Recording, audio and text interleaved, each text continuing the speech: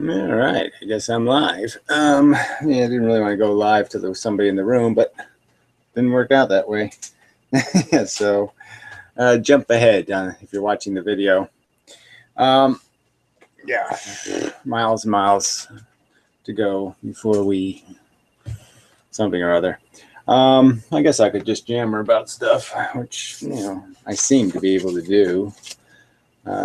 We do have notes from today's notes. Because I have to look down here. I have to move this camera. Needs a better location. But anyway, so yeah, new technology. So I figure I'll try the new computer. Well, I've already tried it actually. I figure I'll try it again. Yeah, just for the fun of it. Does seem to work for a change. So that's good. Mostly working.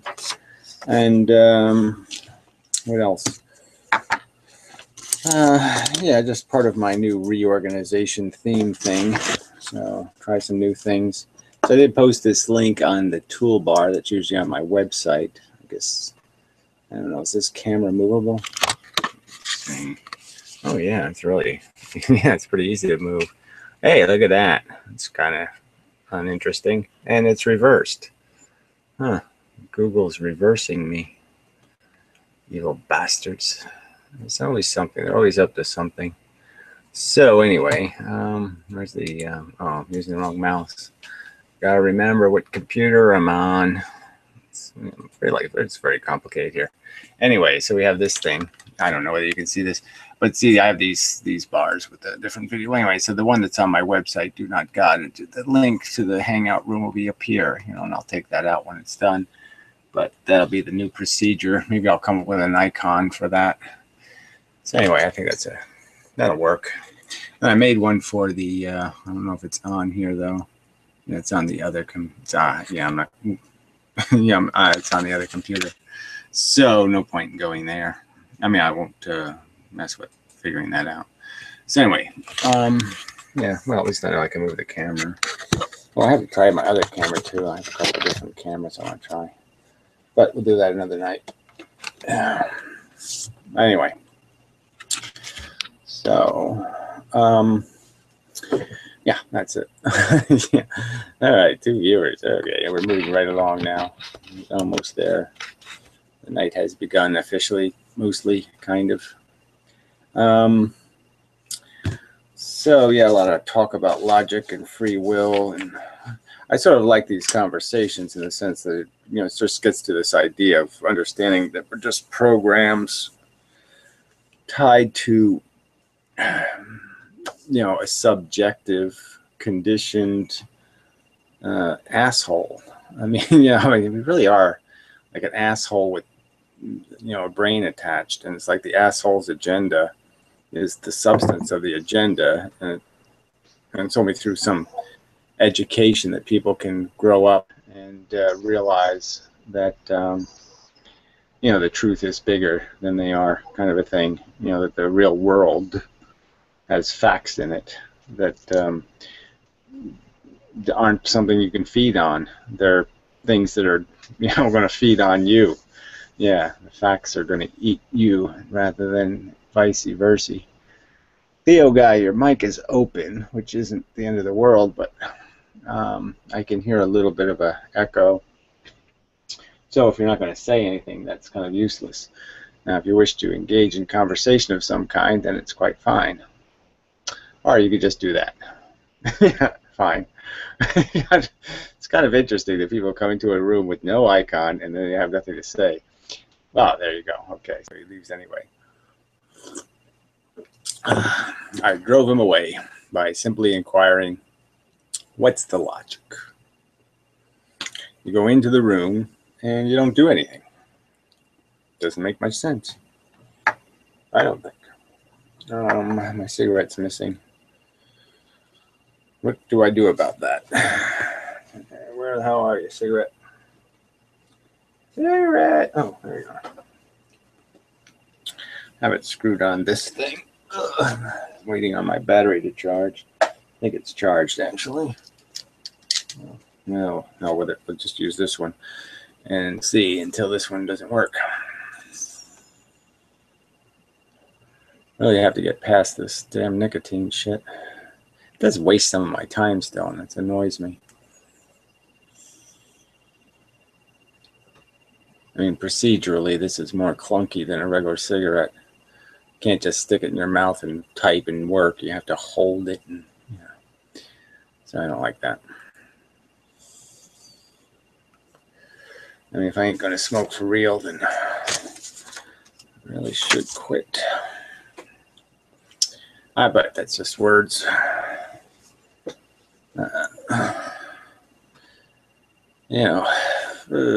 Whatever. Nicotine owns me like Gamera owns Godzilla. Something like that. Mostly. This camera's not right. Well, I ain't right either. It's too low. Yeah, that'll have to do. For now. Till I fix it. So anyone who wishes to discuss some silly notion they may have about reality being something other than, Earth being basically a bug planet, human beings being basically just selfish little bags of fucking needy shit that make up silly stories about how important it is that they exist, when, there's absolutely no importance to our existence whatsoever, which can be logically proven by demonstrating that we don't miss any other civilization that could be. We don't miss them at all. I don't cry at all for all the missing consciousnesses. Doesn't bother me a bit. It doesn't bother me because odds are they're assholes anyway, and the universe is better off without them. Just a fact. Nothing to do here but clean up the mess the assholes make. So quit making assholes and you don't have any work to do. And that's about it. Ain't really much of a story for us here. Not much to talk about. Not much of a game to play. If you got any kind of brains at all, there really isn't any game to play at all. The only game in town is tell the assholes they're assholes. Hey, assholes, you're assholes. Let it go. You're not accomplishing anything. You're just tormenting each other for no good reason. Really is. Just, it's too obvious. I mean, it's amazing it took centuries or decades or millennia for people to figure this shit out. But damn. It really is obvious. All right, we have a new rustler in the microphone area. Did give me this creepy little image for a while. It's probably somebody I don't like. Ruff, ruff, ruff, ruff, ruff, ruff, ruff, ruff. Dog is in the room. Anyway, he did have an icon. I don't know why the icons still disappear. Now I'm actually on a really good computer and they still disappear. I wonder what the fuck that is. Got to be some kind of YouTube thing. I think Flyora explained that to me, but I don't remember she did. Oh yes, it's Ronald. Ronald's sort of a snarky fuck. Your mic's open, Ronald. So maybe you just should mute yourself if you're not going to say anything. Ronald? Okay, good. So we have two people in the room that aren't saying anything. Very good. Excellent. Yeah, they're properly in the room and muted. Yes, they self-mute. Perfect. Yeah, another 2 arguments I've won. Not even trying. Amazing. I do really find it is kind of, I mean, it does make me laugh a little because, other people mention me in their videos like I'm some sort of Borg plague. And it was just so funny because Piro did that in his video today. As soon as you don't like somebody's argument, you just blame it on, you're just trying to impress Gary. You're just doing what Gary says. As soon as they don't like somebody's argument, they just blame it on Garyism.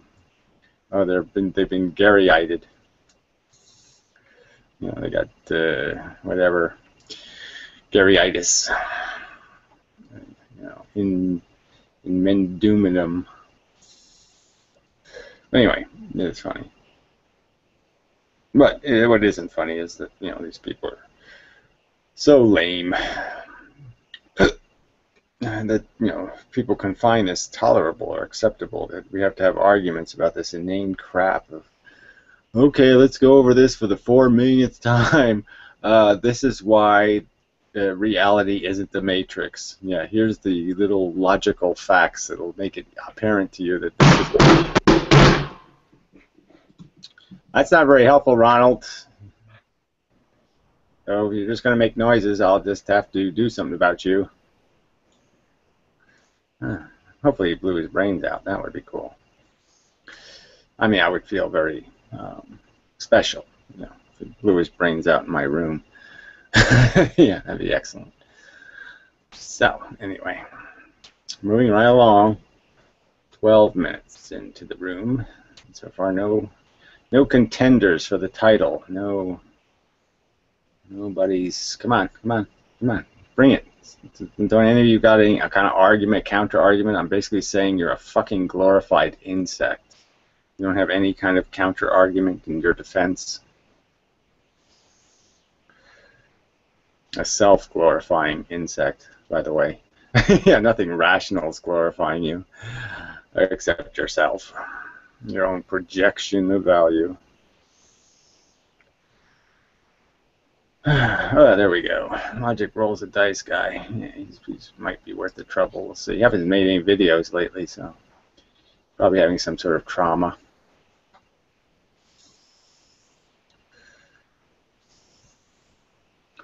I have to get me some of those like old-fashioned clothes, and I'll have to dress myself up someday as like a guy from the 17th century or 16th century, just so I can look impressive. Have a and then everybody can quote me proper. So you can look like an intellectual. Yeah, exactly. An old dead guy. Yeah, exactly. A pussy too, like a woman. A little bit. I have to wear makeup, right? Because I have to look a little bit feminine. Yeah. They always look like women's, except for Nietzsche, of course. But you couldn't mistake him. But Yeah. You look like a way overdone Hitler, right? Just like a giant Hitler mustache. You probably combed it down when people weren't watching. You probably combed it all straight down. So it was like a 4-inch Hitler mustache. Yeah, how the fuck could you eat your dinner with that? Yeah, I don't know. I don't get the whole thing. It's kind of bizarre to me. Men, I don't really understand men. They are kind of creepy, weird animals. Yeah. Oh, let's watch some tall guys run back and forth, getting all sweaty and stuff, throwing a ball in a hoop. It's really cool. Why the fuck would I do that? I mean, I can almost see watching the car wrecks, because that's a little bit interesting. Cars, fire, explosions, death, mayhem. So that might be worth it. But fuck, regular sports. Fuck regular sports. Never been a fan of sports. Yeah, I had moments in my deluded past where I actually gave a shit about what happened to some character in sports, but yeah, I have grown out of it. Yeah.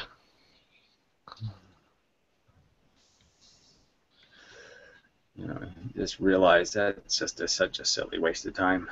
So let's insult people. So while you're here, let's insult Antikonavad. I mean, he really is just a pussy. He can't have an argument worth shit, right? I mean, just keeps running away with. As soon as something happens, anything, as soon as you suggest anything, you're a tyrant, and you have assumed that the magical universe won't show up someday. The second coming of the universe. Yeah, that's what it is, right? Yeah, maybe I'll make that joke against him. He's just waiting for the second coming of the universe. The new and improved version will show up someday. Just wait and see. Just hiding behind that tree over there, and any day it's going to pop out and say, "Here I am, the new and improved universe, full of all kinds of different facts." He's always playing the victim role, like whenever he feels like it. He could be like the opposer, and then when you prove him wrong, he starts playing the victim role again. He just dances all around. Yeah, we even left a comment on Piro's video like that. Oh, join us, the heretics, or something. Welcome to the membership in the heretics. Like these guys are the heretics. These conventional.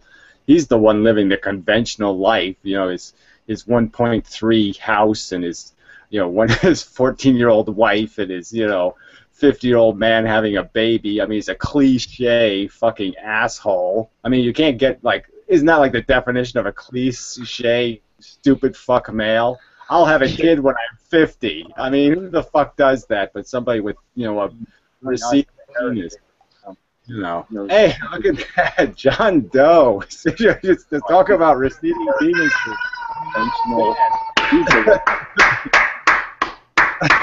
Yeah, I like the applause. Very good. Excellent. Oh man, is that your kid making that racket? Kids are making noise in there. You can hear it, yeah. Hold on. Get the kinks out of this here. Oh, I feel so bad for you. I really do. I mean, you really were like one of the most perfect train wrecks I ever saw. I mean, you crashed and you burned so spectacularly. It's like the train actually jumped off the tracks and pretended to be an airplane for a while, and then it crashed. It was just so spectacular. So I do empathize. I mean, you might as well be in prison, right? You're in prison for 20 years now. Yeah. It's good to see you. I'm glad you're surviving, so that's good. At least you're durable. You don't seem like a very strong bug, but you do hang in there. Well, I made it to Hilo, Hawaii, where Piro's actually was from, and we were gonna meet up, but he left to go back to mainland, and I think you commented that was not a good move because the weather here is pretty nice. You can just go and hang out at the park by the beach when you have a bad day.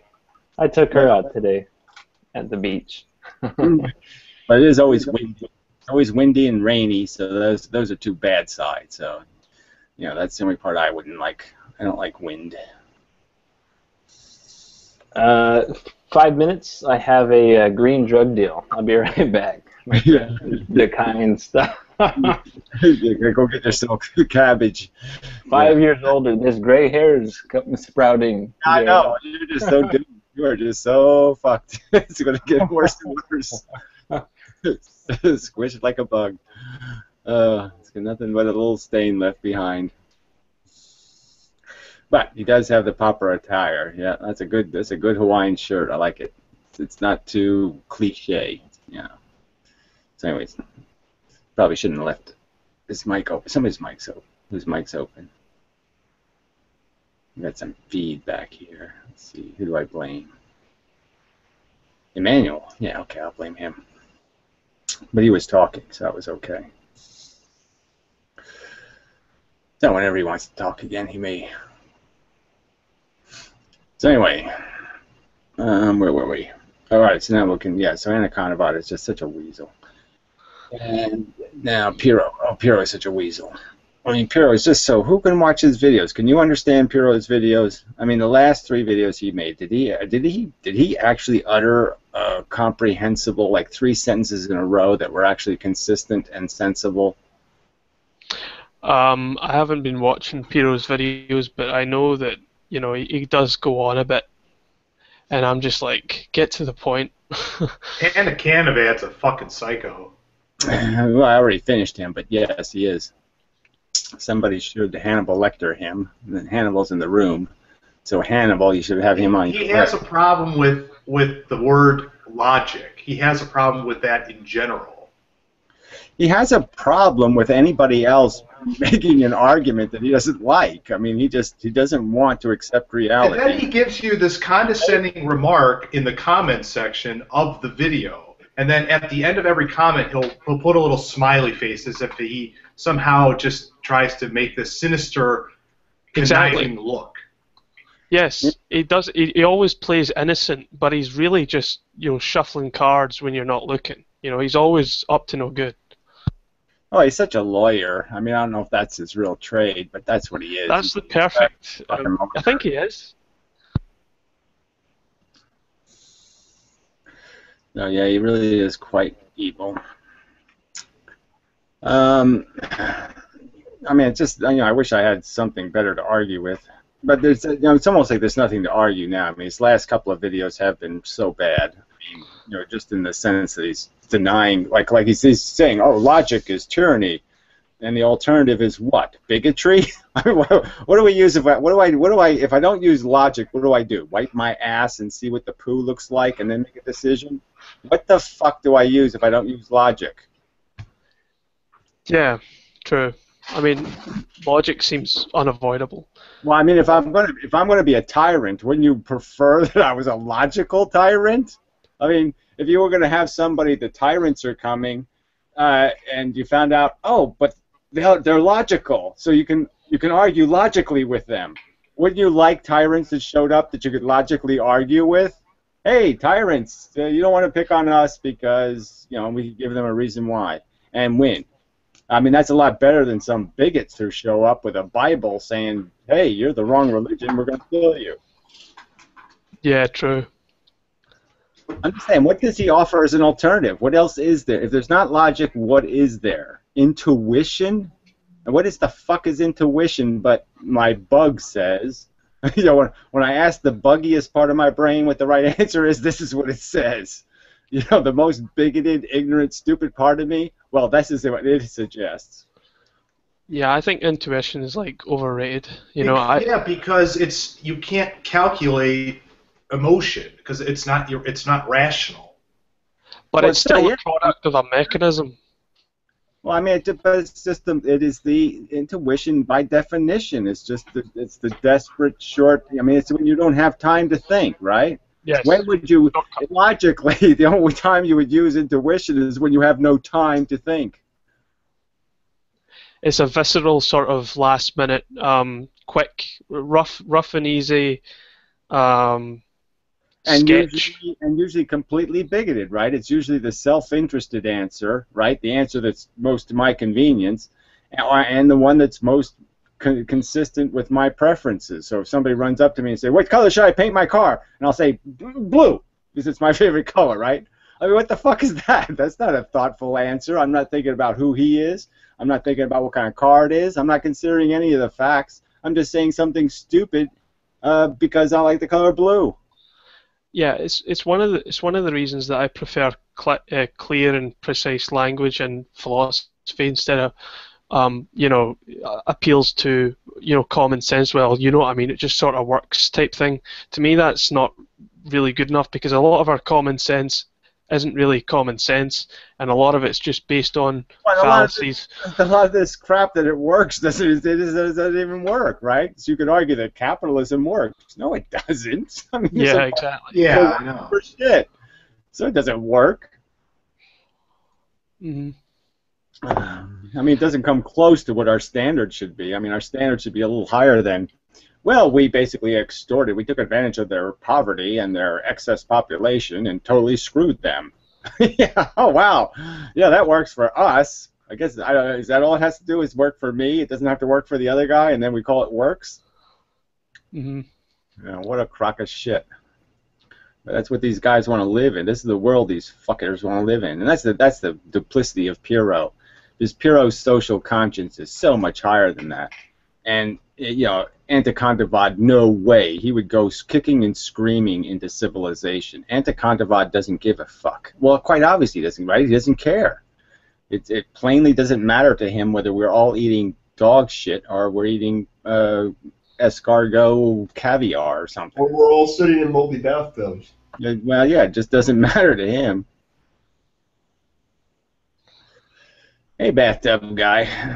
Don't be eating no fucking animal flesh in front of me, okay? Got it? Yeah, you can go ahead and be a pig eater. You can all go ahead and be an animal torturer. But don't rub my face in it, fucker. Count me out.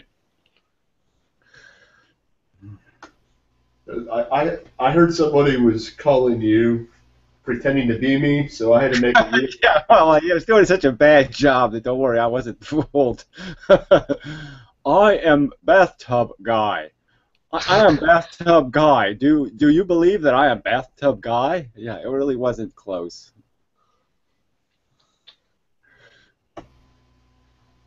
I had to make an official appearance, so I'll hang around for a bit, and maybe Abbo will stop in too. We'll see.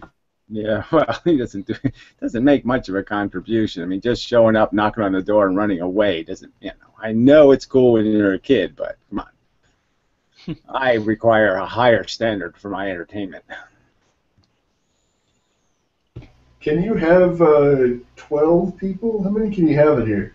20? Yeah, at least 12 anyway. Yeah, I think it's 12. Good. I like the upgrade. Yeah, well, we'll do this once a month or whatever we'll do. I don't know what I'll do yet. I haven't figured out my whole master plan yet of how to take over the world. I just know the plan I was using sucks, so I threw that one away. Yeah.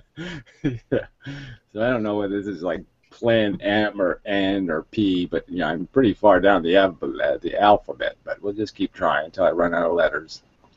And then I'll just quantize them all. Plan QA. Plan QB.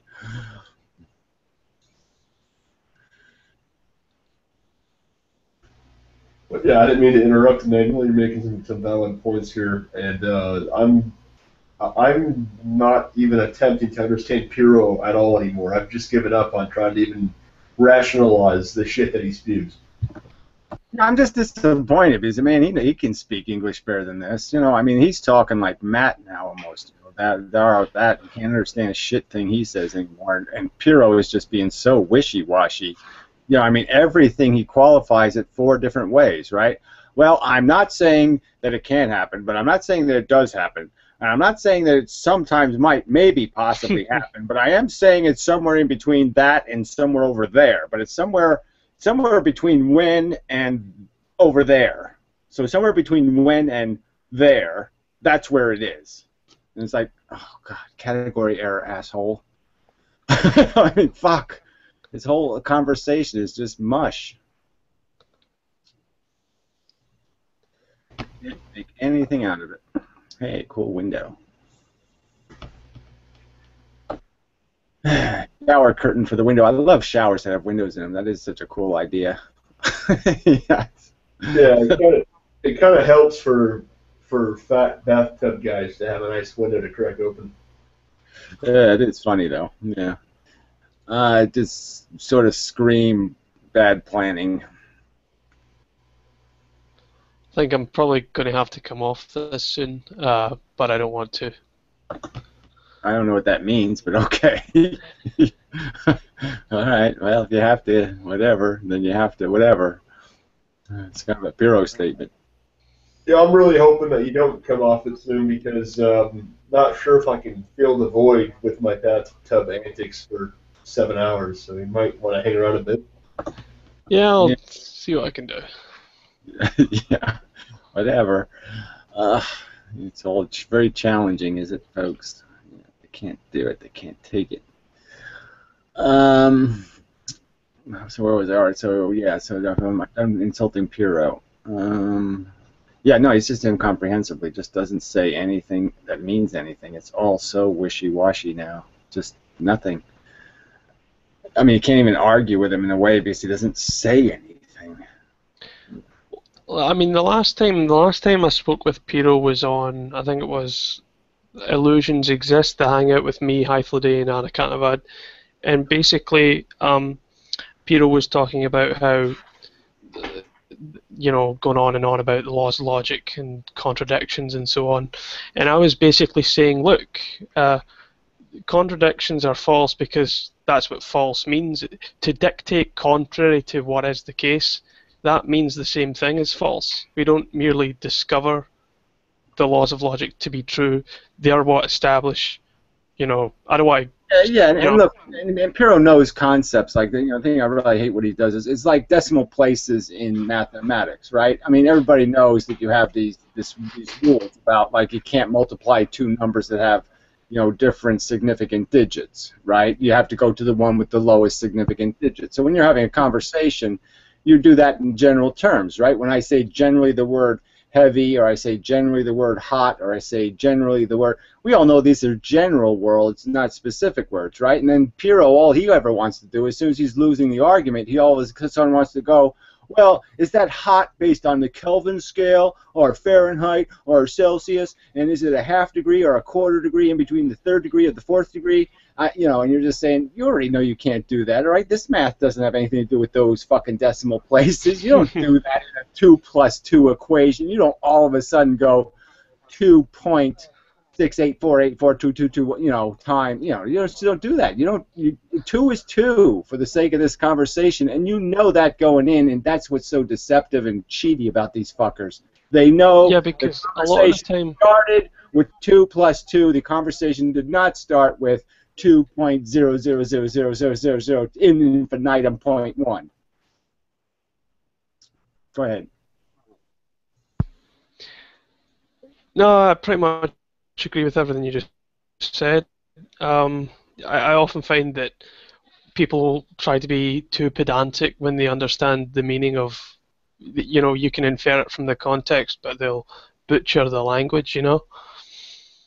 Yeah, well, they're just taking advantage of the language. That's the part I mean, it's a willful, deliberate strategy of evasion. You know, it's just to all of a sudden invent these decimal places that had nothing to do with the conversation. You know, nobody was making accusations that specific, and so as soon as, you know, it's like you make some race argument, and when Piro's losing the argument, then all of a sudden you say, well, what is race anyway? You know, you could be a black man and still have white skin, and blah blah blah blah blah. You know, what's the point of having the conversation then? Why did you even start the conversation if you're going to pull that catch-22?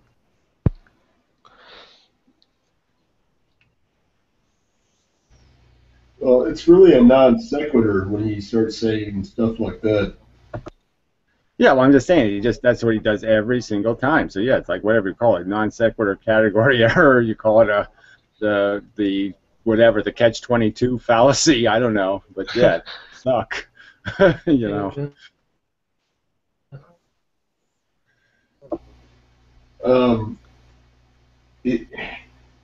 Are there any environmental factors that have caused him to pedantically address topics in the manner he has been? Has something changed in his life recently?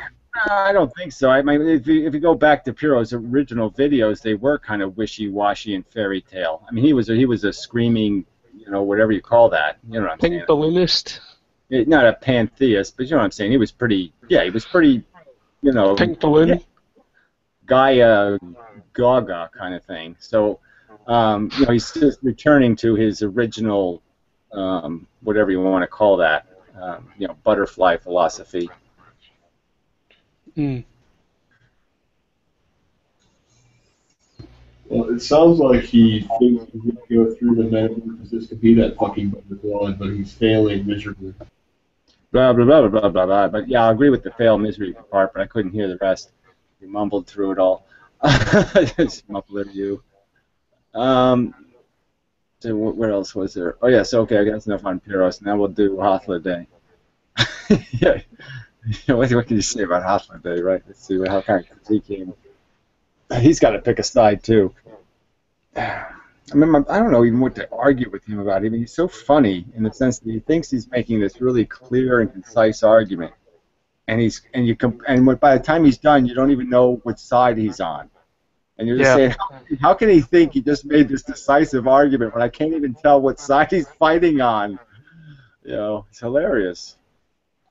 And then he keeps asking me to address some question. I don't know. He keeps saying I have to address some question, but he never asks the question. Like, it's not the point of the issue. And it's like, well, why'd you get to that then, please? I like direct questions. Why don't you ask one? Ugh, so irritating. No, but generally speaking, of the three, he's so much more tolerable. Yeah, oh, definitely. I was about to say that actually. I like Hythloday a lot more. I get on well with Hythloday. We disagree about Hythloday isn't, but pretty much everything we agree on, like other than that, So.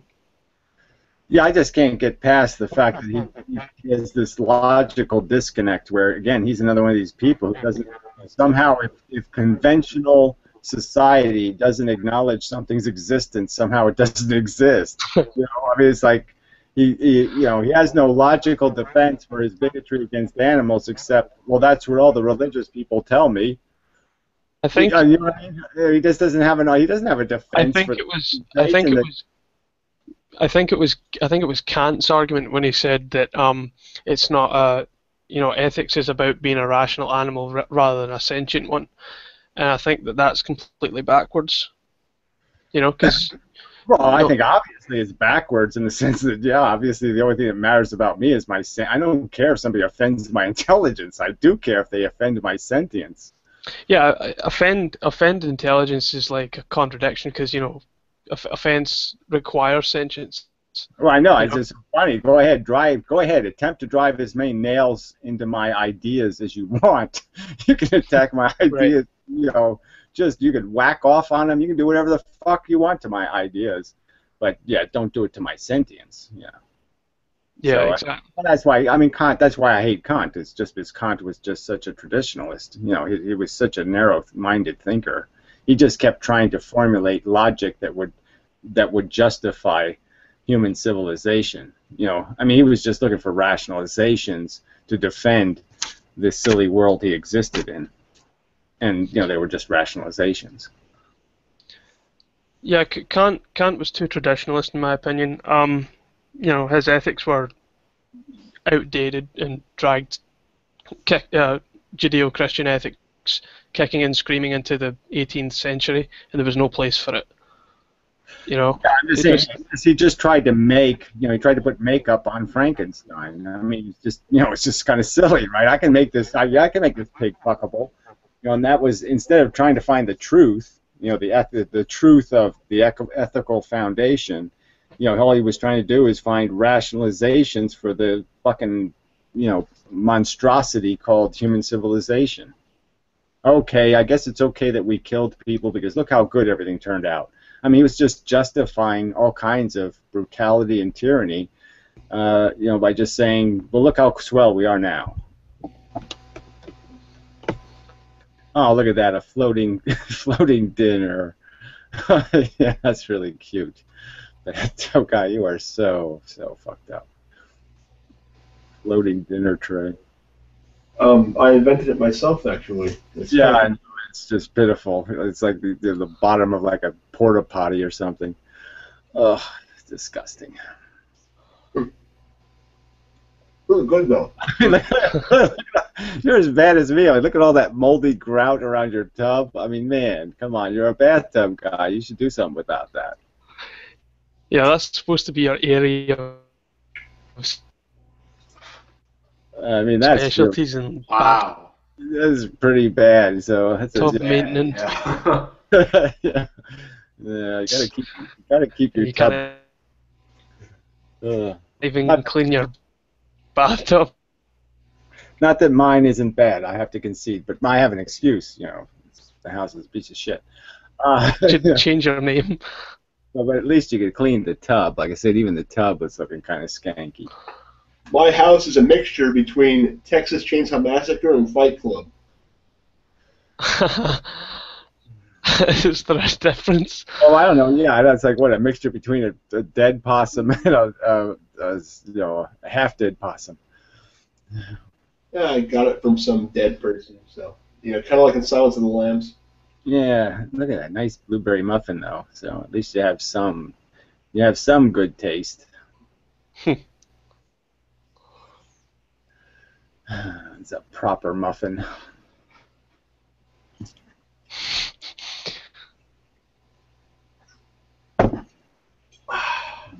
So, man, you can't guy. How come you haven't made any videos? I don't know. I just I've got a bunch of videos that I've made, but I haven't uploaded them yet. I just been doing other things, But I've got plenty of material here, just waiting to go online, so it should be up soon. But nothing really in particular that's really all that dramatic to talk about. But I think I was planning on making like a little compilation of some of your videos and putting them together, like a bit like Grey Tate, but more not so much the rhetoric as the best parts of the argument, you know. Yeah, well, that would be excellent. I mean, I don't want to. I mean, obviously, it'd be very self-serving of me to say, "What a great idea!" But yeah, what a great idea! I love it. Yeah, it's fantastic. I think they ought to give you extra credit at school for that. Yeah. Yeah. So it sounds like an excellent project to me.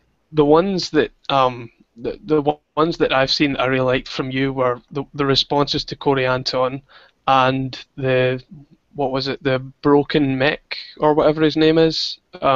Yeah. One of those was really good, and so I mean, there's a lot of good stuff in a lot. Like I've saved the ones to my hard drive, the ones that I think are like the best, and I'm going to take parts out of them and stuff. So I've made edits in the past, but I've not really planned on working on this big project where I could just take, the best. Yeah, as I've wanted to do it myself. I'd like to index some of my content and just separate the different arguments that have been made over time. And but who has time for all this shit? I always got some other project to work on, so I'm just buried under projects. Yeah, that's the same as me. I'll start projects and never finish them. Yeah, I just got way too many things I've gotten myself involved in. Yeah. So I think it'd be good for this free will thing we're doing. Like even if you did one a month, I think it'd be good. Oh yeah, that's right. I actually did a free will, and it's going to be uploaded maybe this week because I did watch that video that you uploaded saying that there's a podcast on free will. So I'll be uploading a video on that. But basically, to really address free will, you need to first ask, what is the will, and secondly, what's it free from? Because when I will something, I experience a desire to act in accordance with what I want, or that there's when I make a decision, it feels like my behavior's coming in accordance with what I want, but that is, I mean, my brain is who I am, so I can't be slave to my brain any more than I am slave to my own will, because you're a slave to your brain in the sense that your brain is, certainly is producing the thing you're calling your will. So I mean, you're a slave to that in the sense that your will isn't original; it's a byproduct of brain, and your brain is byproduct of environment. So it's all byproduct, I guess is my argument. And I just say it's all reflexes, right? If we really understand what's going on, neurons exist because it's a reflexive function, right? The first neuron was just a reflex. And that's all your brain really is a big pile of tumbling reflexes. It's a Rube Goldberg silly arrangement of goofy associations, and bowling ball goes in, and hard dick pops out. I mean, it just it just isn't doing anything all that complicated. It's just that it looks like we're so eccentric that we make it seem like it's something, but it's really pretty simple, right? I mean, we're not doing too many things except saying, how can I be a hero today? How can I be really cool? How can I get some money? How can I get some stuff? How can I, we're just doing that how can I thing, and nothing really else is going on here. So it isn't all that complicated. Retard theists will argue that it's the soul and all that. I mean, I'm so beyond theism that I've totally lost sight of the original arguments for atheism because I moved on from it so long ago. Don't be feeding that dog paper. Okay, you took it away. That's good. Probably it's fine though. A little wax paper probably do a dog good. Well, I'm studying David Hume right now, and Hume would completely agree. There's no free will, but Descartes definitely depends on God for anything. Trying to I don't know what Hume said about how could God even be described as having free will, though, right? God doesn't have free will, right? His ideas have to pop from somewhere, right? He doesn't like, I'm God, I will now make an idea. Let's see, what kind of idea will I make now? Let's see. It's that infinite soup kind of thing. What do I make my idea out of? Let's see. I have to make my idea out of something I have never made ideas out of before, because if I don't make it out of something new, then everybody will accuse me of making it out of something I already knew. So I have to make my idea out of something I don't even know. So I'm going to make my idea out of... Well, you do know that you're a thinking thing, apparently. You think, therefore you are. Yeah, well, that doesn't mean much, right? So, I mean, that's just a proof of the existence of reality, which, frankly, I didn't have any problem figuring out. I walked into brick walls when I was like 3. I knew what reality was. I mean, nobody had to convince me, hey, there's a real world, Gary, made out of stuff. I could figure that out. Yeah, but Gary, you have those morons that'll say, well, prove you're real. Prove you're real. Yeah, well, whatever. We just cut their heads off. Fuck that shit. I mean, that's just too stupid. I'm just not going to indulge in an argument about, well, let's figure out what's lying behind the secret palace over the rainbow below, but it's right above the leprechaun gold, but it's down where like Red Riding Hood once walked, where and then that girl, the other one, blonde chick, she fell down that mirror hole thing with the talking cards and the caterpillar thing and the cat and all that shit. Yeah, it's right next to. Well, it's difficult to doubt the reality of pain. In fact, as I've grown older these past 5 years, I think that pain is much more motivator than pleasure. Yeah, it just scares. Definitely. And guess what? It just gets scarier and scarier. Oh no, it can get worse. Oh, no, not worse. Please, no worsing. Jonathan, I don't mean to sidetrack this, but do you know who Simon Helberg is? Have you seen The Big Bang Theory? Yes, I have. I like. You look like one of the characters in it. I love Sheldon. Oh, okay, you're talking about the guy that does the Nick Cage impression. Yeah. Yeah, I know who that is now. He does a good Nick Cage impression. Yeah, well, John is an actor, kind of. Yeah, it's not the successful kind, but artist, Gary. It's a big category for artists. Right. Yeah, we're all artists. Yeah. Yeah, my mute. I wrote my name in piss in the snow the other day, and I did it very artistically. I wrote a bad check very artistically.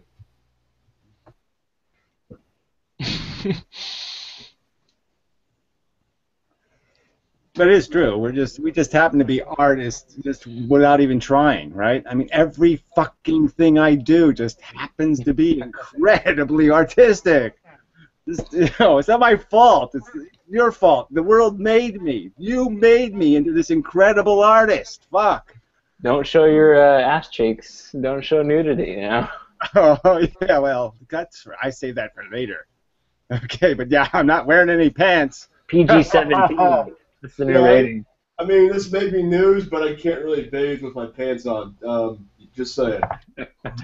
Well, underpants maybe. Yeah, rubber ones.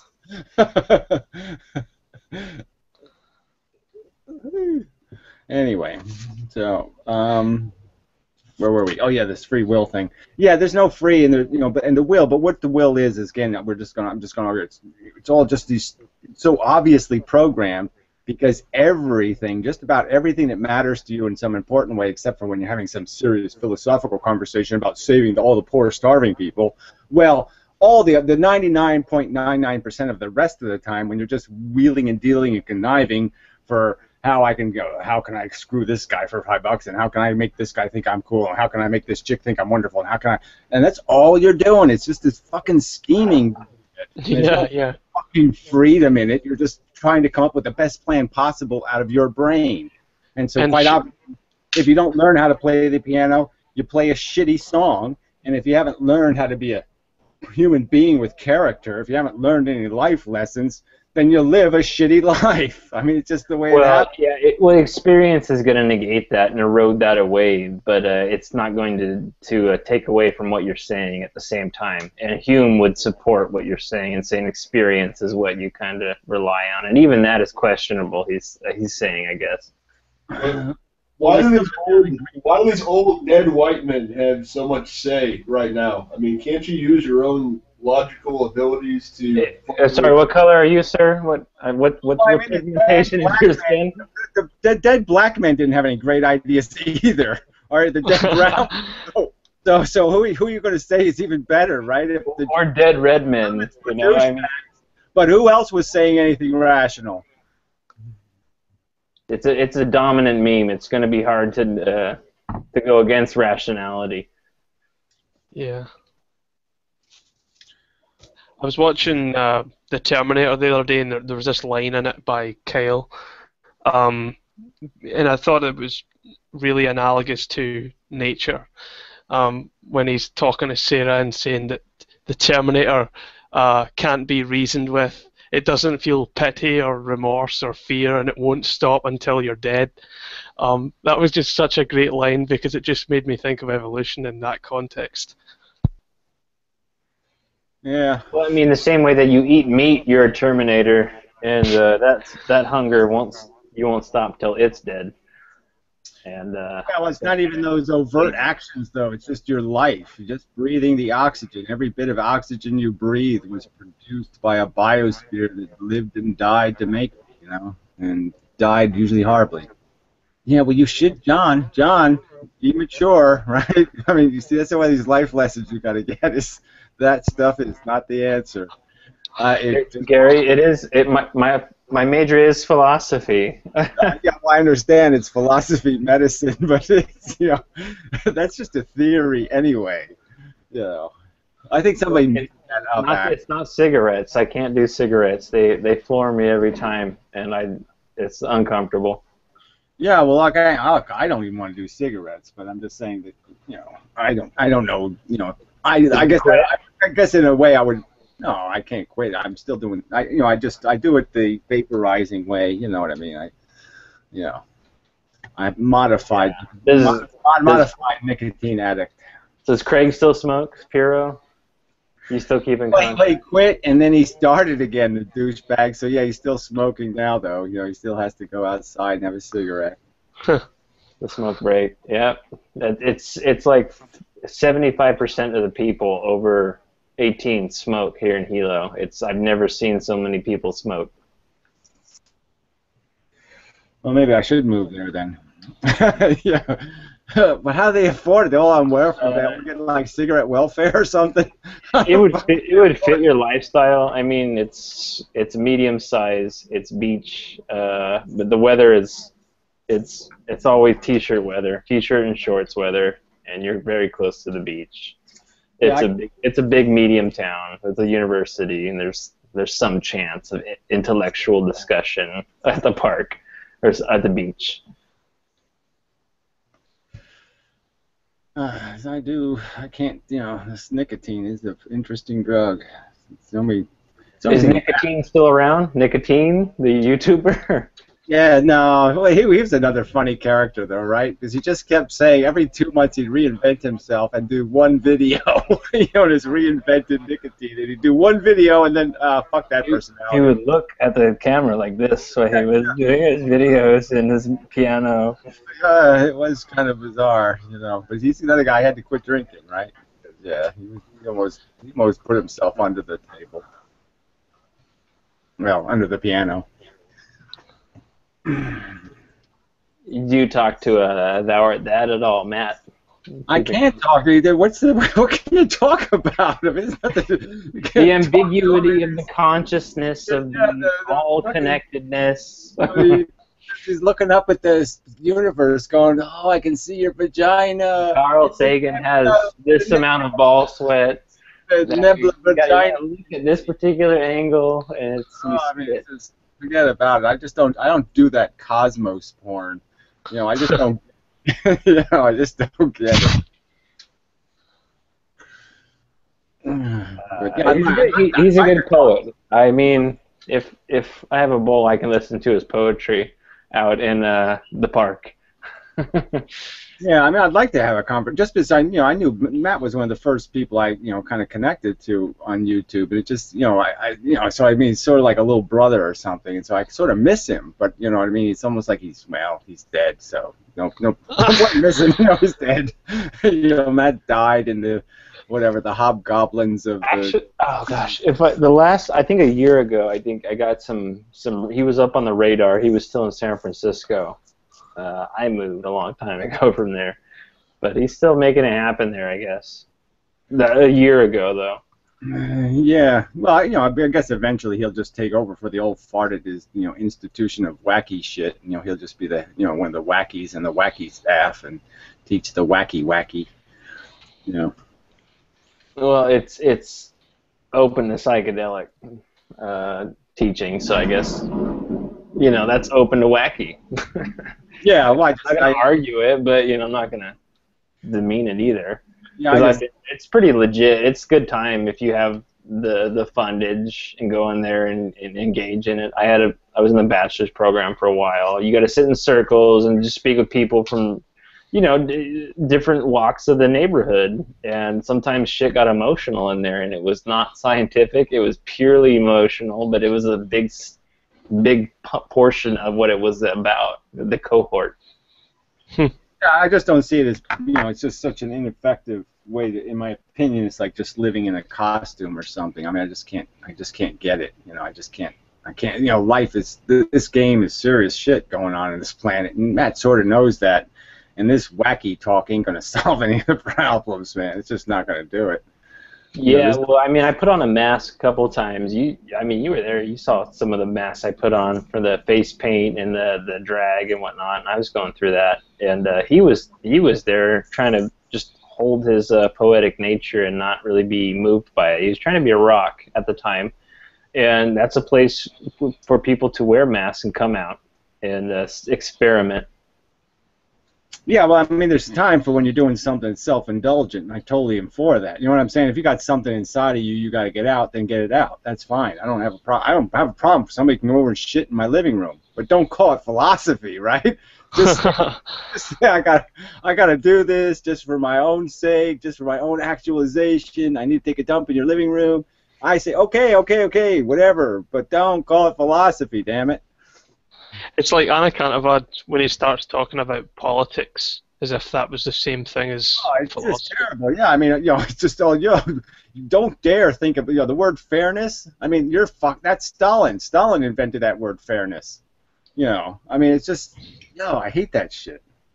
He's just he is this horrible pigeonholer. This guy who will pigeonhole everybody else on planet Earth, and yet he finds it so. Remember how offended he was because you called him an atheist? I mean, shit. Yeah, that was so funny. Like he got so emotional about that. That was. Yeah, he's basically calling us Hitlers and Nazis and tyrants and all this. Yeah, but we can't call him an atheist. I mean, it's just so funny. Well, where I'm at right now, it's strange. Atheism is like I only see it on YouTube. It's like a 5% minority, which is unfortunate because usually some of the most interesting discussions come from atheists. Yeah. I don't see the context of anything else but, you know what I'm saying? I mean, there's no fucking evidence, not even like images of Mary and chicken shit. I mean, what the fuck evidence is there of this religion? Okay, so Descartes will say that the evidence is the idea of infinity grants you you must have access to God or infinity.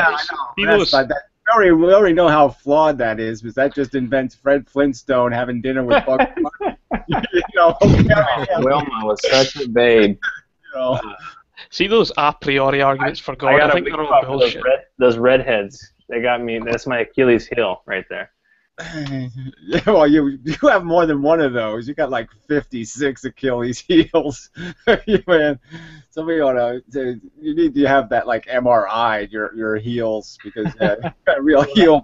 That heel landed me a baby with a redhead. Yeah, you got some. Well, I mean, I got mine too. Don't get me wrong. I only have like 2 or 3, but they're like colossal ones. I have ones that'll just knock you right into the fucking bottom of the fucking cesspool, kind of Achilles heels. But you have like a lot of little ones. You have a lot of little ones. Oops. Speaking of, ooh, we had a ooh. Yeah. I was experimenting with the microphone video off. The real time, and trying to be not lagging all the way out in the 4,000 miles plus away in Hawaii, bouncing off, whatever. Yeah. But I forgot. I'll chime in. Yeah, I'm sort of waiting for Kitty Chick. Remember Kitty Chick from last week? Yeah, I said I almost didn't do. So this is how much we are predictable, stupid programmed machines, right? Because I was going to do Google Plus, and I said to myself, oh, wait a minute, if I do Google Plus, that kitty chick won't know because she's in Tiny Chat, and so maybe she doesn't do Google Plus. And so I was like actually saying to myself, oh, I'm not going to do Google Plus because I'll miss the kitty. And I'm just like, and then I said to myself, of course, I said, oh, Gary, you're just so owned. All right, fuck, don't be. So then I had to do Google Plus just to prove I wasn't going to be a self-serving douchebag, you know.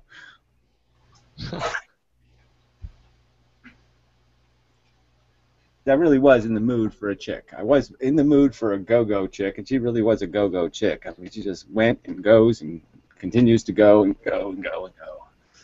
Have you had any RL caps chicks at the Cove, Gary? I have a lot of. It's like when Bugs Bunny and Fred Flintstone come over. I have lots of cartoon women show up, but yeah, no real ones. But you know, the cartoon ones are safer. Speaking of real women, is Christina still making videos? Kavrina? Yeah, Karina. Yeah, she makes one every like 3 months. You know, so yeah, she's just doing that real life thing. I never really heard the whole story, but you know, she's got some issues. Like you, real life showed up and did this and did that, and so she's fucking with that. You know, and so this stuff doesn't seem as important as the other stuff and blah blah blah. Do you guys still communicate like via text or whatever? No, I haven't had direct contact with her in a couple of years, which is but I've had indirect contact through other people, but I just I don't. There's not much I can do to solve any of her issues and vice versa and all that kind of stuff. So. Well, I mean, there was a pretty solid core gravity when there was charisma when 3 or 4 of you atheists, popular ones, got on the camera together, and I would just go to listen and see the fireworks, and there was entertainment value and charisma. Yeah, I have lost some of that. I've lost some of the players from the old Stickham days, but He's lost the charisma and gained my charisma. So. Yeah.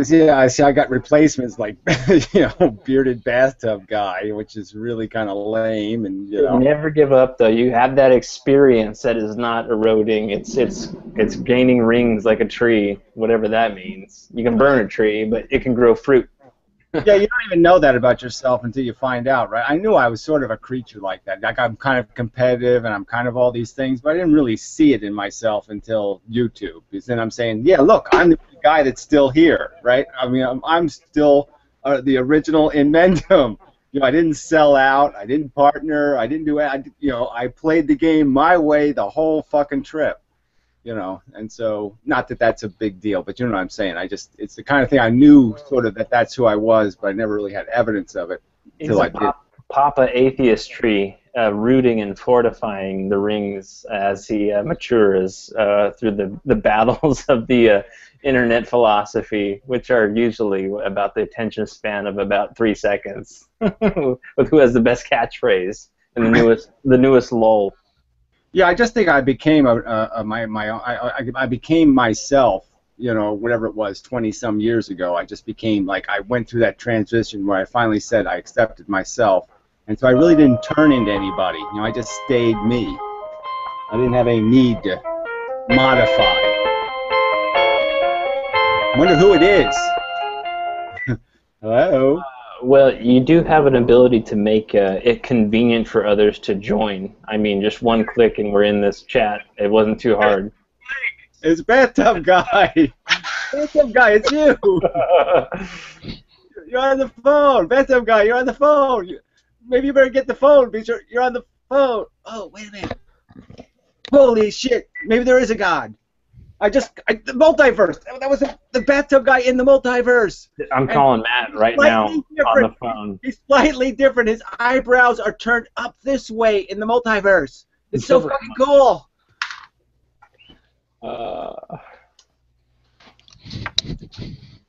And we have it recorded. Isn't that great? We have it recorded for posterity. We have proof of the universe, the multiverse. We got a call from the other. Are you recording this? So, yep, we're in business now. That's cool. Well, hopefully I can get you 2 to 3 more views.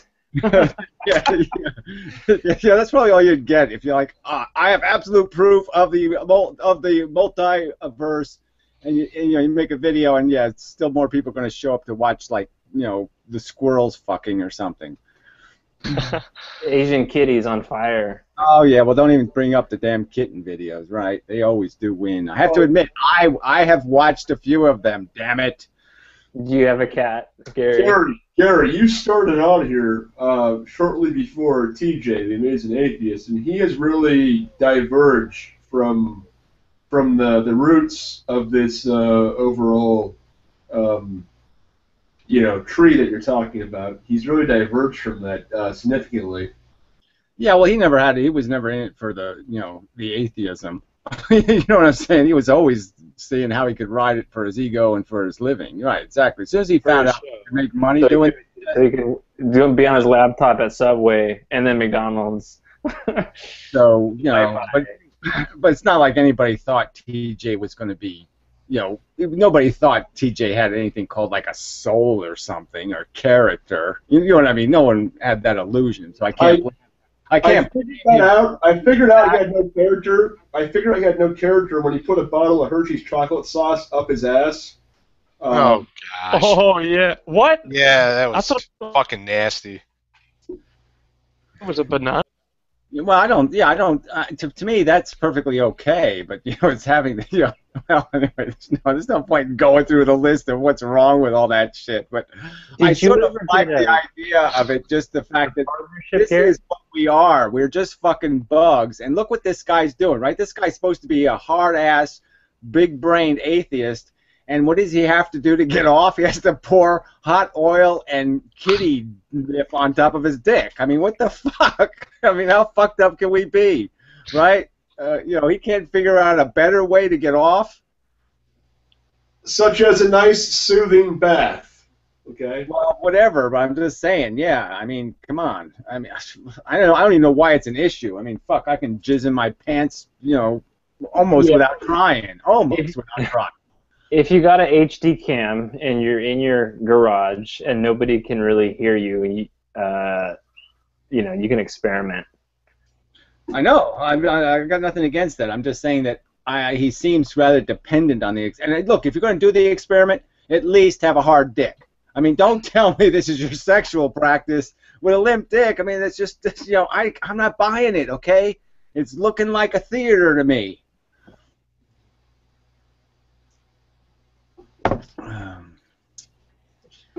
What's the drink tonight, Mr. Inmendham? Well, I had to be coffee because I had a headache, so I knew I was under caffeined. So. Oh, how rational of you! That's my only drink. At university, I just drink the Starbucks store-bought garbage. Yeah. Now, still, that's the one. I'm still stuck with coffee thing too. I gotta get off coffee because that's a body killer. If you want to send me some Amber Buck, Jonathan, I'd appreciate it. Yeah, I mean, I think I'm drinking the poor man's beer tonight. The Keystone Light is the bottom of the barrel. It's the most economical you're gonna find right now. That's all. I mean, beer is beer. Come on, let's get serious, right? I just don't connoisseur shit. People spend $5 for a beer and all this crap, and I'm like, nah, beer is beer, damn it. I mean, I don't care. Okay, yes, it's a little different flavor. Who cares? You can drink so much beer. Yeah. What the fuck do I care? Coke, Pepsi. It's the same fucking thing. Who the hell cares? I don't care what color it is.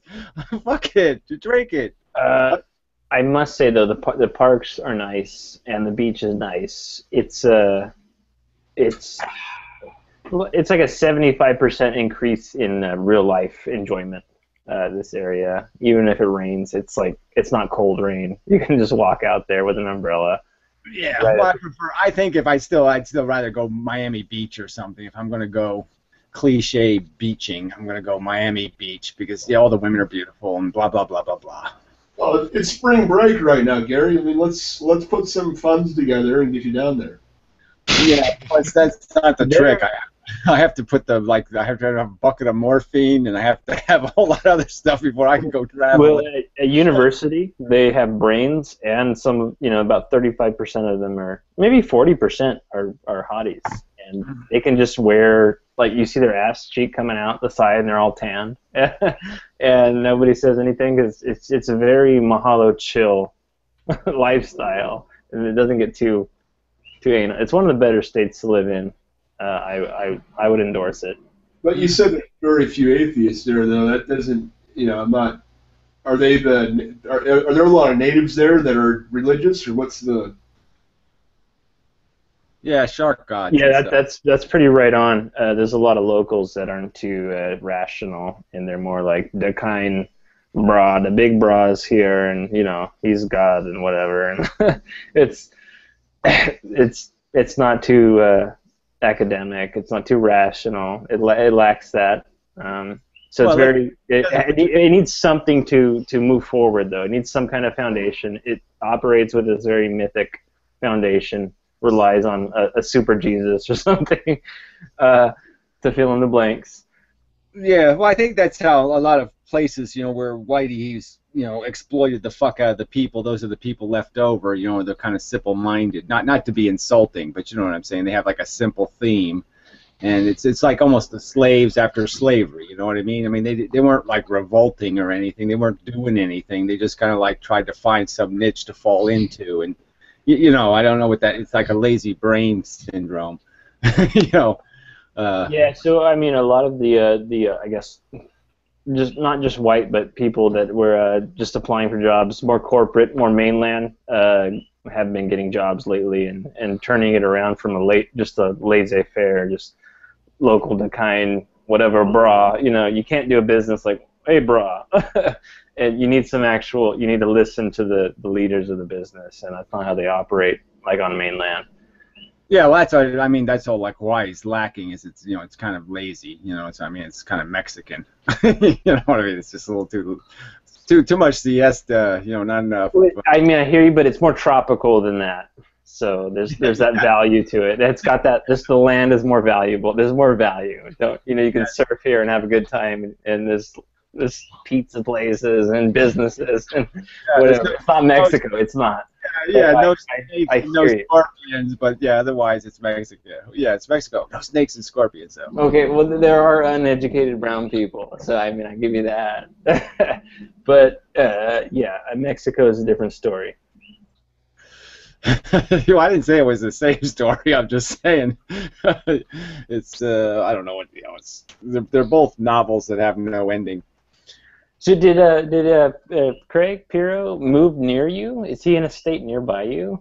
No, he's he's not too far, 400 miles or so, maybe 400. So it's like New Jersey, Maine is still kind of far away, but it's at least on the same coast. We're on the same coast.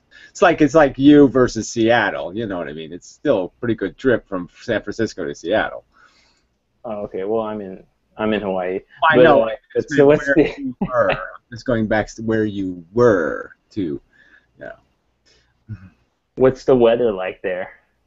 Well, here it sucks just because we got that bad end of the jet stream thing. So it's summer in Alaska now. When it's winter here, so it's just kind of funny that it snowed here. Yesterday it snowed. So we don't get snow. Well, there's snow on the very peaks of the mountains, which have observatories where I believe Pirro did work at. But we get these things called lava flows, which do not happen on mainland. It's our natural disaster. We don't get the tornadoes. We don't get the earthquakes. We get the lava flows, and these can take out houses and towns. Yeah, but they can also make for a good village. Hey, there's a new place to live. It's a little warm, but it's pretty cool. Right next to the beach. Well, there's no beach, but it's right next to the ocean.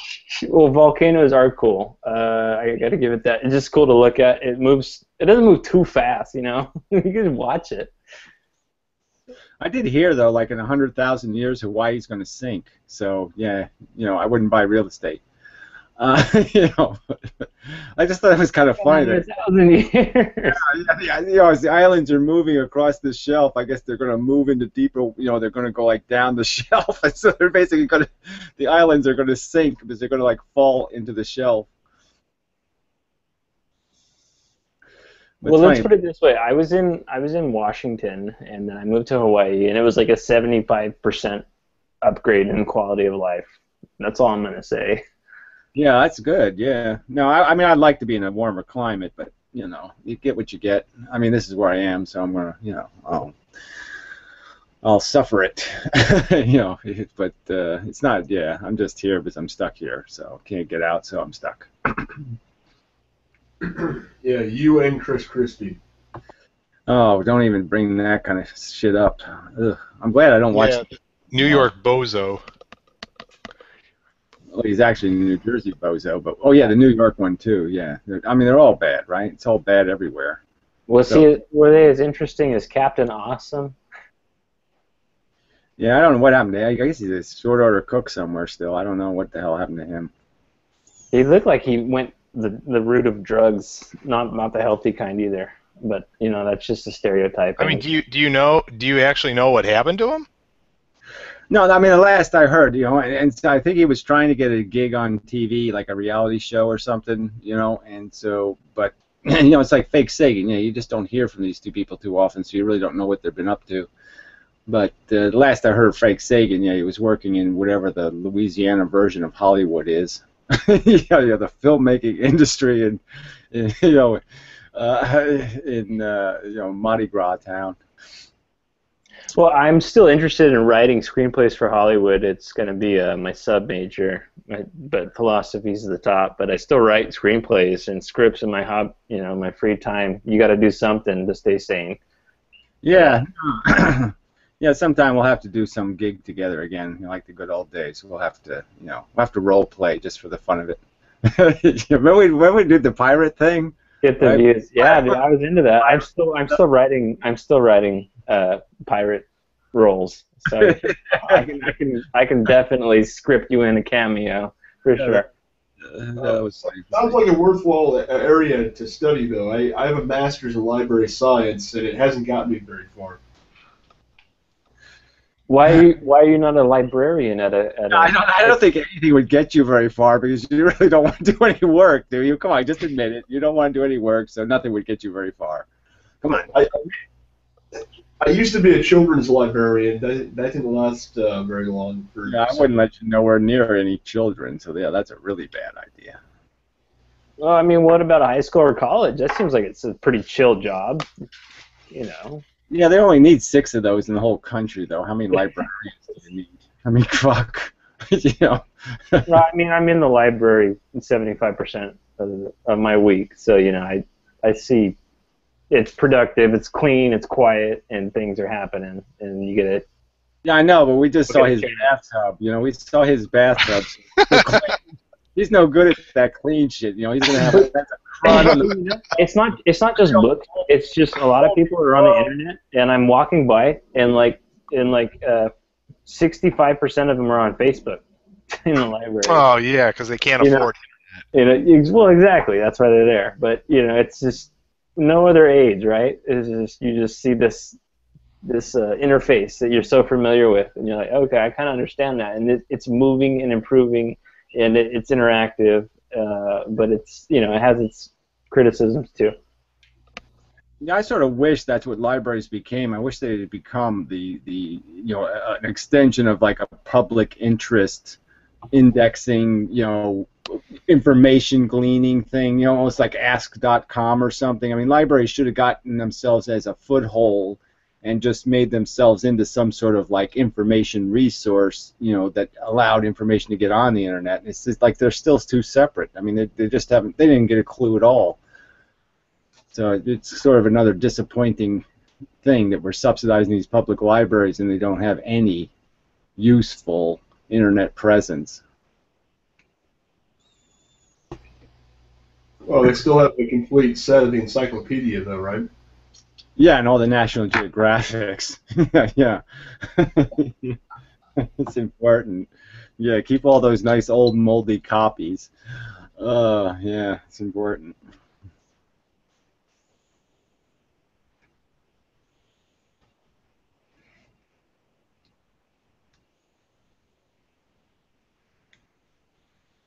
All right, I'm back. Yeah, Gary, I definitely would like to produce something with you this year. I'm in several projects right now, but I wanted to say it's just difficult as a single dad right now.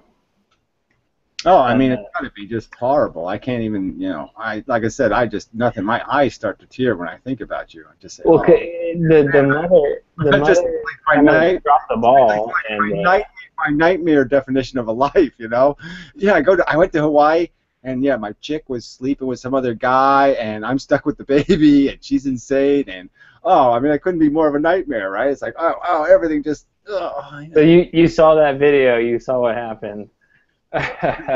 Yeah, well, I like that you just went into like, okay, that was another perfect example of like having no free will, but you could just see yourself just wind up the robot, go into robot mode. Yeah, just turn on the robot and just pretend to be a human now because there's no. I mean, sometimes that's what rationality is. It's the functioning thing that's not fucking crazy. Yeah, exactly. Just turn the machine on now. I'm just a dishwasher.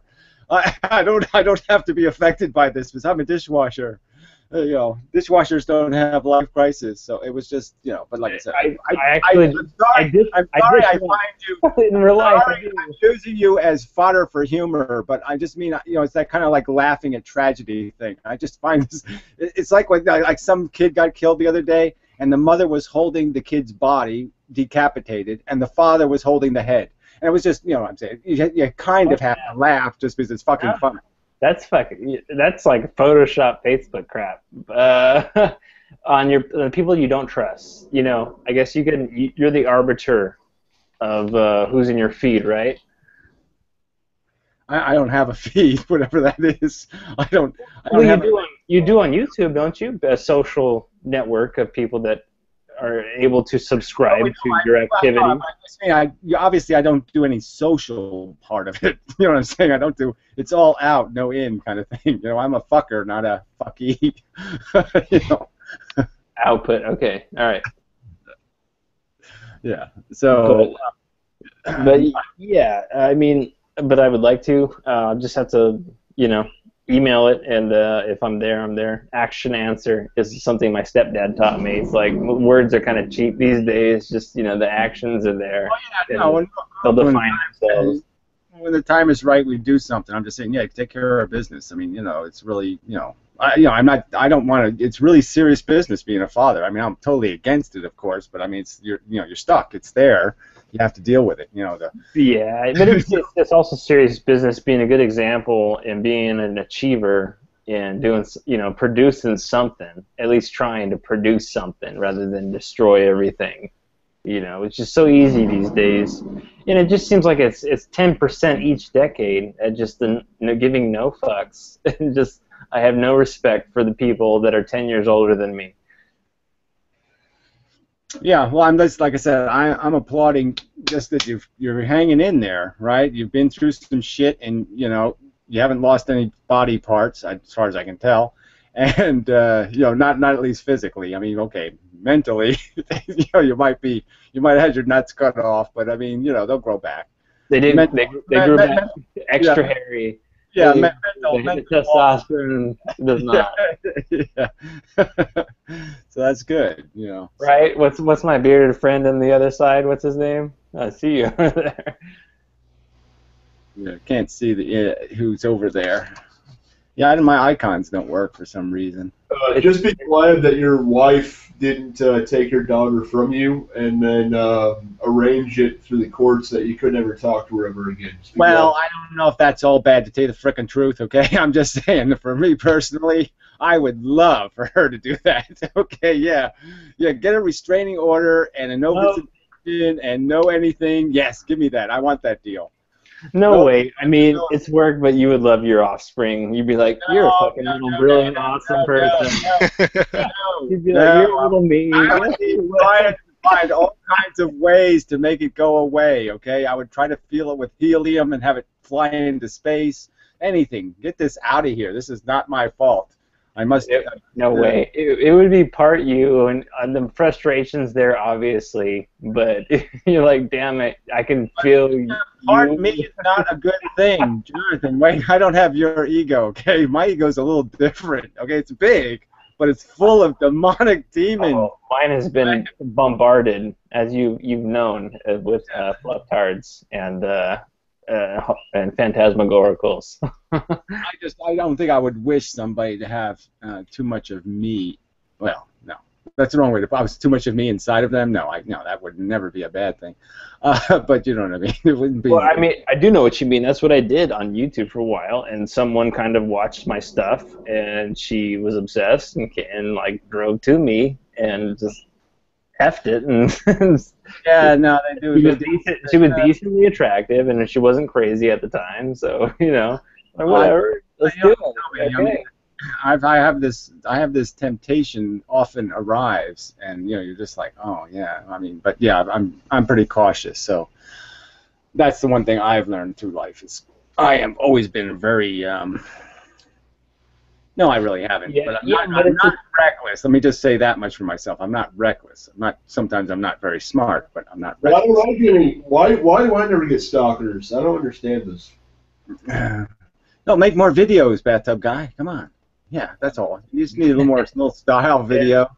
Can I donate to your higher definition camera?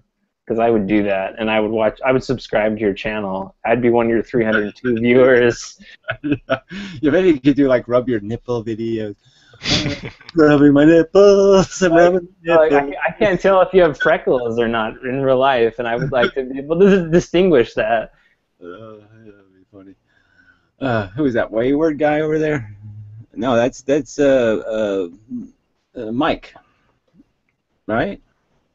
Yeah, okay, yeah, it's me. I'm wearing a hoodie now, too. Oh, Gary, this is kind of timeless, so I appreciate you hosting these discussions because they feel the same, and they don't change over the years, and it's something to rely on, like a tree. Yeah, like going to the bathroom. Yeah, it's just as dependable as a little bit of a poo. Yeah. No, just as dependable as the hot water in my tub. Yeah, well, I don't comfort myself much, so I guess like I said, I wish somebody else was doing these rooms in some manner that I found appealing.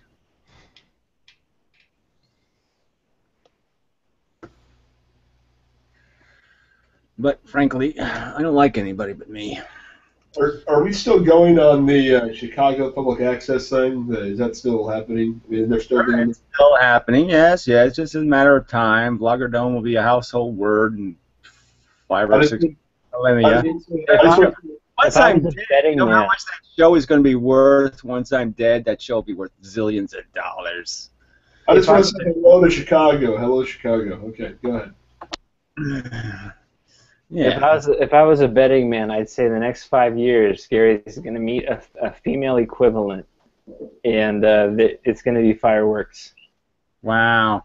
Yeah, it's, well, I won't even get into it, but that's sort of like, well, I'm not even going to say anything because I'm not going to say anything because it wouldn't matter anyway. It all ends in a train wreck at the end anyway, so it doesn't matter. I mean, is it determined or is it not? I mean, right?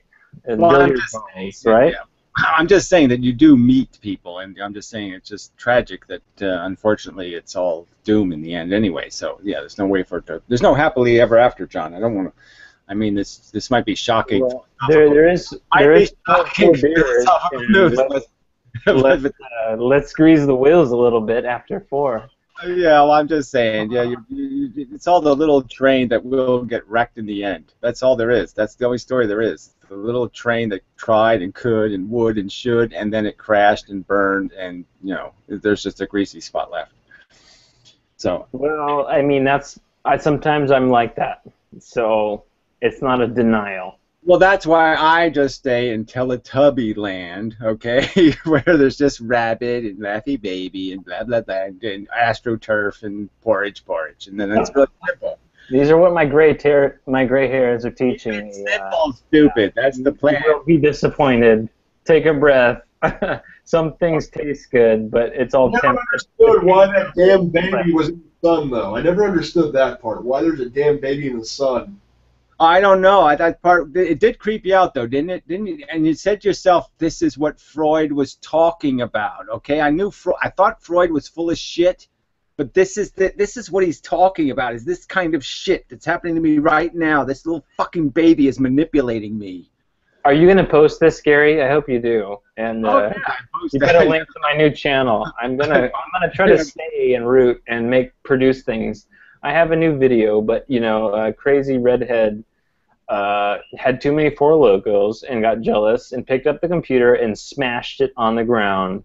$1,500 cracked to the point of no repair, and it functions, but it's not pretty. It's, you know, it's a Himelda now. It's not a Jasmine anymore. Well, whatever. That's a style issue, so yeah, you can live with that. If bathtub guy can take a bath in that dirty, stinking, filthy bath, you can deal with a cracked laptop. It does function, and you know, I drive a function mobile. I don't drive a Lamborghini. I drive a Plymouth 94 Sundance for my delivery job. Yeah, exactly. But look, I mean, my computer doesn't even have a case. Okay, it's sitting on top of the other computer, so it's just sitting on top. Are you still getting like mail items like cameras or whatever anymore, or did that stream stop?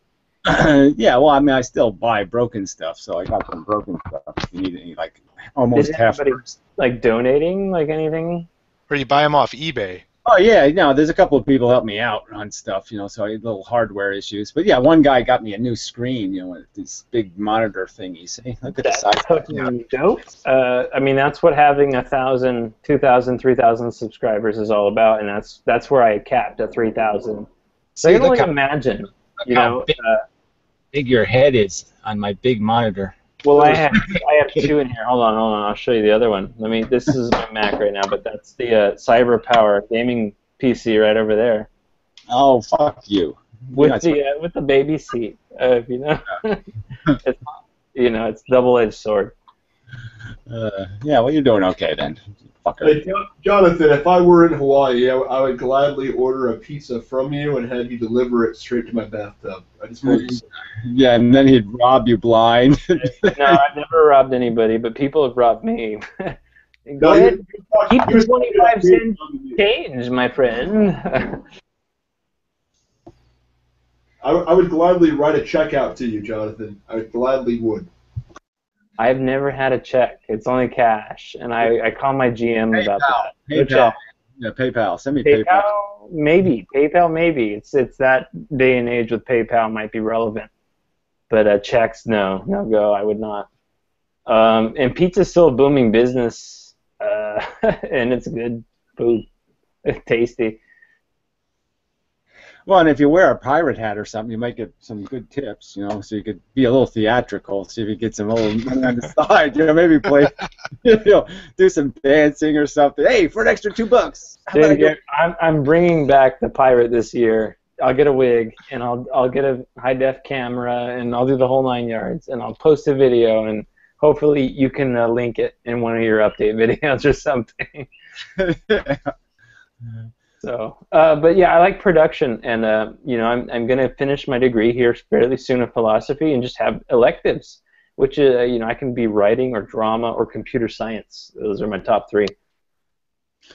Yeah, well, I guess you have to be practical to some extent, so I don't know which one's practical of those 3, but I guess computer science, there's so many of those now. There's all these computer scientists everywhere. You know, they're all, so it's like, oh, maybe that's a poor man's job now. You know, dime a dozen. You know, well, you know, my medical ganja dealer is a computer science major, and he has a job at one of the universities out here. It's the high school. He's just a techie, but he seems happy. However, he public transportations everywhere, and I don't approve of that. I've tried it. I don't like it. I like private transportation.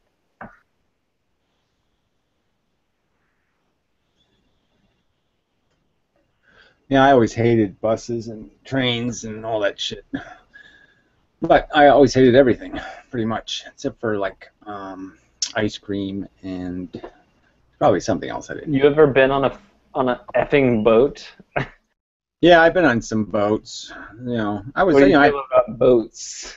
I was fairly good on boats. It's, you know, I got ruined on boats. You know, it's funny. Like I used to go deep sea fishing with the family and do all that kind of stuff, and I was always pretty good on boats. And then we went down like, you off Miami, we went into like the Gulf Stream, and the water was way rough, and I didn't get sick, but I got like close enough to sick to say, hey, fuck this. This was the worst 4 hours of my life. I'm not doing this shit again. And that was like the last boat I got on. It was like, I ain't doing boats. Boats are stupid. So, I mean, I was in Washington, and there was a river in the city that I was in, and it was an annual kind of fall thing where the guys would go out in their long johns and fish. It's not like that here. It's always guys just fishing on the ocean. It's nothing is similar at all, except the title is called fishing. It's the only similar thing. But it looks like it's cool if you had extra 120 a month to invest in fishing. I guess it'd be worth it because it's kind of zen or whatever. Yeah, I used to like fishing. I mean, I don't like, I don't like catching fish, but I mean, just the idea of fishing was always a good thing. Because it's very introspective, right? I used to go fishing with my father all the time, and you'd watch the sunset and all that kind of crap, and you're doing all this internal work when you're fishing, right? Because you're just sitting there waiting for something to happen, so you just start thinking, and so you're doing all this, So I think it was part of my development as a thinker was the fact that I did spend time fishing, because there's nothing else to do but think when you're fishing, right? You got no choice. I might start at 35 and onward. I might be that, because these guys have gray hairs, so none of them are pups out there where I see the fishing happening. Yeah, well, my father was like that, right? He just, he had a pretty good retirement. He's still alive, and but yeah, you go fishing every day. When he was, for 30 years, he went fishing every day. And it's just. Yeah, and he's a pretty quiet, pretty.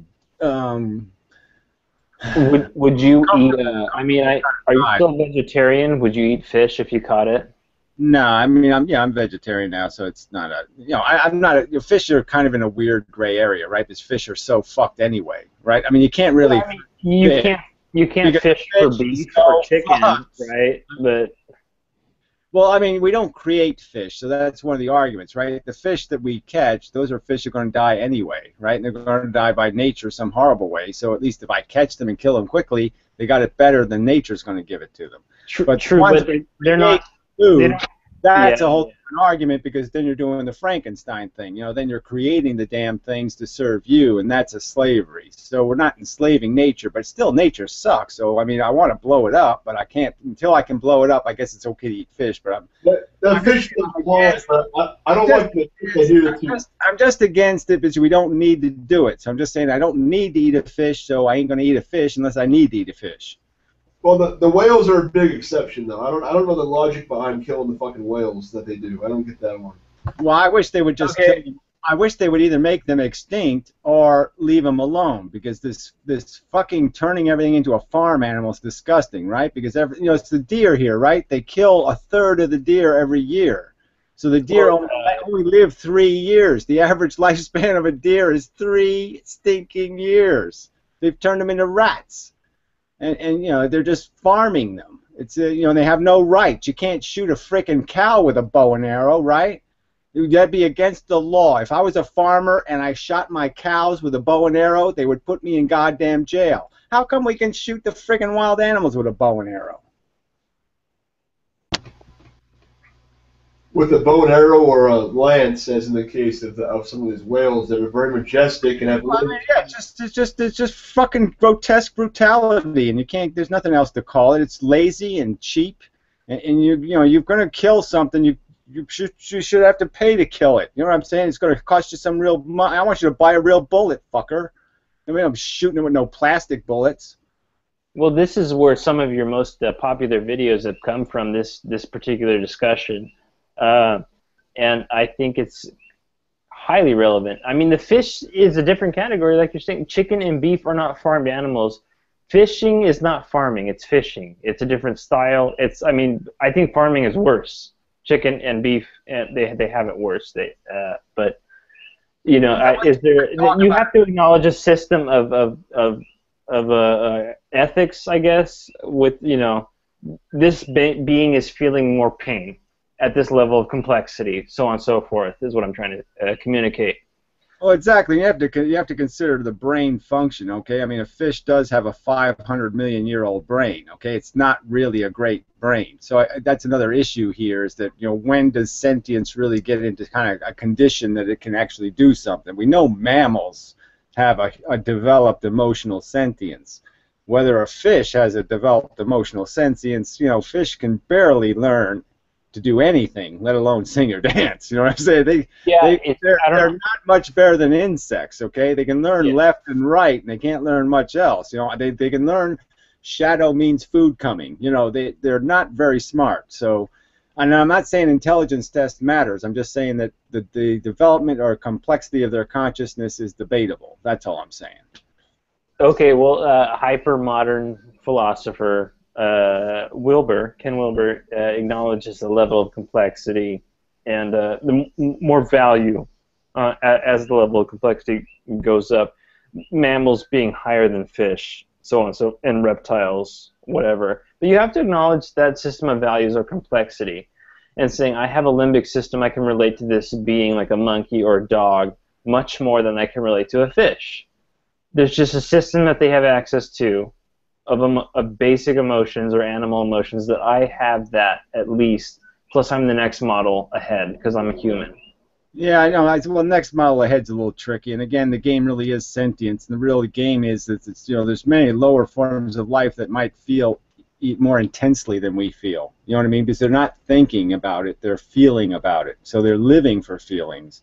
So their senses might be really loud. The color green might be green, and red is red, and everything's really intense, and fuck yeah, exactly. Everything's a little bit on the grass. Everything's in the green fog, and it's all a little bit heightened sensitivity. Their nipples are 5 times as big as ours, like metaphorically in their brain. They have really big nipples in their head. Like the guy. Gorillas might be, actually. But I'm just saying, so that's another one of these arguments where you can't be sure how exactly sentience evolves. So you could almost argue that maybe fish do feel even more than we do, as strange as that sounds. They might feel more intensely. Because nature doesn't care about being cruel, and of course, so we have to remember that torture is nature's game. I mean, nature just couldn't care less. Torture, smarcher, that's what nature says. Torture, smarcher. Yeah. It has it written right on nature's detail. It says in there, torture, smarcher. It really just couldn't give a rat's ass. Well, I mean, there were some videos that I was interested from Karina a while ago that were pets and zoos, and what do you think about your owning animals? I have 2 beta fish, basically, and some neighborhood cats come around. I feed them every once in a while, but I don't own them. But I own the fish. They're betas, and I'm trying to take care of them and give them a good life. Yeah, well, you have to do what you can do, right? I mean, but yeah, the whole idea of ownership, again, that's a kind of slavery, right? So it's, again, for our indulgence or our satisfaction. So I mean, the pet thing, I'm really against the breeding of animals for that purpose. So, but once they exist, you got to take care of them. So I take care of homeless cats, and I have a couple of homeless turtles. I mean, technically they're not really homeless. I'm just saving them from the fact that turtles are going to get cool. They're just little baby turtles, and they're going to get eaten by the storks. So if I don't take care of them, then they all get eaten by the stork. So, but they're doomed anyway. I know that, but I'm just love turtles. And I'm against pet ownership just as an indulgence for our human ego. But I'm just saying, yes, I mean, I know that's a tough sell to get people to realize that we just can't enslave the world to our needs, and we got to get out of that habit. And we don't have to get rid of it all at once. Like, it's actually, like, I don't even care if people become a vegetarian in practice. I care about them arguing for it. I want them to emphasize the fact that we have to be more sensitive to the world we're exploiting. I don't even care how you actually personally behave. I just care that you recognize we're not doing good enough. I want to say we're not doing good enough. We got to do better. That's what I want people to say. Well, speaking of better, I think the way to go is art. Artistic creation, the frothy new of just spontaneous. This is my art. This is my art: painting, drawing, digital artwork, whatever. I've been actually doing that as therapy, and I wanted to show you my gallery. I want to give you a link, Gary, so when you have a couple minutes free time, you can check out my style. It's like hyper colorful psychedelic.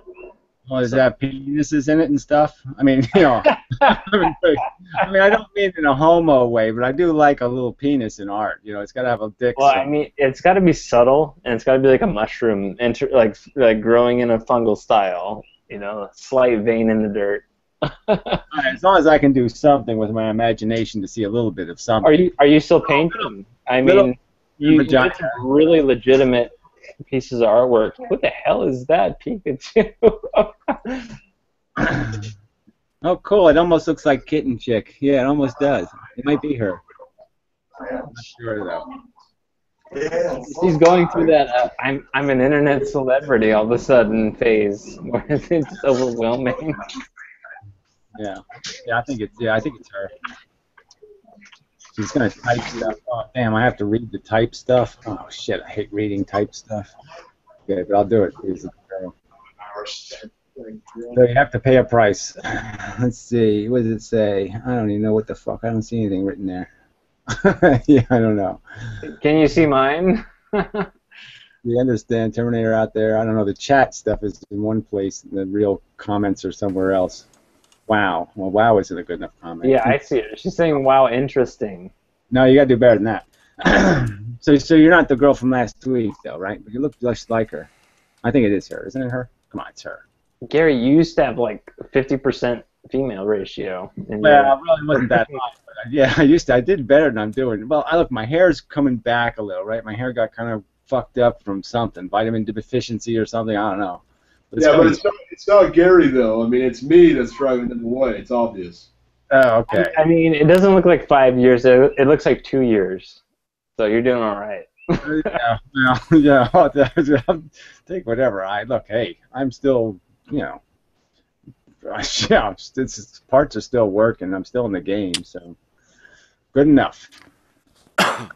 Speaking of game, can you see my gaming machine over there? Yeah, I can see all that. Yeah, I'm just wondering how you freaking work all that out on a freaking delivering pizza salary. But anyway, it's just I'm envious. You always had good technology, though. Damn it. Always had the superior technology. Gary, it's such like the joke, Jack Nicholson's Joker, right now. I want to get that clip. You always got these toys, Batman. Yeah. Oh God! But Jack Nicholson didn't need the toys, and he outperformed Michael Keaton and stole the show. The same way. He was a lame choice anyway, right? I mean, that was kind of, I'm Batman, and I was like, what does it mean? What do you mean you're Batman? You're that Beetlejuice guy. Fuck you. Oh, Beetlejuice was great. I think was Batman after or before Beetlejuice? It was after, so it's like totally like, oh fuck you, you're Beetlejuice, you're not Batman. I didn't. I mean, I saw the range. I liked him as both. I think he was better than some of them. Well, it was like midget Batman or something. I just couldn't buy. It just wasn't. You know what I'm saying? He just wasn't. There was enough. Tim Burton had enough direction to kind of make it work. Well, I'm just saying it didn't work for me. That's all I'm saying. But yeah, Jack Nicholson was great, and I think Danny DeVito as the Penguin was just brilliant. I mean, that was just, you're just like, fuck, that is totally a character, But yeah, the Batmans always were kind of lame. Yeah, I never, Batman came off pretty bad in the Batman series. The villains were always much more interesting. I even like Schwarzenegger as Mr. Freeze. I thought that was even reasonable. I mean, everybody hated that one, but I liked it. I kind of liked the whole. He was just so freaking, freezy. No, that was a. I like the backstory. Let me put it this way. Check. I like the backstory they gave Mr. Freeze. With the whole wife being diseased and shit and the freezing. I like that whole backstory they gave to Mr. Freeze, because that was a really interesting backstory. Like, why did Mr. Freeze become Mr. Freeze? And that was a really good story. Well, it was far too colorful. I mean, if you had a new director, but Nolan has agreed to just do a trilogy, no more, no less. And I didn't even see the third one, to be honest. Well, the last one was, you can't even watch it, it's so bad. So the last one is just the ludicrous man. It was just so bad. Yeah, it was just, I don't know, the villain was moronic. I mean, the whole thing was silly. It was just, you're just, through the who thing, you're just saying too silly, No, I wanted to see more develop with the Joker and Two-Face characters that they had. I think they were both decent, and just develop it further and stop getting someone new who's just a bodybuilder or whatever. Well, I know, but come on, I just think Mr. Freeze was a lot better than what about the other guy, right? The one with the electronic shit or whatever, the guy with the funny face, the guy who was a Smurf on TV, did that. The Riddler? Yeah, whatever he was, yeah, he was the Riddler. Jim Carrey. That one was terrible. I mean, that was it started getting neon, and it wasn't dark anymore. It was colorful. It was pop. It was not dark. Well, I mean, most of the Tim Burton Batmans weren't that dark, but Well, they were visually dark, which is the one reason why I was really pissed off. I'm like, why don't you turn the lights on so I can see what's on the fucking film for a change? I mean, it was just like, fuck you. Who wants to live in Gotham City anyway? It's dirty. It's dark. Does anybody ever have fun in Gotham City? I mean, all I kept saying was just nuke the place, all right? Fuck Batman, fuck the villains, just nuke the fucking city because it sucks. Because this town needs an enema? Yeah, well, it was just so bad, It's like when you're watching Lord of the Rings, right? Oh, yeah, all these people are really interesting. And then when you see the regular people living in the castle, they're all toothless, dirty, everybody's poor. And you're just like, why are they even saving them? Why? Why are they saving them? You full people seem really happy and interesting. Even though they're ugly as fuck, they seem to have personality. These fucking people just seem like huddled masses of poor slob. And you're just like, what is this fucking thing about? Why should they win? No, wear the ring. Have Doom take over the world because Doom has to be better than just being a poor peasant. So taking over the world, Star Wars did that in its time, but there's this new Star Wars trailer. Have you seen this with this 3 lightsaber pronged business that you're going to try to redo it? I don't want to go anywhere near it, okay? I mean, I still got a little bit of diarrhea from watching the last 3 Star Wars, okay? I mean, that was so fucking stupid. I mean, I was like, how can they do this to Darth Vader? How can they turn Darth Vader into a motherfucking pussy? I got hurt feelings for my girlfriend, so I'm going to blow up the universe. I mean, it was... I became very successful, and then 20 years after I got success, I decided to go look for my mother. I mean, what the hell? The story didn't make any sense. I mean, Darth Vader just occurred to him 20 years later. Oh, yeah, I'll go see if my mother's still in prison. Yeah, well, a little too late, asshole. Probably the worst ending was Tron Legacy. Didn't even make any sense. Oh, well, okay. Well, Tron was... Well, that one they were already going to be in trouble anyway, right? Because the original Tron was already a little bit incomprehensible, right? So it's really hard to do anything with that movie because you're just like, oh, I don't know. So... But I guess visually it could be interesting, right? I mean, Tron was interesting just because it was visually interesting, right? I mean, the story was kind of idiotic. I mean, it was almost like The Thing, right? I mean, The Thing was sort of an interesting story in terms of the characters, but the monster was ludicrous, right? Because you're saying, how did that giant dragon fit inside of that dog? All right? I mean, how does something pop out of a dog and it's, it gains like times the speed of light squared mass? How does that happen? It's like there's some movies that have shitty plots, but there are still good movies. Like you might disagree, but like The Fifth Element. Oh, I loved Fifth Element, but I loved it. Why? Because the chick, right? I mean, that Band-Aid suit was hot. All right, I had to, I was like, oh yeah, that's cool. I like this. I like this bandage stuff. This is good stuff. But yeah, that was why that movie won, was because the chicks were hot. I mean, it was interesting as a movie, just because they did make some interesting characters and it was watchable. But I really hate what's his face. I hate whatever. Bruce Willis. Yeah, I just hate Bruce Willis movies. I just hate Bruce Willis. Yeah, but I like Luc Besson movies. You know who could do Bruce Willis is Coughlin 666. Is he still around? I seen his stand-up. It's not too bad this last year. Yeah, I think he's witty and he's funny, but it's not. I'm just not a. I'm not a comic kind of guy. I'm just not. I'm just not a joke guy. You just don't. I'm not the kind of person you walk up to and start knock knock or something. I ain't gonna do that. Would you be the heckler in the audience, or would you even be in the audience? Yeah, see, I'm not. I wouldn't even have gone to. I wouldn't have paid money even to watch George Carlin. You know what I mean? Because I'm like, okay, comedy is sometimes you can endure it, but if I can watch a girl taking a shower on the Playboy channel, yeah, I'm all over that instead. I mean, I just don't have. Yeah, but 3 minutes later, there's a comedian that can. Okay, Louis C.K. can go an hour and entertain me. But 3 minutes of whatever you're talking about it has a climax. And well, see, that's the thing, though. I know how to do that right, so I can make that last a lot longer than 3 minutes.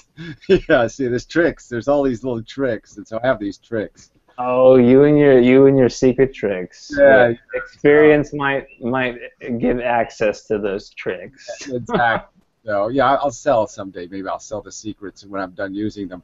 But rabbit tricks are for kids. Yeah, well, I'm just saying. I can make it work better than the original design. I have improved on the original design plan.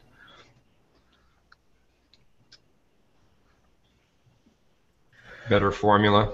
Well, I'm just saying. It's yeah. There's technique. Okay. Yeah, technique.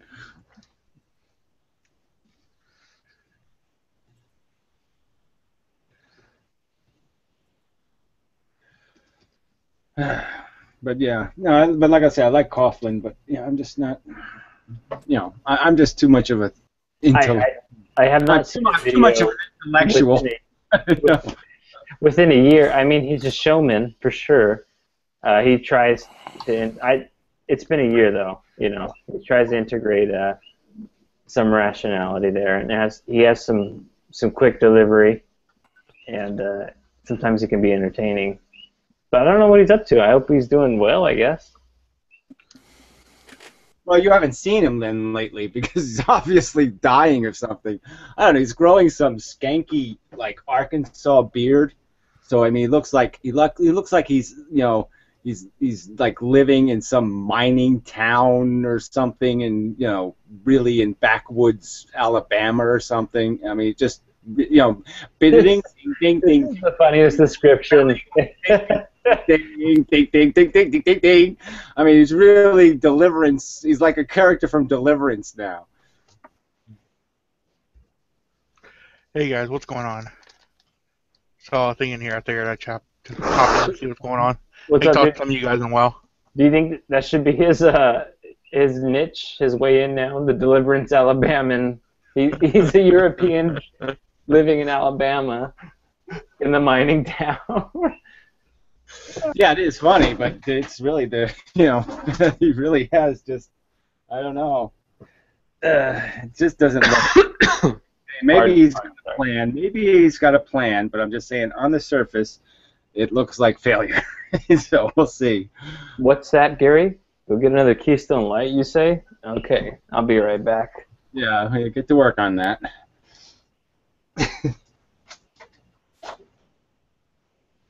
So anyway, we're moving right along. Look at that. Namellian Kant is still in the room. Probably went to sleep, though.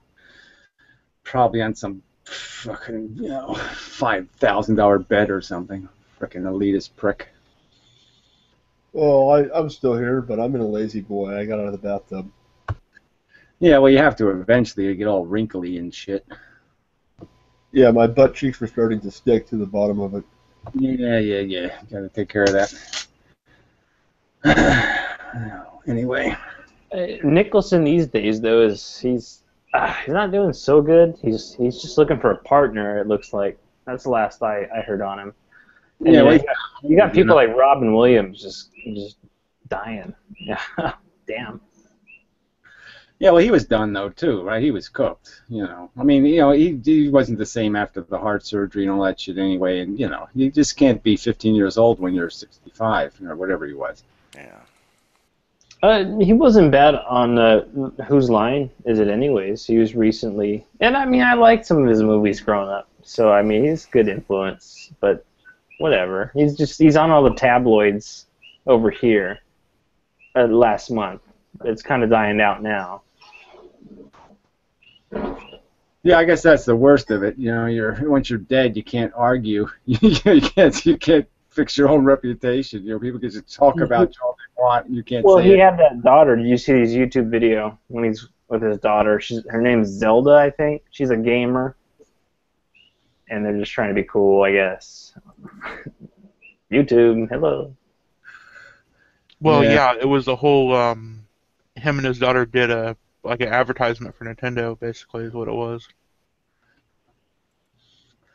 Not tacky at all. Yeah, no, that's totally legit. Yeah. I mean, his impressions. I don't want to butcher him, and I don't want to disrespect him.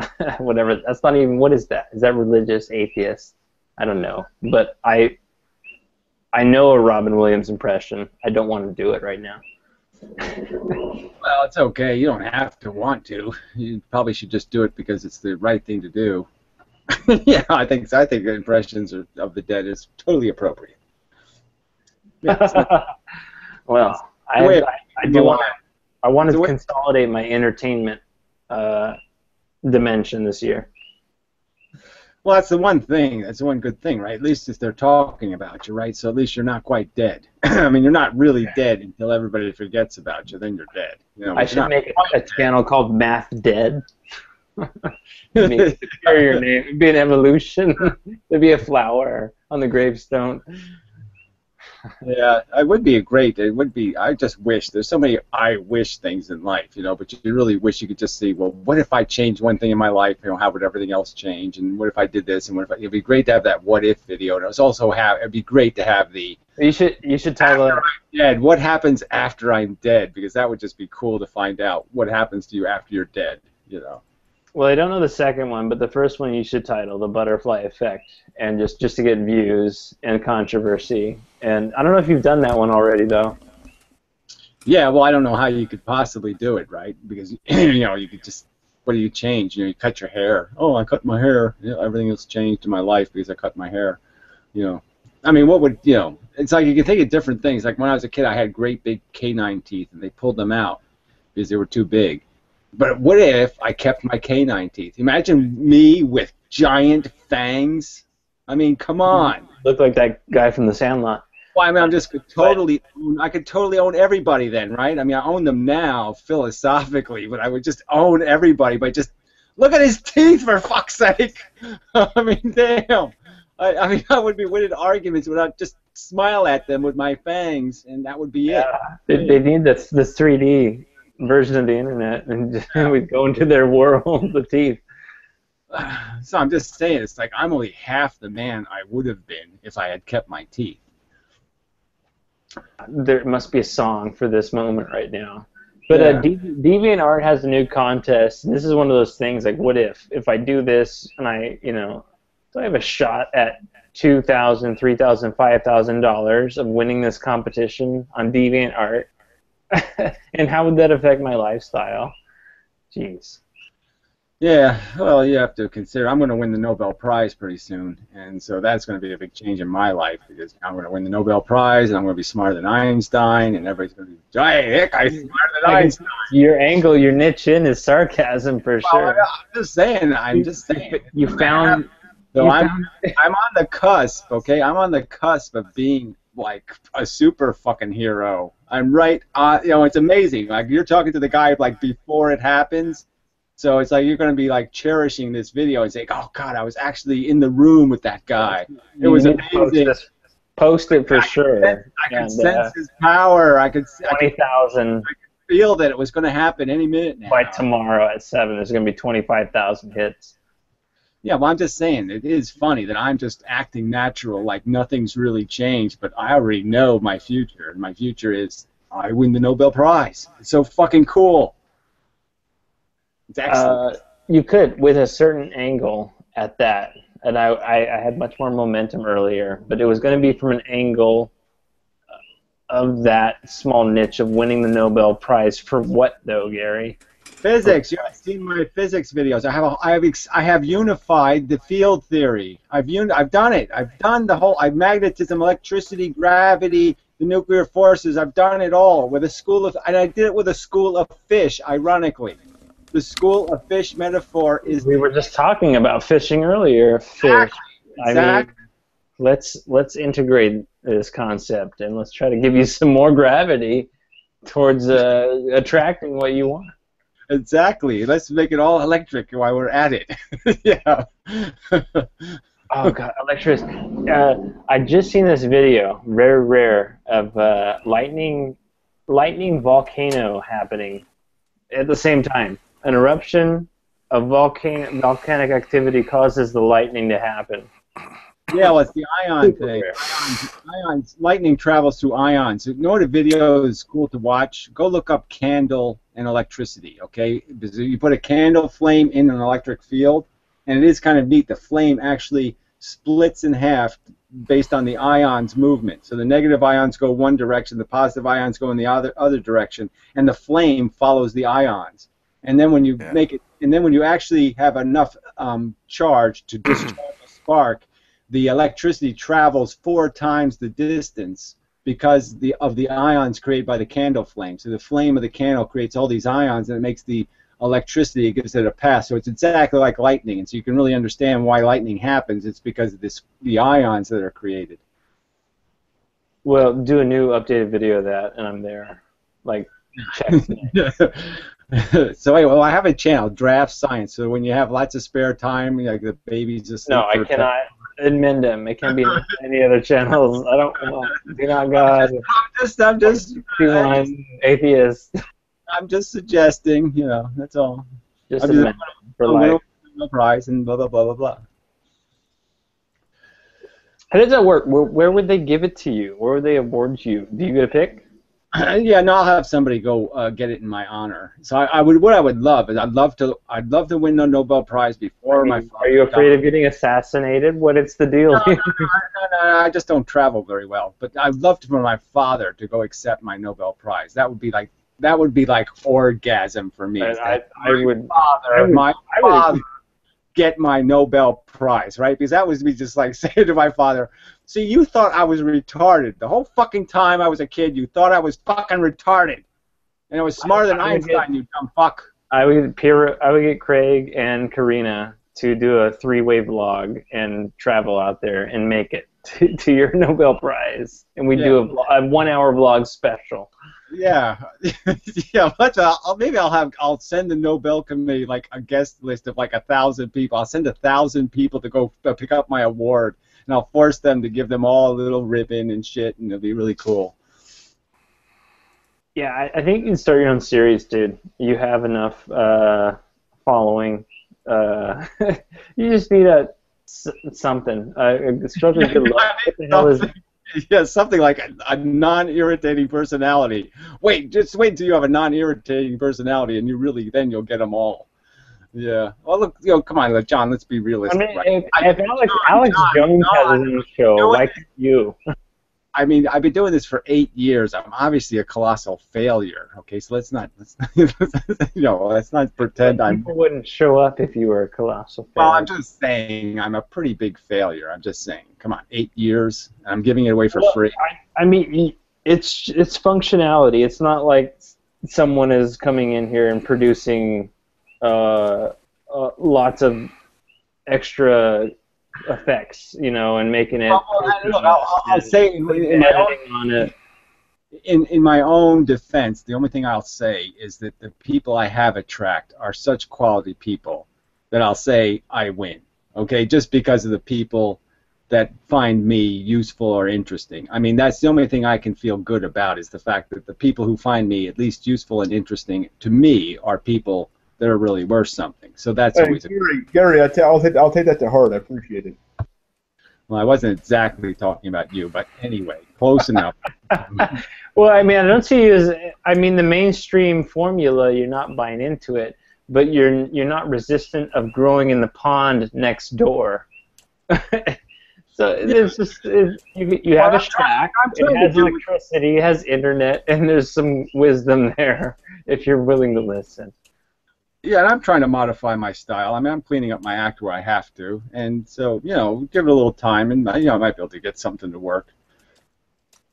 Well, anyway, I'm going to play the game no matter what. Anyway, I'm going to try. I mean, there's no harm in trying, they say. I so mean, I'm doing that. if people can put I've seen people put YouTube put ads on other things and pay people residual checks for less effort and less content. Yeah, I mean, look, I'm not opposed to it. I just don't. I figure I won't do it till I really have to. Like, unlike you, I haven't been totally desperate yet.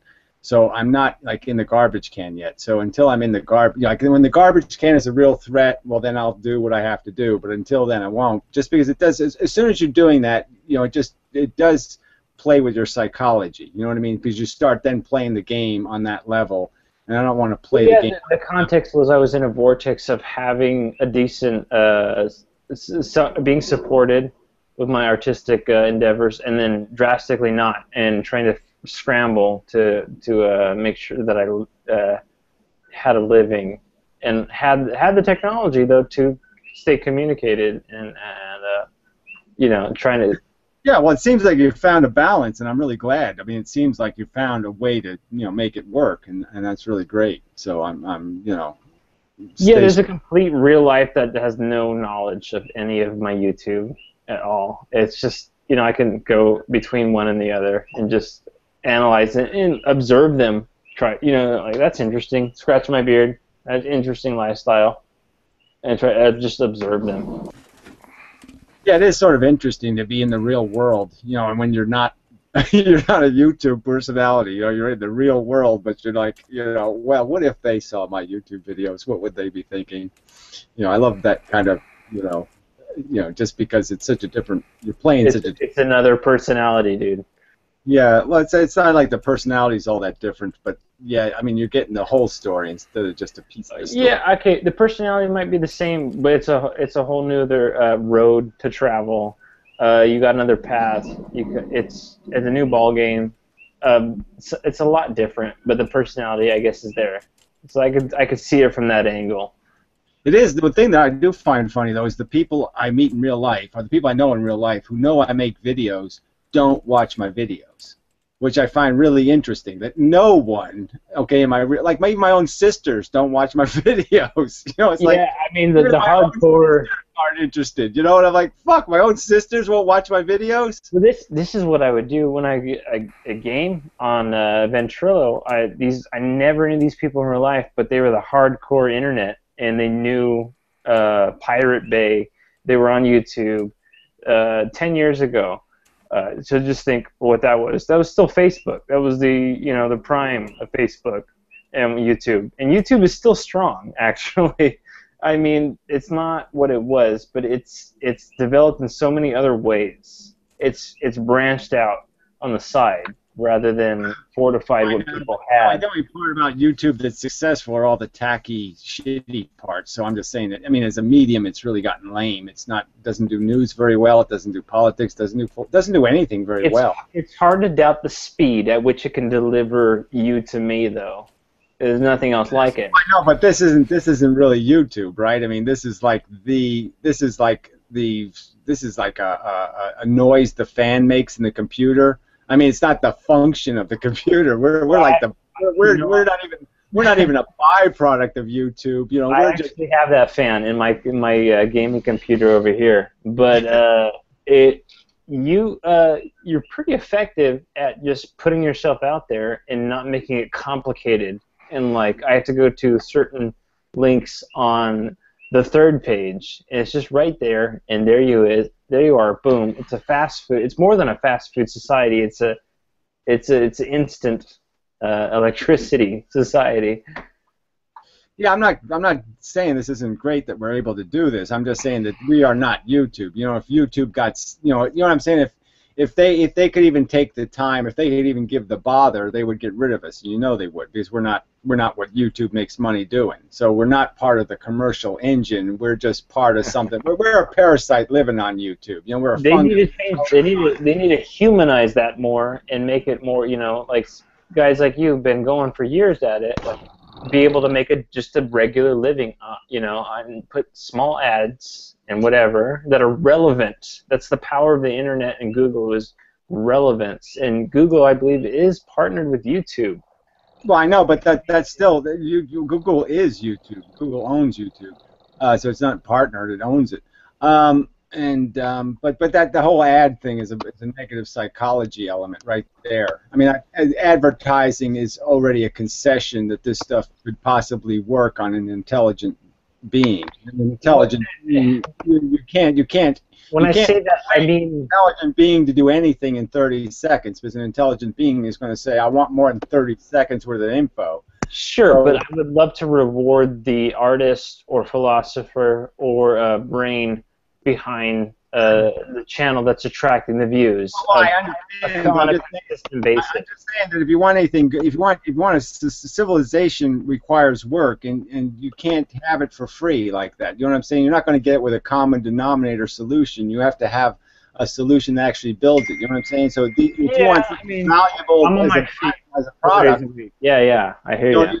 You can't depend on the cockroaches to make it. Okay, something better than a cockroach has to make it. You know, if you're I squish cockroaches in the house and in the workplace. But I hear you. I contribute to the workforce. It's real. Yeah, well, no, I'm just saying. If we want to have a civilization, we have to invest in civilization. We can't pretend you can do it on the cheap, or you can do it based on self-interest. It has to be something you get through earning it. You know what I mean? I mean, Michelangelo didn't create great things by sitting on his ass saying, I created a great thing. You know what I mean? He had to do the fucking chisel. Yeah, well, I mean, it's work. Some people are known as artists and movie stars, and the artist is still generally the more fortified and attractive position. You have a much more wild and natural dimension to go with as an artist. Here's the simple way. There's a danger there, though, as well. Here's the simple way to put it. We know that for nature, deserve has nothing to do with it. And we know for intelligence, deserve has everything to do with it, right? So that's the difference. Well, also, you have artists who, especially with those types of artists, they don't get famous until years and years, decades, and even centuries after they're dead. So they don't see any kind of residual from the artist and stuff. Well, I don't know about that. That's crappy. I mean, Alex Gray is a nice model of getting what you're worth right now. He's modern and he's getting what he's worth. But yeah, I hear what you're saying. Like Descartes. Van Gogh. Well, that's almost an example, but Van Gogh was a weird circumstance, right? Just because Van Gogh's art wasn't exactly brilliant, you know what I mean? He was instead of being somebody native, he made himself into an artist, and there was something a little bit forced about his work. But the only reason why we know who he is because he had this dramatic life story that went to the work, and so it made the work that much more meaningful. But technically, the work was sloppy as fuck. I mean, if you look at a lot of his paintings, you can see the painting that he had underneath it, bleeding through. Some of it is. Sure, Gary, you're at the level of Van Gogh, but you need the luck too, and you need the timing. I'm just saying that's all the game really is about. Hey, don't do that into the mic, please. Coughing into the mic is not great. But anyway, yeah, I don't want to get into an argument about this, but I mean, obviously, the system we have it doesn't recognize value. It just creates popularity, and popularity feeds popularity. So it's just a popularity engine. It's not a quality engine. It's not a value engine. So the cream isn't rising to the top. It's more like the fat is rising to the top. I mean, everybody's full of shit. I mean, Tom Cruise thinks he's an actor or something, right? I mean, anybody could do Tom Cruise, right? I mean. Is there anything challenging in any role Tom Cruise has ever had, except for maybe the first movie he made? Honestly, Tom Cruise hasn't been relevant for about 15 years, so. Well, I'm just saying. You're saying he's not relevant. You're pretty fucking relevant when you're getting $20 million a movie. You're pretty fucking relevant.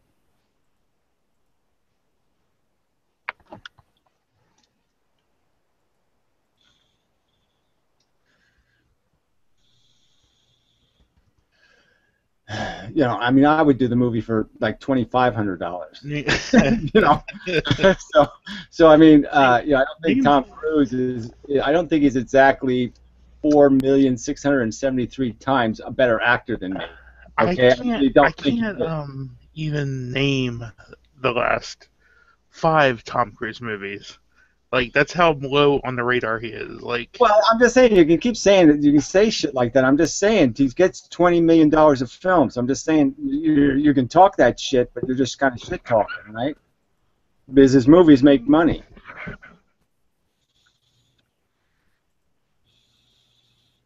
And they don't make money because he's a great actor. Sometimes, look, I mean, it's all about reputation. I mean, any asshole is going to be brilliant in a brilliant fucking movie, right? I mean, it's just a fact.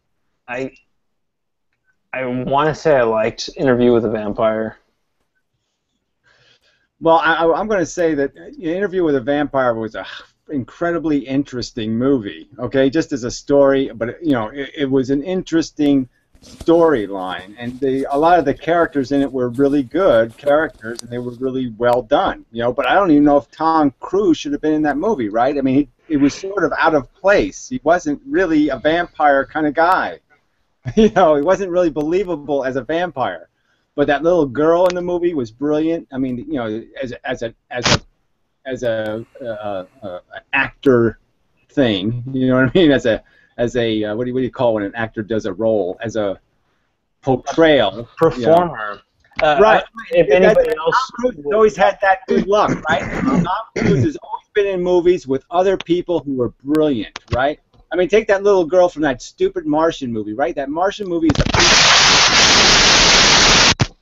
okay.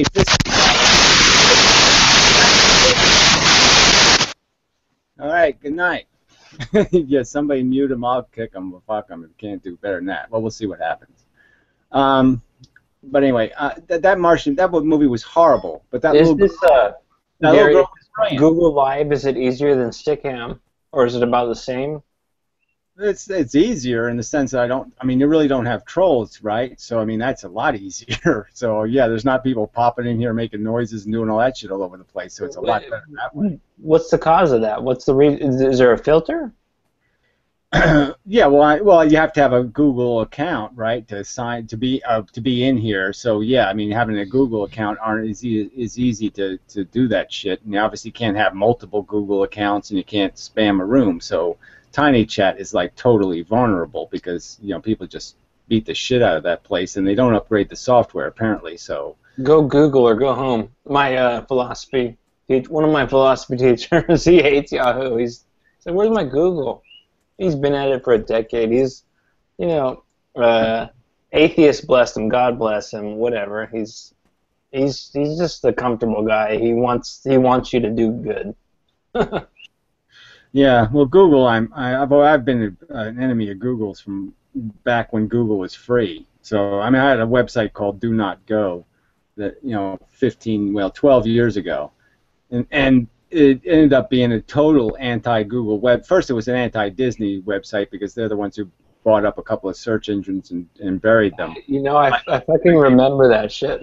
I remember your videos. Do not Google. I was deep into that shit. I'm telling you, I was right in it all the way. And the whole beginnings of the search industry, I was all over that shit. But how much energy it took to produce even the littlest thing, right, Gary? Just to make your own video and put text on there and transitions. It takes time and energy. Yeah, it does. I mean, you do have to invest in videos. But see, I sort of like, that's why I'm, you're sort of a pleasant character for me, just because I was still like when we, like I said, I could still care enough to make a theatrical video, back in the day. And it's like I don't do that anymore, and I really want to get back into that habit of once in a while giving a shit enough to say I'm going to make a theatrical video, and I want to do that because I sort of meant on purpose. Because right now I'm only funny by accident. I never like actually construct a little bit of humor,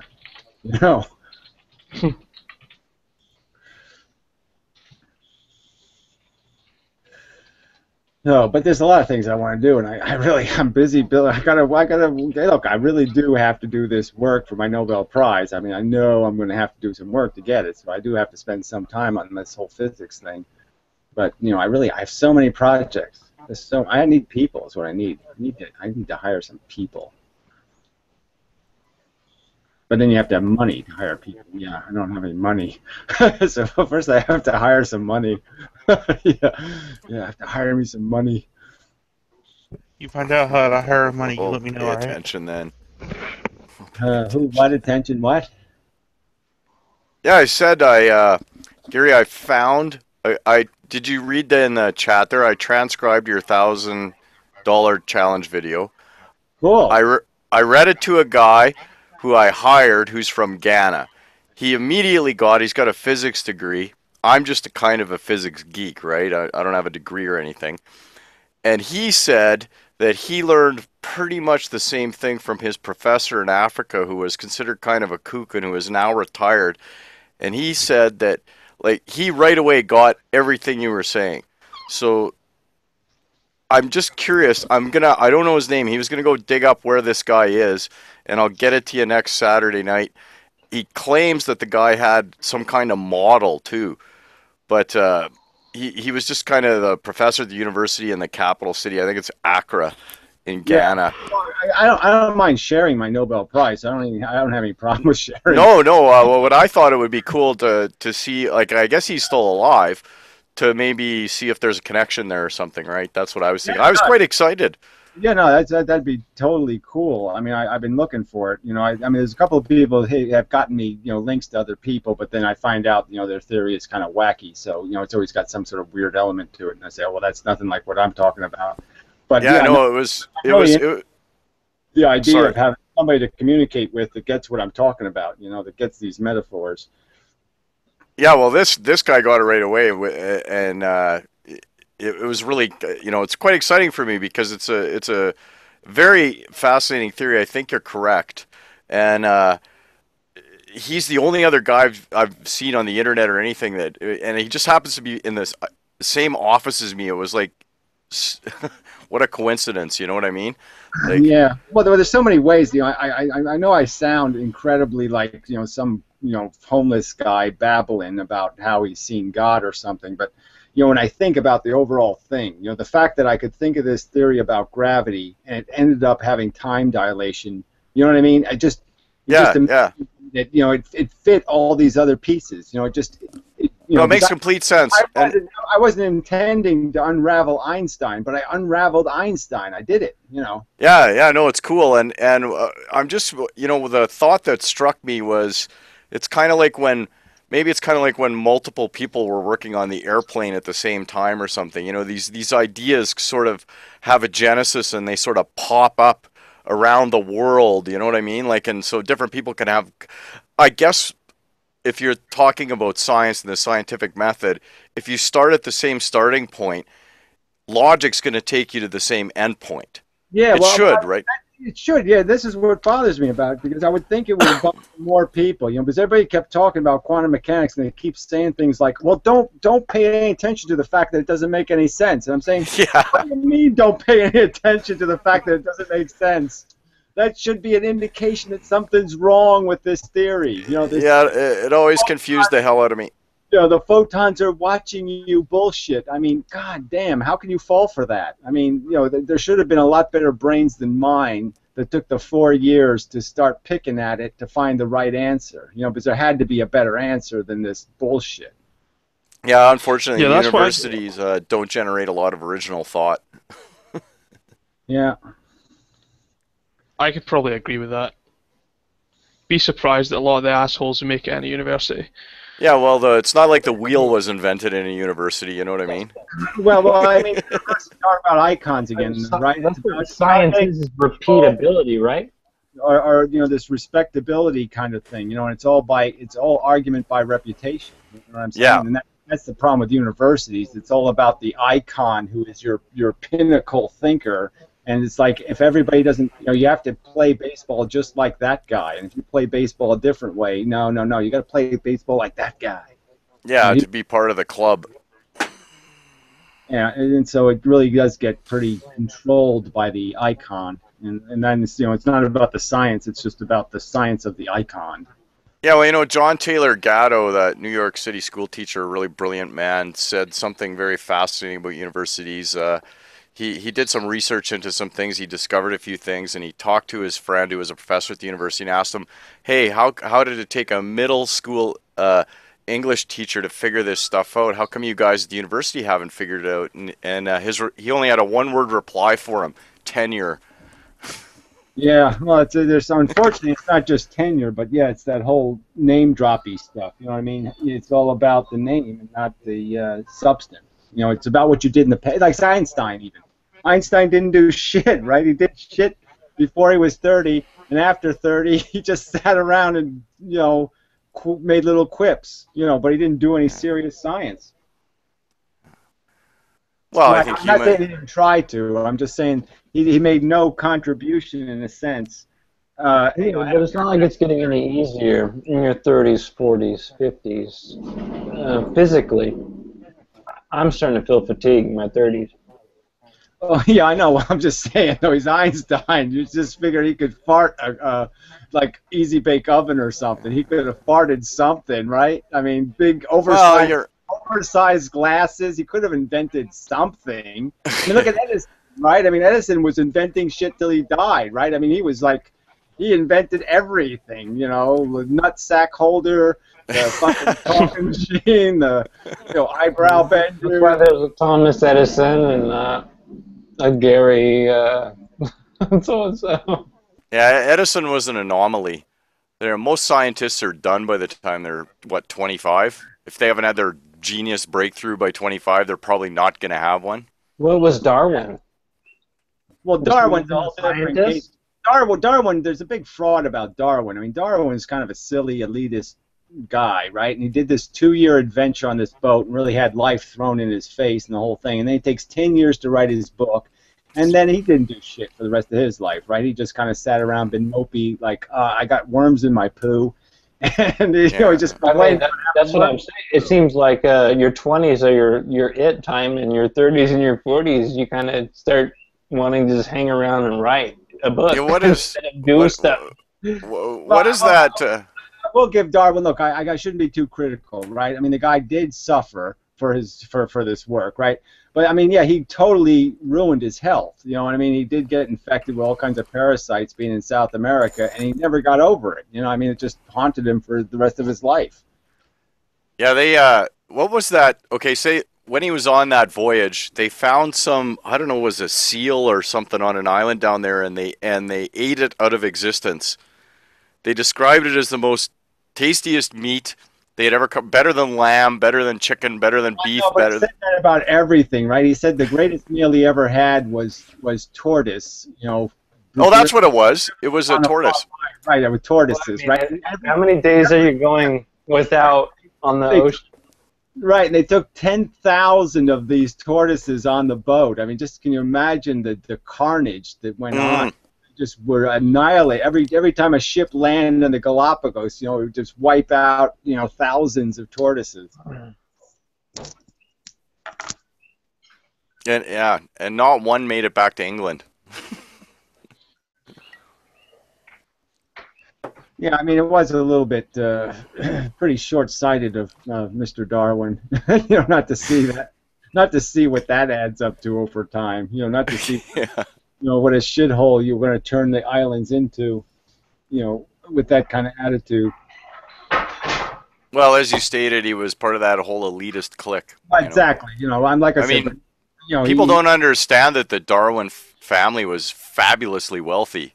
I mean, they were the Wedgwood China people. Yeah, and so it is and the real catch is when you find out that Darwin's grandfather was a huge advocate of evolution as a theory of origins. So that was even before the whole Darwin voyage, the Galapagos, before all that evidence. His grandfather was completely convinced, of biological evolution. I mean, it sort of annoyed me that Darwin didn't really say that in his book. He should have given some credit to his origins in the sense of his family having, already advocated this position. And he didn't really talk about that at all, which I thought was a bit of a slight. Well, I always find his Descent of Man a much more interesting read. Well, I actually thought The Voyage of the Beagle was the better book, from my perspective. It was just more interesting, his discussion of this personal, this arriving at this conclusion through this experience. Right. The Origin of the Species is sort of a dry read, you know what I mean? It's a lot of shit about pigeons and crap. There's just miles of sheep and pigeons, and let's see, what else did he talk about a lot? The birds, it has the birds in their beaks, it has miles and miles of pigeon shit. Yeah. Sheep, let's see, what other animal was in there? I mean, it was a little bit of tortoise, but there wasn't enough tortoise. I thought the tortoise was really interesting. Well, there's no doubt he had his share of kooky fucking ideas, too. I mean, like when he's dividing man into, 57 different subspecies, of which the Irish are the very lowest, and God forbid your daughter should breed with an Irish woman, or mankind will go marching back evolutionarily, you know what I mean? Like, there were a typical English attitude, of course, but... Yeah, and he did apply a little too much. He had a little too much sanctity for this whole survival of the fittest kind of notion. He did take that a little too seriously, like it's not survival of the worst, somehow survival of the best, and that was kind of a misnomer. Or survival of the most cunning. Yeah, exactly. It's survival of the most evil all too often. The most malicious parasite is the most durable parasite, I'm attempting to integrate this character into the Pirates universe. Yeah, well, wear that shirt because that is a good. I have to concede that's, for a Hawaiian shirt, that's just right. Okay, I mean, I said it before, but I mean that it doesn't have the tacky, like I'm a tourist Hawaiian kind of look. It just has the regular. I'm a laid back, serious Hawaiian. I actually had that epiphany in basically those words in my mind earlier, and when I was selecting a shirt tonight, because I do have a few more touristy shirts. Yeah, well, did not get chosen.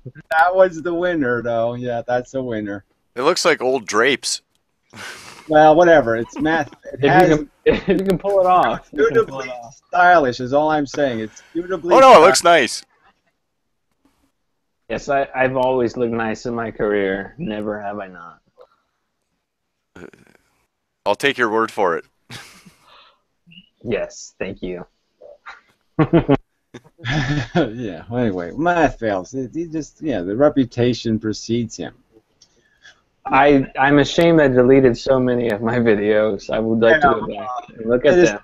It's too bad we don't have the exact chronicle, but yeah, I have them all in my head, so I've got the whole story. Even the swimming pool ones, right? Remember the swimming pool ones? I love those. Of course, I remember yours, and it was your crotch, maybe a ball slip here or there. I did the frog. Were you taking care of someone else's pool? Yeah, well, that's what I do. Yeah, that's one of my terrible burdens of work. I have to go, take care of the chemistry of the pool, and the perk is I get to go swimming whenever I want. That's pretty good perk. Yeah, no, it's been a real enhancement in my life. I have to concede. This whole swimming pool thing is quite nice in the summer. I do like it.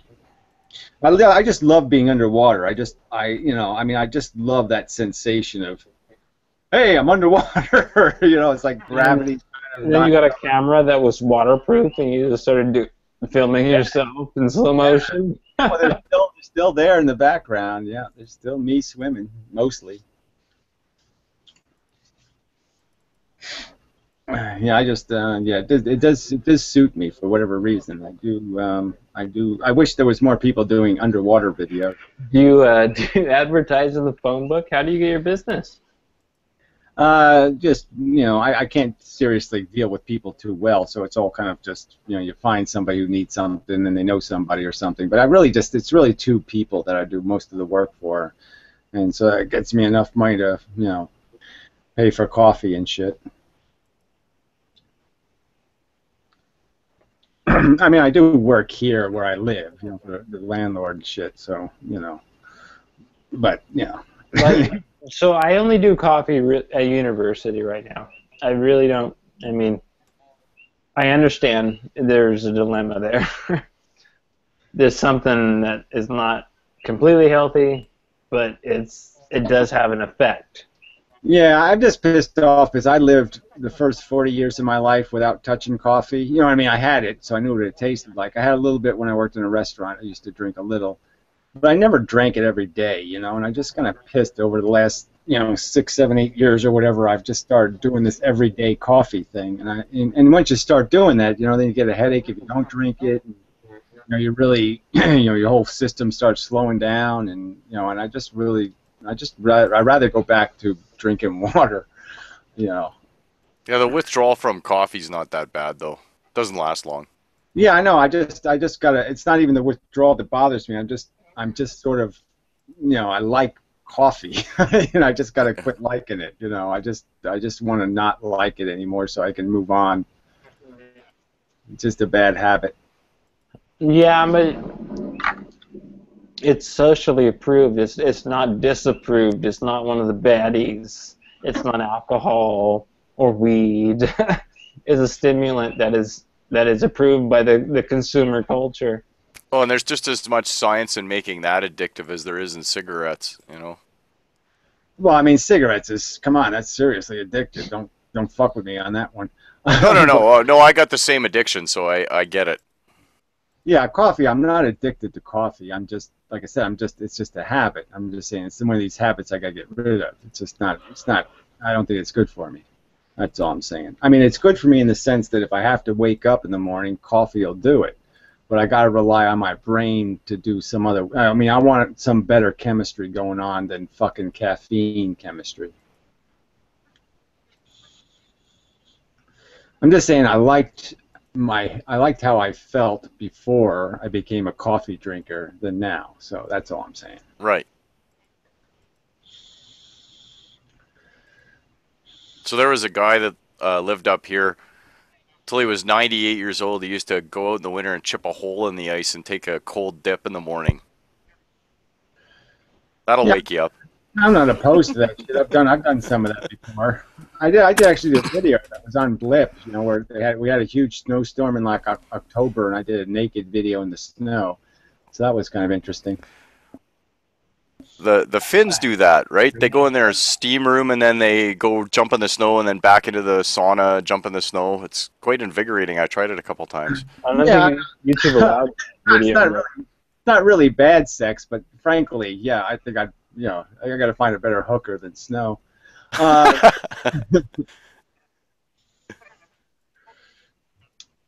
Everything's, sort of that try it once kind of thing at least, and then you say, okay, enough of that. I mean, I jumped out of a tree once and figured that's good enough for like airplanes and parachutes. I can call this everything, right? Falling out of a tree, I can say, yeah, that's close enough to all those things. So I would so try the equivalent to a vegetarian McDonald's.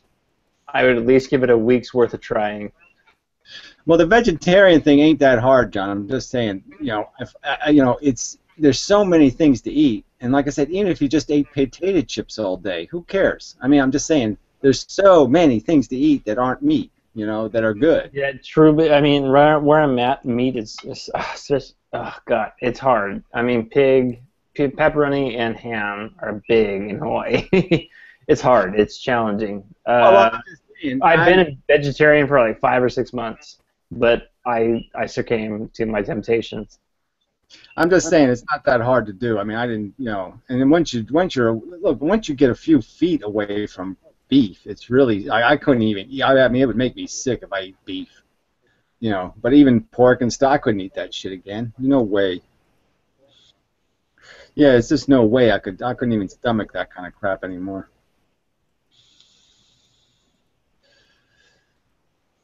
Carbs all the way, baby. It's the way to go. Carb, carb, carb, carb. That's what your body wants. This is where I would like Piro to chime in on his philosophy on if you're attracting it, then you deserve to eat it. But he has a much better way of wording it where it's acceptable to the rational public. Yeah, well, it's just a rationalization is all that shit is. So I'm still going to say it's just bullshit. You're just making up excuses for bad behavior. So go ahead and do that. Yeah. I see you. I see what you're doing. And don't You know, that's right. I think that vegetarianism is actually ethical, but I don't pretend that I don't eat meat. Well, I'm just saying you don't have to. You don't. I'm just saying as a philosophy, it's rock solid, and you should be advocating for Definitely. people to be better people, and you'll be a better person without meat. I mean, it's just healthier, and it's better for the world not to do violence to animals for your own indulgence. Maybe But if you were my I'm just saying cook, that I felt wealthy because of it. besides that hard rational argument, I'm just saying to you, I ate meat every day. I'm just saying that I lived in a cliche traditional house, and we had meat every fucking day of Well, my. Gary, if I could hire you to be my vegetarian chef, I would switch vegetarian, employ you, give you a room to rent in Hilo, Hawaii, and I need broccoli and cheese every night. I can write the entire menu on a piece of paper, okay? You're not going to get no fucking gourmet shit, all right? You're going to get food. You're going to eat it because it's food. That's why you're going to eat it, okay? Not because it's sparkly or pretty or, oh, it's all full of imported blue cheese and mold and bullshit. No, fuck you. You don't need any of that crap. You're just addicted to your bullshit. Once you're off the bullshit, you'll be fine. So many sea turtles here, and there's dolphins too. You know how bread is? You can put anything on a fucking slice of bread and it's good. Okay? Just about anything. Exactly. That's all you're doing. You're just eating bread with some crap on it. You could put some different kind of crap on there and it'll be just as good. I do get the vegetarian 50% of the time. Yeah, well, just go, I'm just saying, that's all. I'm just saying it's really easy to do. That's all I'm saying. There's so much shit out there. Okay, well, I am gardening. I'm growing cherry tomatoes and broccoli and basil, and all of those are edible. Like tomatoes, if you can tolerate tomatoes, man, tomatoes and bread, you can't lose. I do. I have 5 tomato plants, one huge one that's very productive, like 30 cherry tomatoes every week, red and orange, whatever. And I put them in my pizza or pasta. Yeah, just cut up the tomatoes and put them on a slice of bread, put another piece of bread on top of it, and there you go. You got a nice tomato sandwich, good stuff. And you got, that's like 350. 2/5 the food pyramid. 350 fucking calories. You just ate. All you need to do is eat 4 of those a day, and you're. What about cheese? Well, I'm not gonna.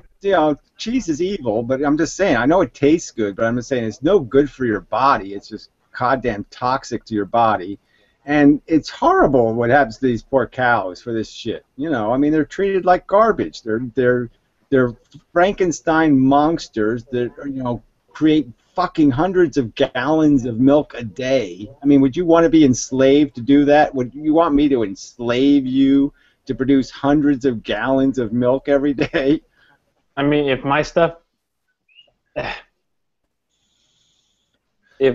was tasty, I might be robbing the world by not giving it to them. I'm just saying, I don't think you'd want me to shove no freaking 500-gallon udders on your fucking chest and say, here, make me milk all day, fucker. Lug those things around all fucking day. Lug those around all day. You're not going to get a human to do that that's able to communicate that message. So I hear that part of it. I'm mooing for the cow, man. I'm mooing for the cow, okay? The cow is saying moo. And when it's saying moo, it's saying, fuck you, cunt. Quit fucking with me. So you don't eat cheese, Gary? Or are you vegan or what? Yeah, well, I'm vegan enough. Yeah, I mean, I don't sit there and check it off on a fucking chart or something. But yeah, no, I don't eat shit. I don't eat ice cream. I don't eat cheese. Don't eat drink milk. Don't do any of that shit anymore. All right. How long has it been that way? It's hard. Cheese is going to be a hard one to give up. Yeah, well, I gave it up for. I haven't eaten it seriously. You know what I'm saying? I mean, the last time I had cheese because somebody gave me some frozen pizza, right? So I ate it because it was free food. But I'm just saying, I don't buy the shit. I don't say to somebody, go buy me a pizza or go buy me a block of cheese. So I don't eat cheese. So you're making use of something. It was already there. Well, yeah, I mean, I do live on, I mean, I don't own anything new, right? I'm living, my sneakers, I just bought some sneakers. They're used sneakers, okay? I mean, I'm a guy, I use shit that, well, every piece of clothes I got was somebody else's clothes, okay? I don't own anything I bought. And so I get a lot of food that's just other people's, they clean their freezer out and they say, you want this shit? And I say, shit, yeah, I'm going to eat it. I mean, I won't pick stuff out of the garbage, but you know what I mean. I'll take it before it goes. Yeah, I hear you. It's in that realm of acceptability. Yeah. Yeah, I'm a efficiency kind of guy. You know what I'm saying? Green, recycling, all that crap. Well, I mean, the ocean would be a nice outlet to just walk to. It's literally 5 minutes. I can just walk out and see the Pacific Ocean is right there. Yeah, what you gotta do is grow some pineapples, man. Pineapples are just good food, and they grow them in Hawaii. You gotta grow some pineapples. You know, I have not seen too many. I've seen lots of palms and other things, orchids. I have not seen too many pineapples.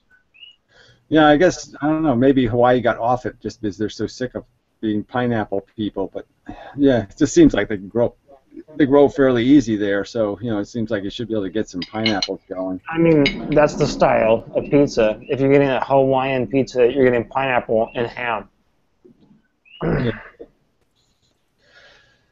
Yeah, well, I just do the pineapple instead of the ham, and you can. No, I'm just saying that's it's a way to go. I've done that before, but yeah, 5 months a vegetarian, but I'm saying, that pepperoni was fucking tasty. I'm just saying, I live basically on pasta, rice, and potatoes, and then applesauce, and then you just find something like pineapple now and then. Broccoli, you buy broccoli now and then. You buy I just got it's fucking Irish Day here or whatever, so I got a bunch of cabbage cheap. So I got like 30 pounds of cabbage in my fucking refrigerator. I mean, I understand it. Like 5 months, you have to kind of work it, and you can't.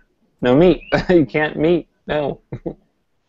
Well, I'm just saying it just doesn't seem that difficult to me. I'm just saying if I have a loaf of bread and I'm looking around for something to put on it, there's just anything. I mean, it's just saying it's just a win food. Once you get in this high-minded taste shit out of your head, there's just so much to eat. And if you're really hungry for something fancy, you can buy potato chips in almost any flavor.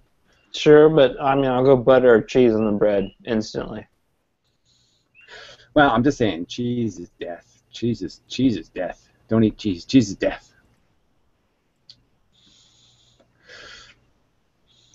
You don't really. It's tasty death, though. It is a tasty way to go. No, but it only lasts a second, all that kind of shit. So you can do it. You can figure out a better way to do it.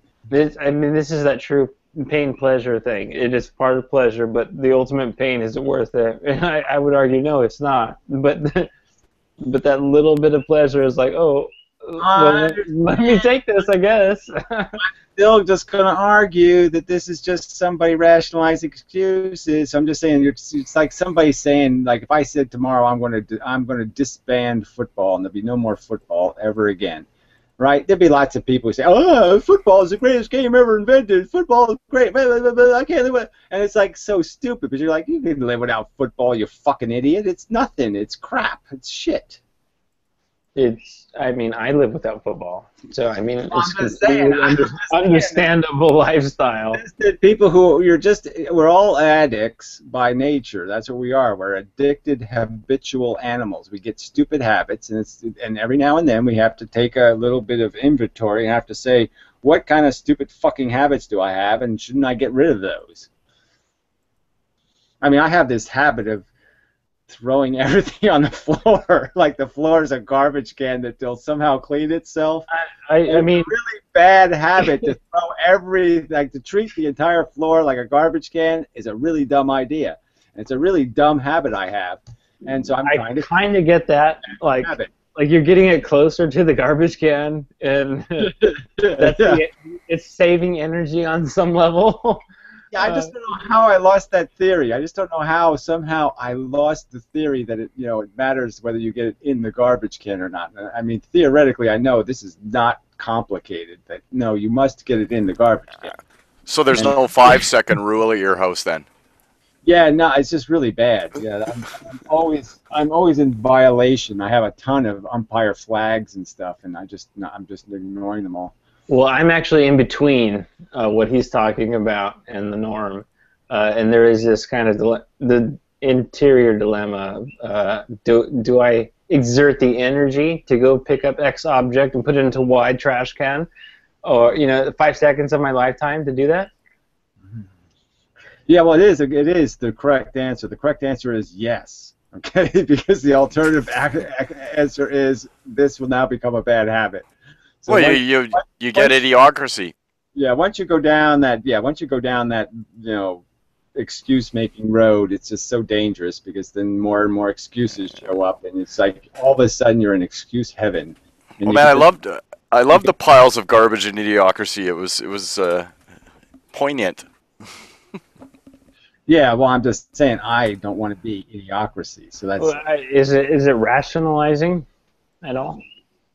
Well, as I'm saying, we're so vulnerable to that. Isn't that that's addictive psychosis, and that's what we all have. We all are always rationalizing excuses for our bad behavior, and I'm just saying that as intellectuals, we can be able to see that trap. Say, I can't visualize a world without my addictions. Well, I think whoever you're going to be in a relationship with, a business, social, personal, it's going to be 50%. It's going to be rational. It's going to hold it together.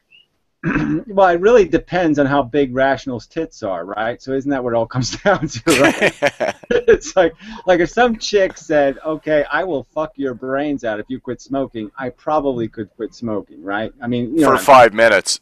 Well, I'm just saying, if I could go 5 minutes, I can go 5 years. All right, so that's I haven't let go of the nicotine for more than 3 hours. All right, I haven't gone without nicotine for like 4 hours. It's the longest I've ever gone in the last 20 years. Yeah, she's gonna have to keep up her side of the bargain too for that.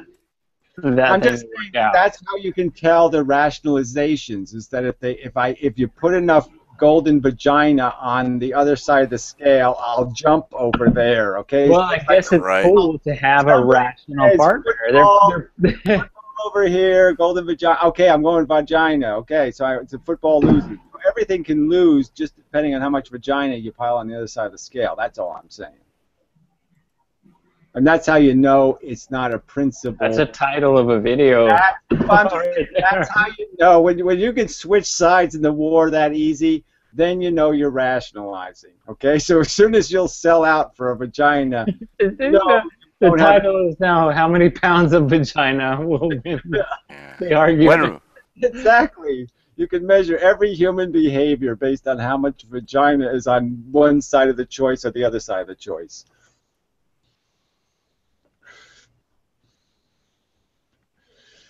Anyway, that's my theory of mind. Yeah, I also can't think of a time when I wouldn't sell out for vagina. Well, I'm just saying there's some things I wouldn't do. Like I wouldn't allow you to rape a little kitty or something, no matter how much vagina you seduce me with. Of course. You go, Gary. Yeah. You just demonstrate that wisdom. Well, whatever. In the good sense. It's actually making sense, and it's good for the community. Yeah. I'm like a well-read Popeye. Yeah. And the joke is I'm not very well-read. So that's the funny part. Ironically. You gotta write a book, Gary. You gotta write a book to do that. What is well-read?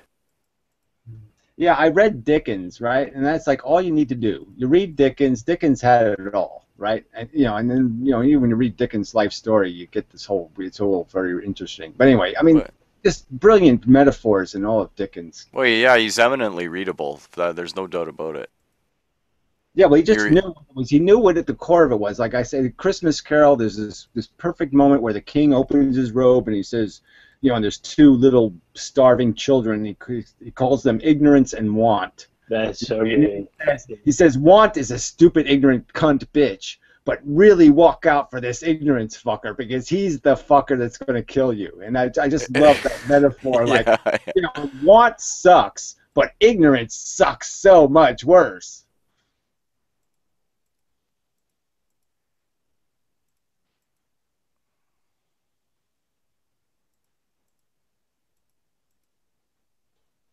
How to exit properly on such a night. Good night. Yeah. What's his face say in the movies? He said, "Good afternoon, good evening, and good night," or whatever the fuck. You remember that? And up here we say, I can see by the clock on the wall that it's time to bid you one and all. Yeah, something like that. You just have one of those taglines. Post it, Gary. Post it forever on the internet. Never delete it ever. Yeah. No, it was good talking to you. John. Really was. It was good seeing you again. I'm glad you really are. You're surviving pretty well, so that's good. We'll go fishing one day. Yeah. Yeah. Eat some broccoli at the end of the day. Yeah. Well, I mean, Whoops. So till next time, and we'll talk again and whatnot. Thummy ups. Yeah.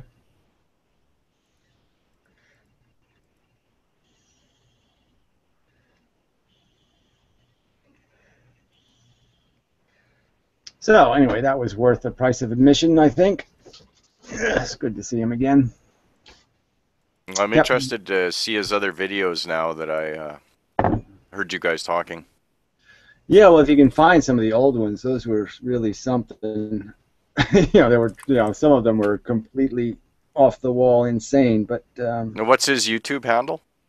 well, his old one was Math Fails, and so they had a channel called like Math Fails 1 and Math Fails Twice, and and then he had John Doe was another, and Jane Doe. He had a whole tranny episode there. It was kind of interesting, and so yeah, really interesting. I mean, really interesting as just watching a character transition through their life, like just in really radical ways. I mean, just radical transitions in personality. I mean, it was kind of schizophrenic almost. Well, it wasn't like almost. It was pretty overtly schizophrenic. Right. Yeah, I gotta run too, but I'm gonna try and get my camera fixed here, and then next week I'm gonna have I'll try and email you through your Do Not God thing there. Yeah. And if I don't get to that next Saturday, I'll get on here and I'll pass the information along, see if I can find out who this fella is. Well, excellent. Thanks for the contribution, and yeah, come again and such. Yes, thank you. Have a good night. Okay, you too. So now we're stuck with Batman and Key. And who else is here? You. I wonder who you is. Huh. This you character's been here all night. Who is you? Oh, that's probably me.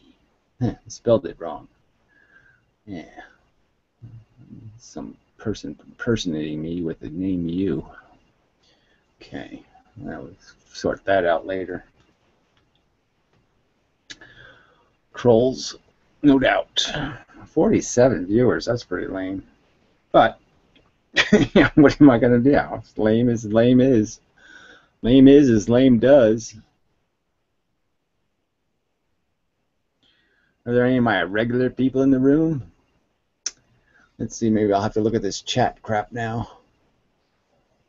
Let's see. Bunch of name dropping.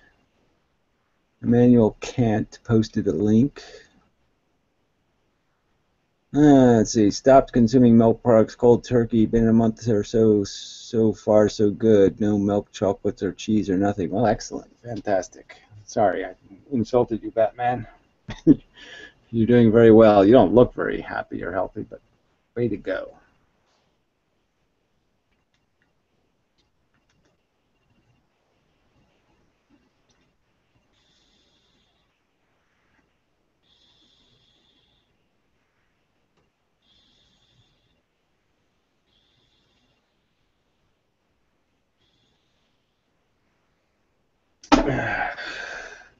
It's like the opposite of a thought crime in a way, vegetarianism. It's just that, I mean, obviously you can't the magnitude of the problem is so immense. So little we can do as individuals, but we can at least think a good game. We can at least try. Trying is important. We have to prove that trying can actually work. That, you know, we can do this human thing better. I'm going to go get a new battery. Well, it's not. Whoops, it's not ready yet. I can't get a new one yet because it's not ready. The battery's not cooked. Damn it.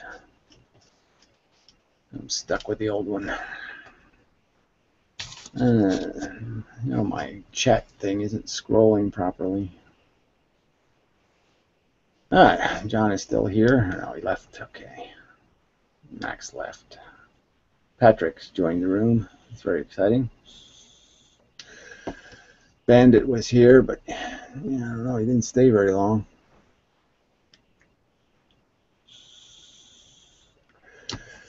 Don't see anybody else in there. I can't even tell. I guess I could figure out how to figure out who's viewing, but I really couldn't be bothered, I suppose.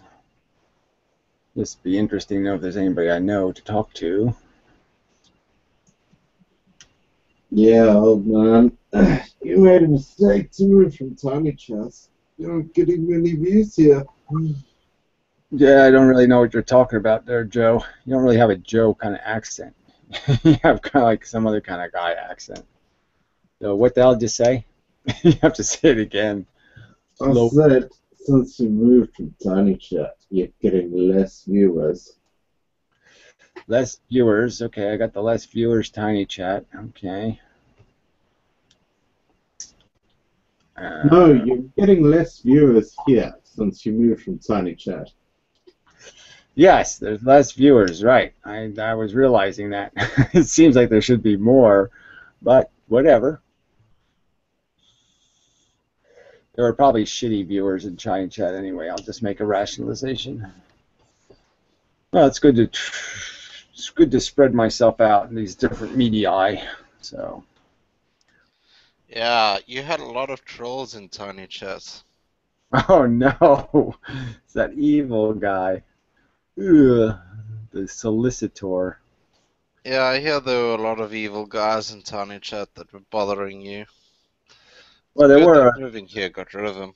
Well, it is nice to be free of the trolls. I have to admit, it is kind of more fun to be able to have a conversation without being interrupted constantly. So, but yeah, I'm still going to do Tiny Chat, but I'm just going to split it 50-50 or something. All right. It's just I have a better computer now, so I can do this stuff, you know, better. So I might as well take advantage of the technology thing. Something like that, anyway. I don't know. I'll have to think about it. I guess what I want to do is find an easier way to record stuff because, yeah, it's probably that part of it. Well, this records everything and uploads it straight away. Yeah, exactly. So. That's why I guess, you know, technically it might be the reason why I did this is just because I'm a lazy fucker. You know, so this makes it easy. Yeah, it's not worth recording Tiny Chat. It depends on the conversation. There are moments that are worth it, and then there's other moments that aren't. You know, it's unfortunately. You'll always have to edit out the odd penis that comes up during your moments. I don't know. I'm not too offended by penis, to tell you the truth. I mean, you know, I don't want to sleep with one, but, you know, they don't scare me all that much. Fair enough.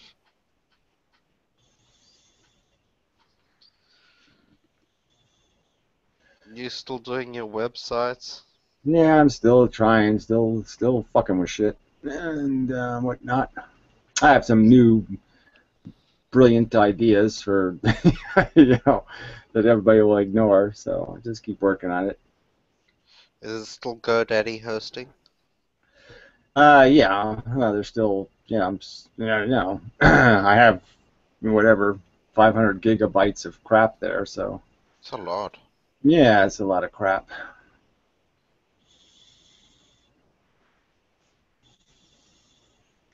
I actually have to sign up for another year. So, How much but does that cost you a year? it's not too bad. It's a little over $100. Well, that's not too bad, actually. No, it's pretty good.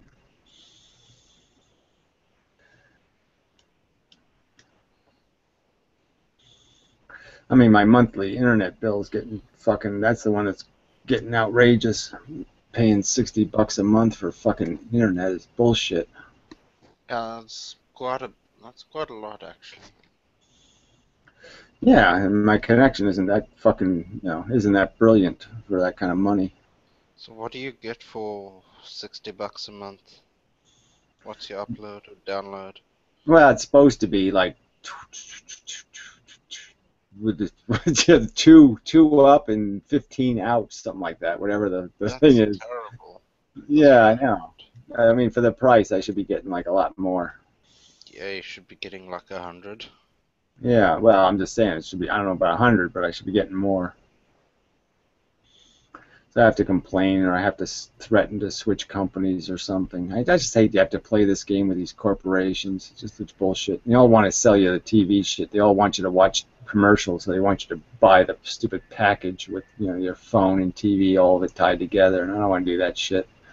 I just want internet. I don't want no fucking TV. Well, same here.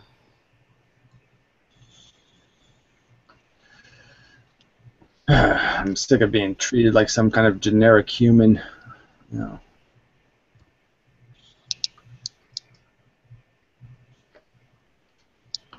But the good news is my gas meter stopped working. So, I mean, I'm getting free gas for now anyway. I wouldn't mention that online. Why not? I don't know if they found it. They'll be like, he knew, he didn't notify us. Yeah, well, I'm going to notify them because the winter's almost over. Yeah. So I'll let them know now. I mean, they could tell. Why the hell do I have to notify them that the fucking meter's broken? No idea how it works there. Yeah, I don't know. Yeah, I don't know either. My meter never stopped working before, so it's all news to me.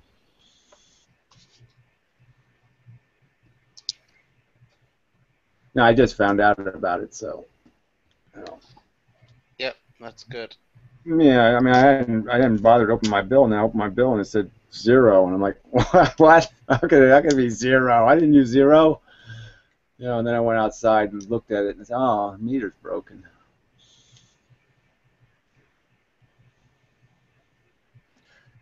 So, yeah.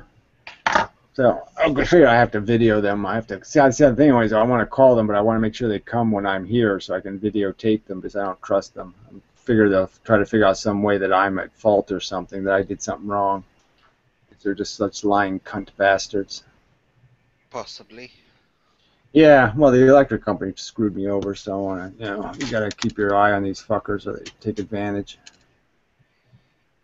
Fucking electric company, right? They put a new meter on, after they first forced me to get a new electric service for $1,200. Then they put a new meter on, and charged me $600 in 1 month because their fucking meter didn't work. So they had to come up with another meter on. So I went to pay that. Well, I didn't pay it. But I'm just saying it took the money out of my account because I had a direct pay thing. So that was the real liability there. So I almost didn't catch them. Yeah, well, technically I am because they're taking it off my bill. But who wants to do all that math to figure? They just write all convoluted. Plus this, minus this, plus this, plus minus, plus. You're trying to read the bill and you're saying, what the fuck does this mean? Yeah, I hate debit orders. I hate these cunts. Yeah, I hate all this. It's really they've made it all really. They have delivery charge, this charge. 15 different charges for your fucking gas bill and your electric bill. Irritating as fuck.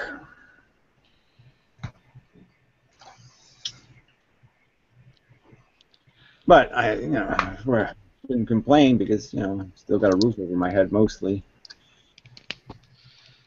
Yeah, that's more than a lot of people these days. Hey, look, there's people living in absolute shit, and I shouldn't be complaining. I mean, I saw a picture of like that stupid country where they got no water.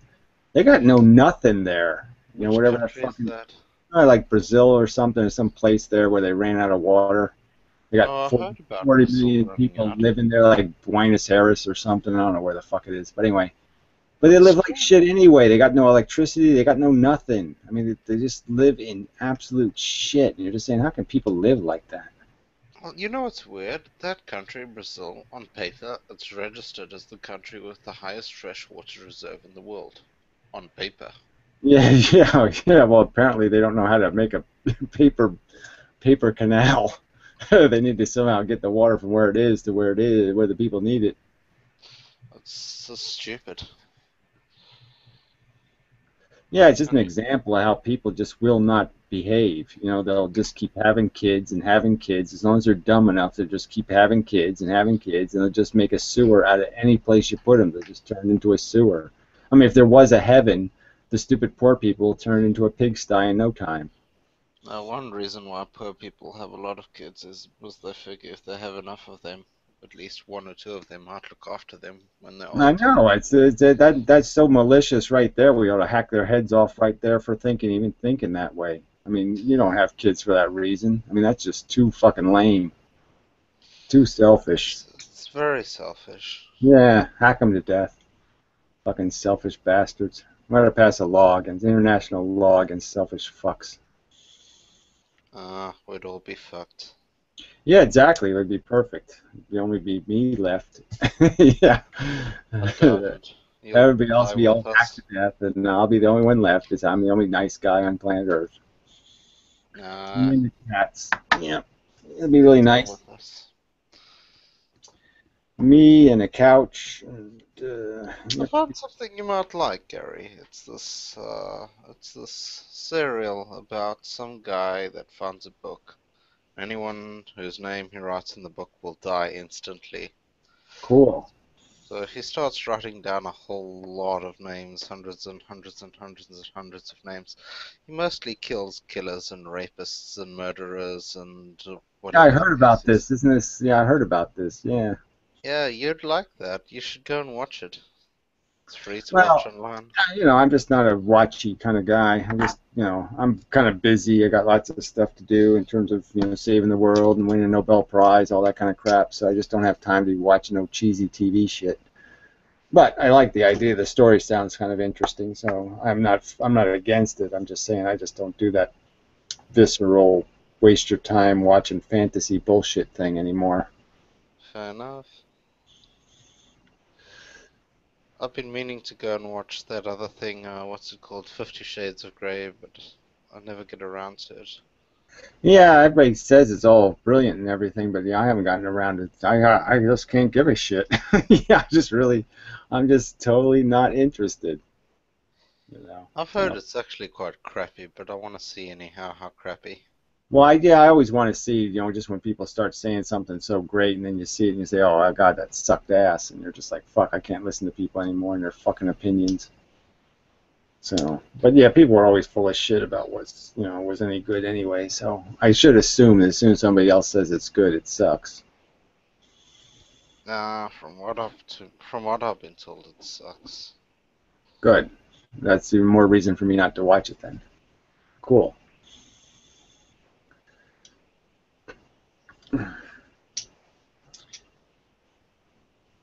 Yeah, I like watching old movies, but I don't like watching. I mean, I don't even listen to the sound, right? I mean, I got movies on this little thing over here that run, and so I just watch the movies, you know, as I'm working or doing something on the computer.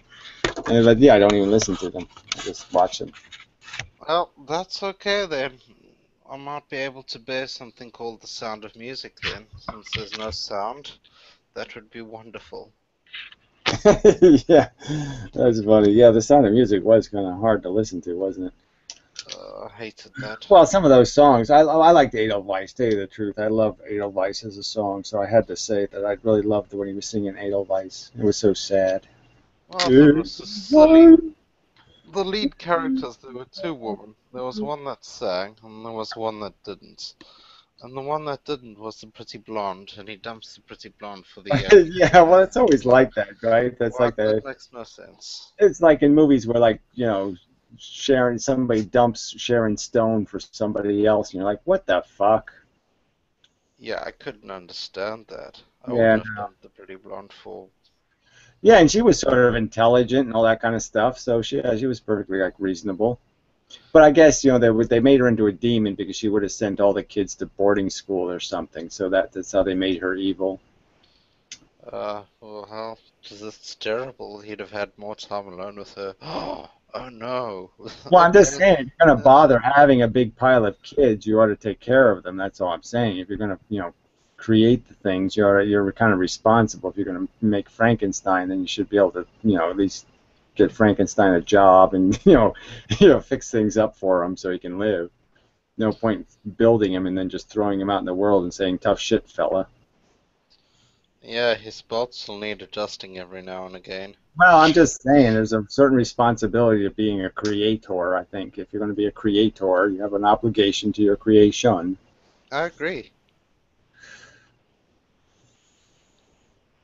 Well, apparently you don't agree, though. You just basically said that if it's to my convenience that I can get fucked more often, I'll just dump the kids off to some boarding school where they're going to get, raised by Helga the bitch or something. Oh, no, I wouldn't do that. I mean, I was just talking about the movie. All right. Yeah, I guess you were just lying. Okay. So, okay, good. Well, it's hypothetical. Okay, you were just hypothetically lying. Right, okay. Sure.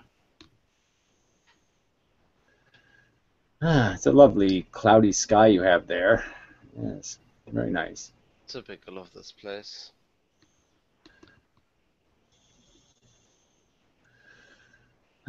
Yes. I've something clouds before, and blah, blah, that's another song. You think do a lot of songing, lots of songs in the world.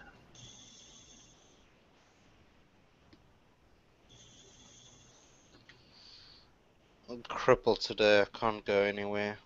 Oh, bad back or? No, I hurt my foot on a treadmill. A treadmill. That's kind of, well, sorry to laugh, but I mean, treadmill accidents are kind of intrinsically funny. Well, I didn't find it funny. Well, I'm just saying they're just funny when somebody else is having them. They're funny. They're Like, painful. oh, what? You can't even do a treadmill right, retard. Oh no, it's not that. I just pulled a muscle in my leg. It's not that I tripped and fell off the treadmill. Oh, okay. So it's even a boring treadmill injury. Okay. Yep. Well, no surprise that you would do it the boring way. It's the best way to do it. Well, I'm just saying, fit your style.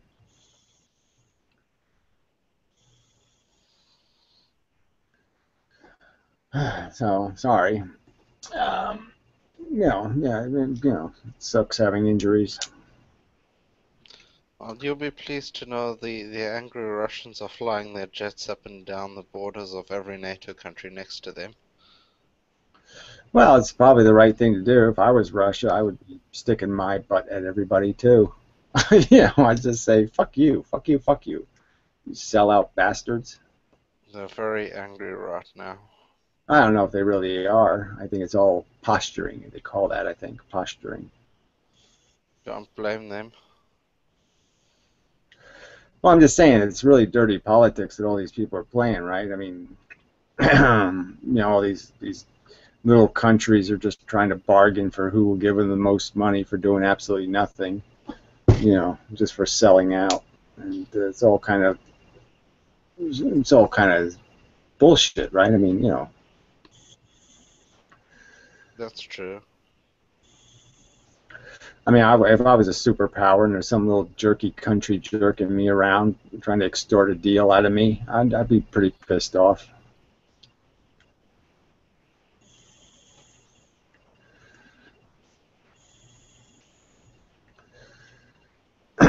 Put dog doing their cupcakes or something.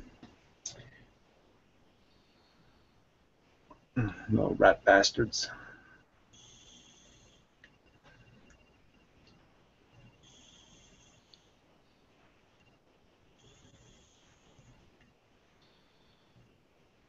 Oh, let's see what else is news.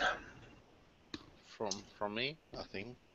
No, I wasn't curious about you personally, but I don't know. Are you working yet? No, a few more months of study left. Ah, okay. I'll be happy when it's over. And then off to corporate life you go. Possibly. Yeah. I've been spending some time in the criminal courts, actually. Yeah. Well, that's kind of a rough racket to be defending crooks and shysters and thieves. Someone's got to do it. Well, I'm just saying it's not something I would feel very good about. You know, oh yeah, I got that lying scum off. You know, that wouldn't be something like I run home and tell the wife, yeah, I got a real bastard off today. Yeah, real son of a bitch.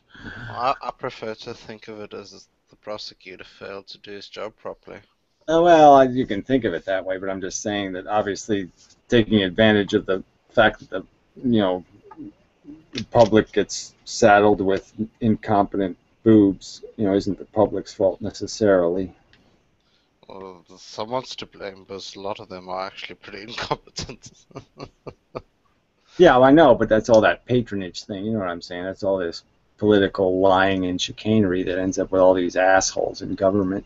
It's all fucking bullshit deals. There's nothing honest going on in government. We're doing a real honest thing. We're building 2 aircraft carriers and buying some useless jets from you guys.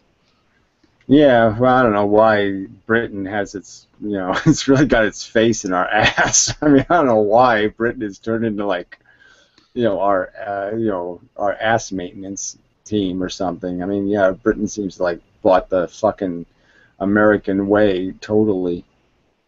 I don't know. Probably cultural similarity. Linguistic similarity. I suppose, but I just mean they look like they just look like a midget doing blowjobs or something. I mean, just don't look very good. Well, they need the US as an ally, otherwise Russia will get a little bit too aggressive, so it's in their interest to buddy up. Same for Canada, Australia. Well, I'm just saying, buddy up is one thing, but blowjob is another. I mean, I'm just saying it's blowjob up. It's really. Well,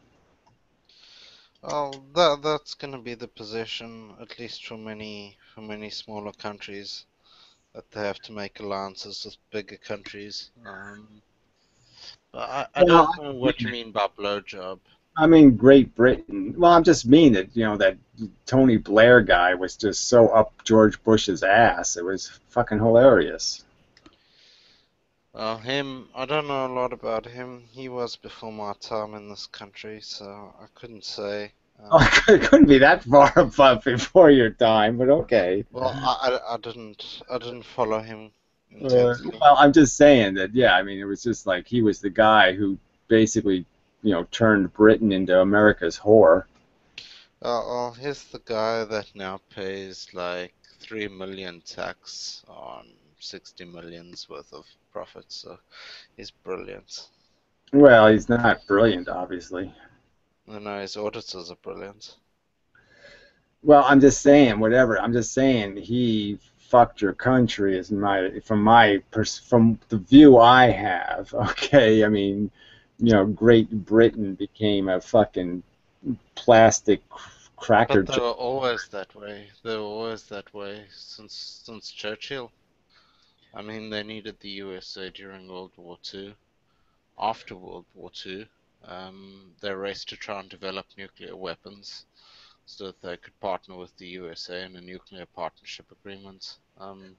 The fact of the matter is the UK has always needed the US since World War II. Oh, I know, but they haven't been. Now, like I said, they're just such a whore now. They're just being, totally fucking whatever the USA says kind of thing. They used to have some fight back. I mean, Margaret Thatcher and such. Maybe. Even that John Major guy wasn't fucking up our ass as far as that Blair guy. Like I said, I was just surprised that you went from the Tories to the with the fucking labor guy, and the labor guy was more up fucking capitalist ass. That's a good point. Well, the political parties here aren't exactly encouraging. Yeah, well, I know they're not here like here. I'm just saying that's sort of the joke is that your fucking parliamentary system looks as bad as our fucking crooked shysterism of a democracy. I mean, they're both failing dismally.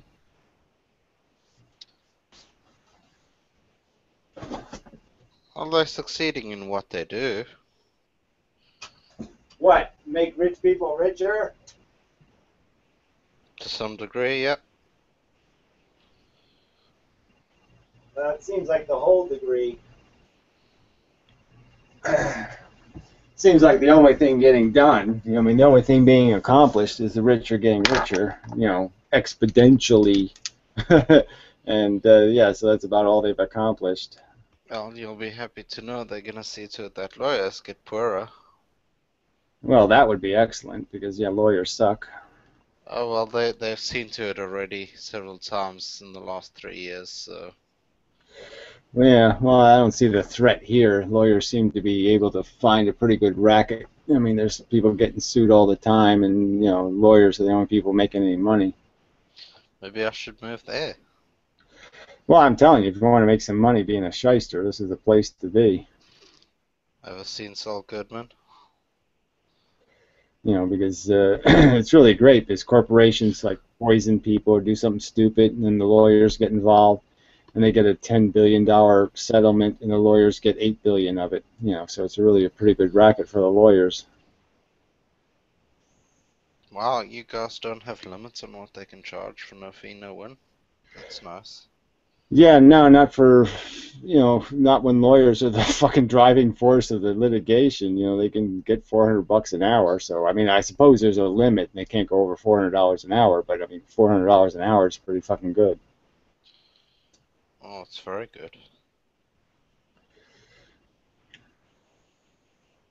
Especially when most of those hours weren't doing anything but like Google searches. I did some Google searches. Yeah, I made this. Well, at least 5 minutes of the hour that will be coffee break. At least 5 minutes. Well, I'm just saying that's the joke of it, right? You just figure what these hours are. They're probably the easiest hours you could fucking do.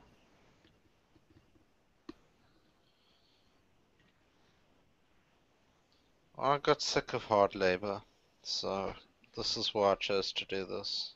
No, look, I'm not saying it ain't a place to make some money. I'm just saying that you can't really do it and feel good about it. That's all. I'm just saying the only lawyering that's honorable is not going to pay very well. Well, yeah, you can work in human rights law and earn a whole lot less. Yeah, that's all I'm saying. The innocent aren't aren't going to pay you what the guilty will. I can't really speak about what I was working on in court. It's a shame. You'd enjoy the story. Well, I don't know if I would, but maybe you're saying that I'm sure they're sarcastically or something, but whatever. No, you would enjoy the story.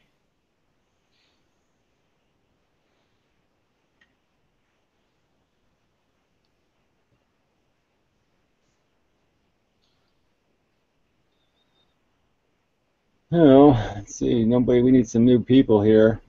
Come on, people. I think people don't always have Google accounts, and perhaps they don't want to cam up because they don't want to be in a lasting video or something like this. Perhaps, perhaps. But I do need to have people to that's why I'm doing these rooms. Is I'm supposed to engage with the human being, and have arguments and such. So if people don't show up, I can't argue with them. What about that Puro guy? Doesn't he show up to argue with? Yeah, well, he's a pussy anyway. But yeah, he's actually trying to get some work, so he's flying to California to go see if he can get hired for something. Didn't he just move to like some other state. What was it? Yeah, Maine, the other side of the country. So yeah, he just moved as far away from the tech world as you can get, and now he's flying back to the tech world to see if he can get a job. Which is kind That's of bizarre. well, I guess the good news is if he gets the job, he can do the telecommuting thing, so he can work from home. So that'll be good. Oh, okay. I doubt they'll hand it to him, but I wouldn't. An employee in the other side of on the other side of the country that I can't control. No. Well, I don't know. I think I would if they let me like monitor them by camera now and then or something, just to make sure they were doing some work. But I mean, frankly, I just want somebody like if I was hiring somebody, I'd figure, hey, you got to produce the shit. I don't care how you produce it, as long as the shit shows up on my table. I don't really care how you make it. As long as I get the shit I paid you to do. I suppose if he's really skilled and he can do that, then maybe he's in with a shot. Who knows? I don't know. Well, I'm just saying, I think it's cheaper than providing benefits and office space and all that kind of shit. If you can just hire somebody to be a freelance guy and do the job, then I think I'd go with that. Well, that's a good point. Didn't think about that. You don't have to worry about the building falling on them or any others. You don't have to worry about them tripping, going to work, and all that shit. I guess. Yeah. Frankly, I don't know why we haven't migrated to that kind of thing. I mean, this whole idea of people in cubicles can't be very efficient. All that extra noise and all the, getting to work and all the other crap you're paying people for. Seems like it'd be so much more economical just to set up a camera so you just watch them work. They're either working or they're not working. I mean, you can, technology, you could do that. So why have a cubicle when they could just work from home? And then you don't have to pay them as much, and you don't have to pay insurance. You don't have to pay any of that shit. Maybe. I'm betting a lot of people wouldn't get any work done though. Well, I just think the same standard's going to apply. You punch in, you know what I mean? You punch your card into the fucking webcam. For what you can, do at home, maybe. I'm just saying, it's all computer work. What the fuck? These cubicle workers aren't doing anything where they need each other. They're just fucking typing shit and programming and shit. You don't need to come into the office to do that. Meetings, client meetings. Get to know well, that's what you can all do right here, right? You can do all that crap right here. You don't need to be face to face to have a nice, good, constructive, think thing. I'd bet I can get more out of a face to face. Yeah, I bet I could get more out of it. I bet I could do it better and cheaper, by. You'd do it cheaper, but I'd get more out of it. I'm just saying, I don't think you get more out of people by wearing them out. I mean, if they got to do an hour commute to get to work, they're going to be worn out just from the commute. Look at you. I mean, I don't think you could take it. If you had to commute an hour to work, you'd be all tuckered out, and you'd be like, oh, I got to go home. I need a rest. I commute about 15 minutes. Oh, no, I'm like 15 minutes walk. Well, I'm just saying, do you think it does you any good? I never did me any good driving to work. I like getting out. I like going and meeting people, seeing people. Oh, jeez, I hate that. So yeah. I'm quite social. I enjoy it. Yeah, no, I could totally live without interacting with any of them ever. People are totally a drain. Depends on the person. Well, I don't know. Give me an example of somebody you met today that was worth the meeting. No one today. Okay. Now, get in your chair, buddy. You want to go out? I'll let you out, but don't force me to get up for nothing. I'll kick you in the butt.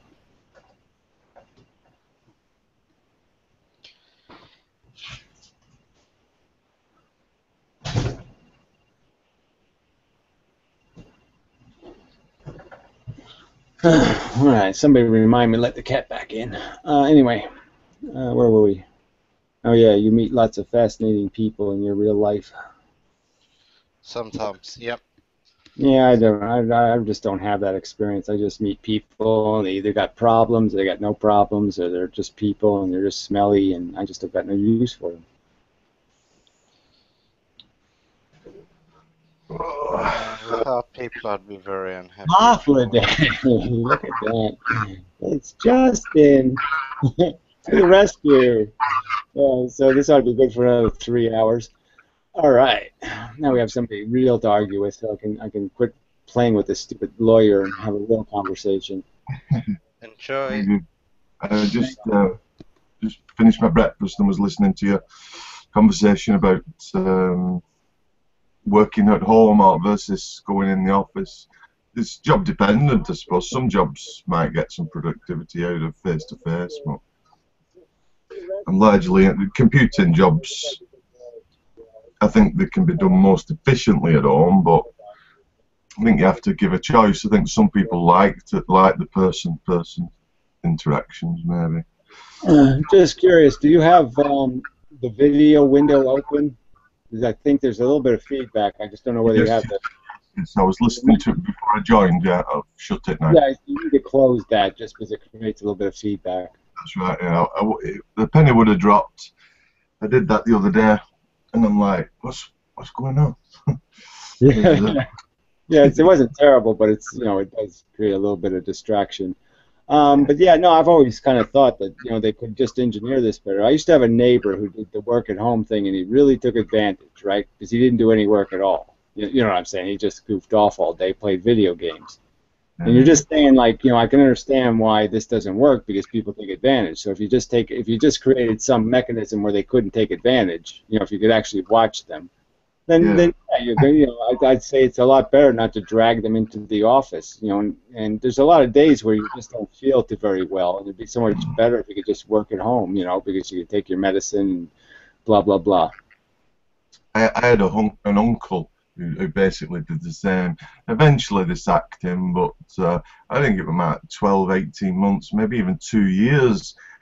Because he was like a salesman working from home, and he had to go out and find his own business and follow the odd leads they give him. But he was supposed to be self-motivated, and I think most of the time he just spent it. He didn't really like the job. He wasn't really appropriate for the job. He blagged his way into it and was a bit terrified of the responsibility he got. And so he just buried his head in the sand until it got so bad that they said, fucking hell, what have you done in the last 12 months? Well, that's the thing. Like, this guy was a pretty good programmer, so he could get away with doing an hour's worth of jibber jabber, and he would do the minimum amount. Whatever the bare minimum was, he could get away with, he would do. But that was it. He just did the bare minimum,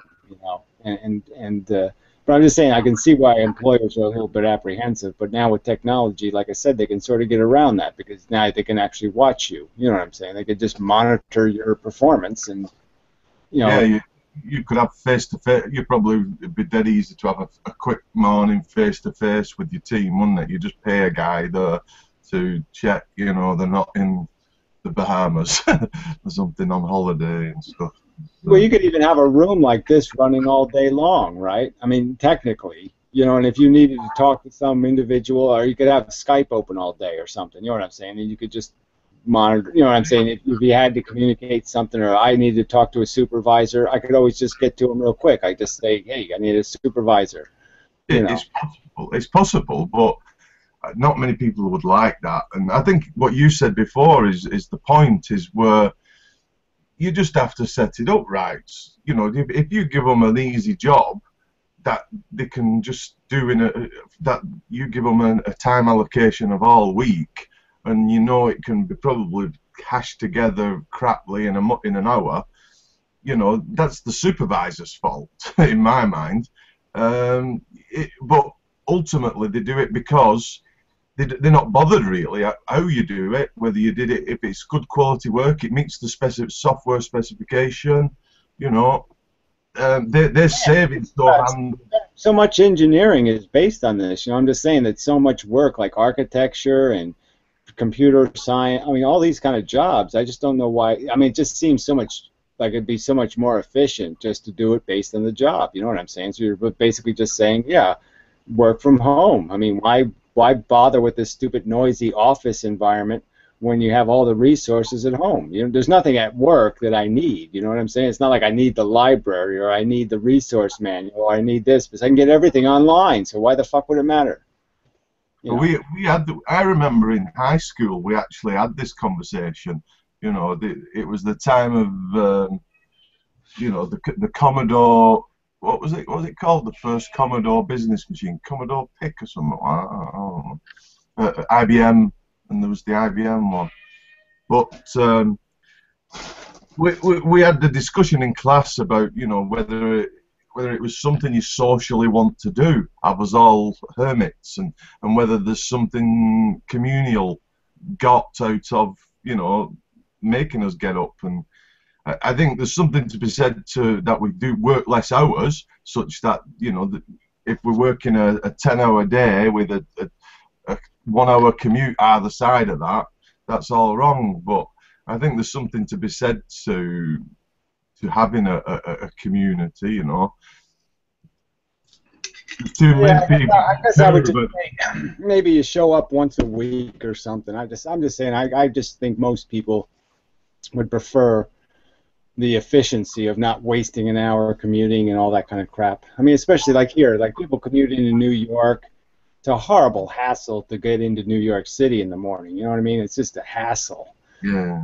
You know, and I just imagine that, you know, that's got to just totally fuck people's productivity. You know, this harassing, difficult morning commute has got to be a fucking drag and a half. When I used to travel the country, service engineer, on the odd day I lived close to the office. All the other engineers would get to stay at home, but because I was close to the office, they would have me in to take telephone help calls. You know, the customers having little problems, and it was a bit of but everybody was just chatted.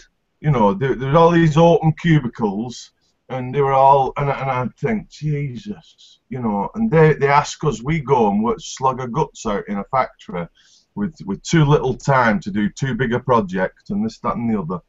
And you just watch what goes on in those cubicles, and they're all like, oh, look at this on the internet, and they all gather around and they're giggling at some funnies, and it's like, no.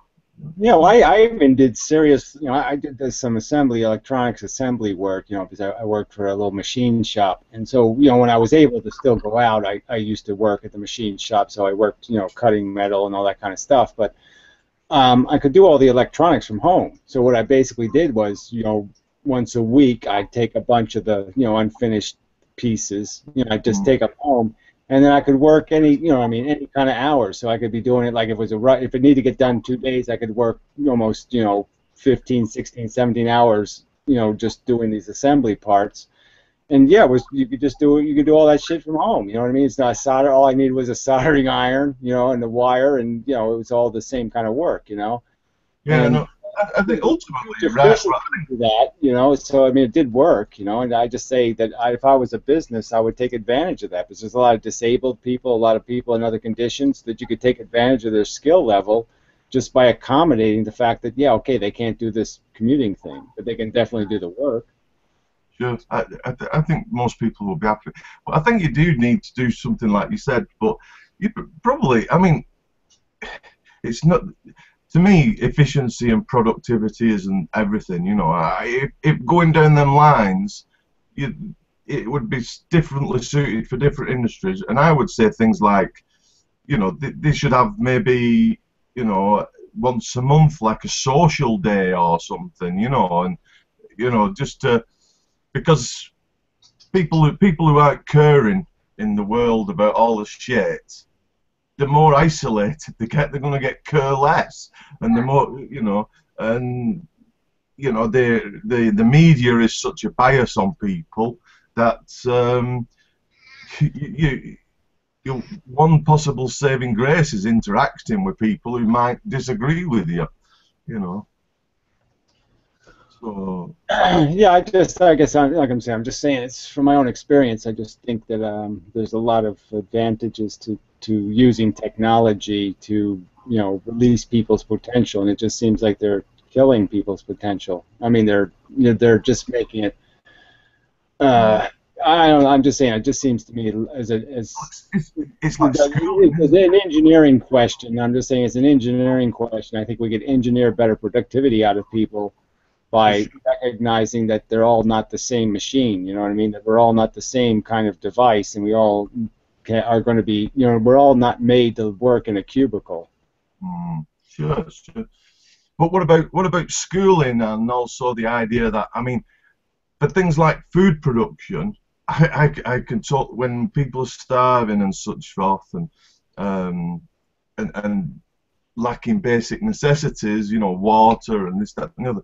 I can be totally on board for that. We want to push for, you know, the highest efficiency in that building, but you know, for some new web programming app, it's hardly one of the important high efficiency things from a humanist perspective. And same with schooling. The idea has been proposed that maybe kids can learn from home this way now, and you know, are we not damaging? Would we not be damaging the kids? I'm sure it's possible. I don't know. Obviously, I have advocated for a system where instead of paying teachers, you would pay students to learn. Just because once say you got to the 4th grade, let's say, so you got a kid up to snuff where they can read and write, you know, they can function on the internet, so they know how to process or achieve or acquire information, and then you just pay them basically a very good salary, you know, not a nothing amount of money. I would say like a $50,000 for graduating for high school. This would be a nice incentive for somebody to graduate, you know, to be able to take a GED test and pass it. That would be a huge bonus to get people to that objective, and the objective is just to acquire these skills. You have to be able to pass the test. You know what I mean? The test is going to have math on it, and comprehension skills and vocabulary skills. You know, the whole thing will be covered on the test. And I think it'd be incredibly cheap, and I think most of your social interactions you could take care of on the weekends and all that stuff anyway, and you're going to be socially connected because you're going to live with other people. So I mean, that's going to happen anyway.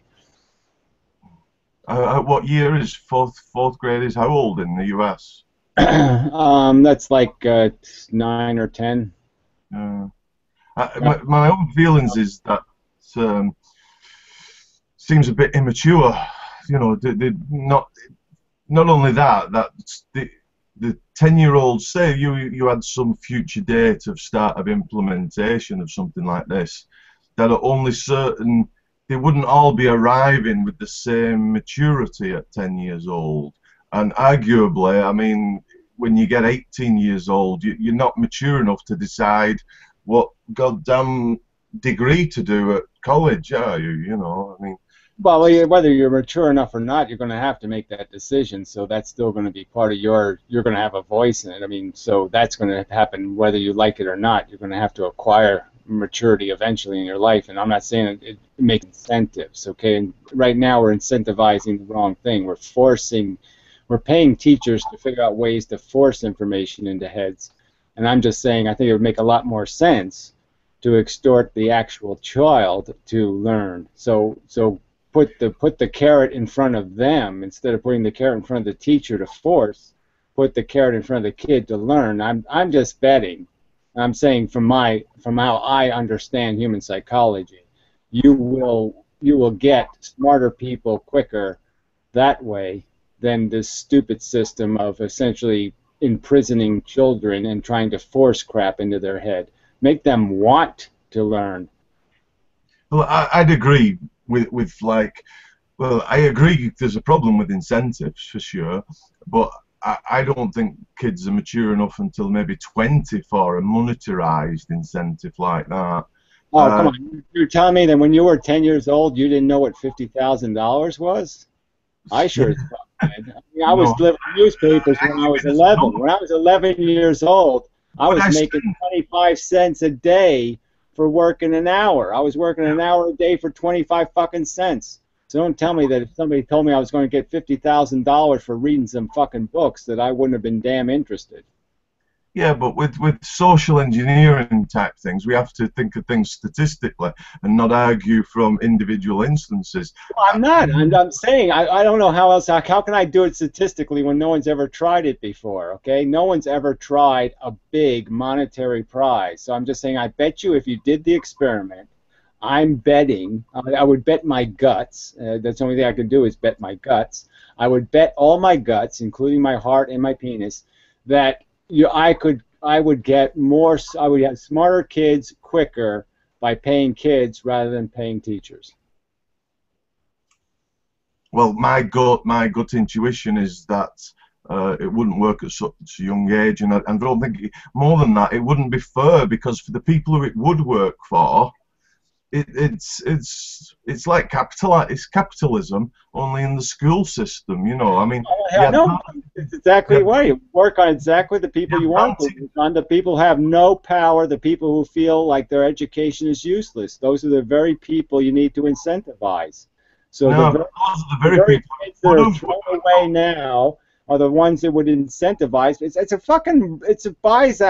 buys you a half a house. I'm just telling you, there's no way this wouldn't work. Have a profound impact on fucking graduation rates in the United States. I mean, in cities like Chicago, 85% of the kids don't graduate from high school, and they don't do it because there's no advantage.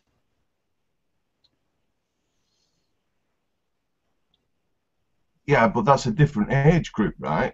What you just talked about. Not about the age group. I don't know why you're talking as if you don't know what an incentive is. An incentive is something that, yes, you can. If the incentive because you're going to get paid tomorrow, or it can be an incentive for something that's going to happen in the future. I'm just saying, if you know it's there, if that's the prize, okay, and you see other people getting the prize, even a 10-year-old's going to understand that this is what you do, and you're going to get this huge thing in the future. So you know you're going to have to do some work, but you're going to get this huge thing if you do this thing. And you're going to know how you're performing. You're going to be able to compare yourself to other people and say, well, damn it, I want to get it by the time I'm 15, or I want to get it by the time I'm 16. I know, I hear what you're saying. I just don't think that the majority of 10-year-olds would react to that incentive.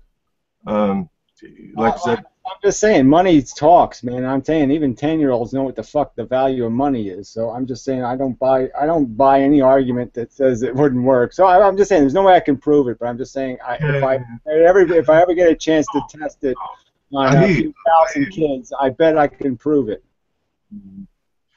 It'd be. I think we should conduct these kind of something along those kind of be more experimental with our social engineering to try what works. Yeah, well, I'm saying to you, I got 10% value out of my education for the very reason I had no fucking incentive. It just didn't. I couldn't connect it to reality at all, and so I wasted my time being in school. I learned less in school than I learned watching the Flintstones. School was a waste of goddamn time for me. It was like it was literally like going to prison. I found no value in it whatsoever. Yeah, schooling's poor. Schooling's poor. That's agreed.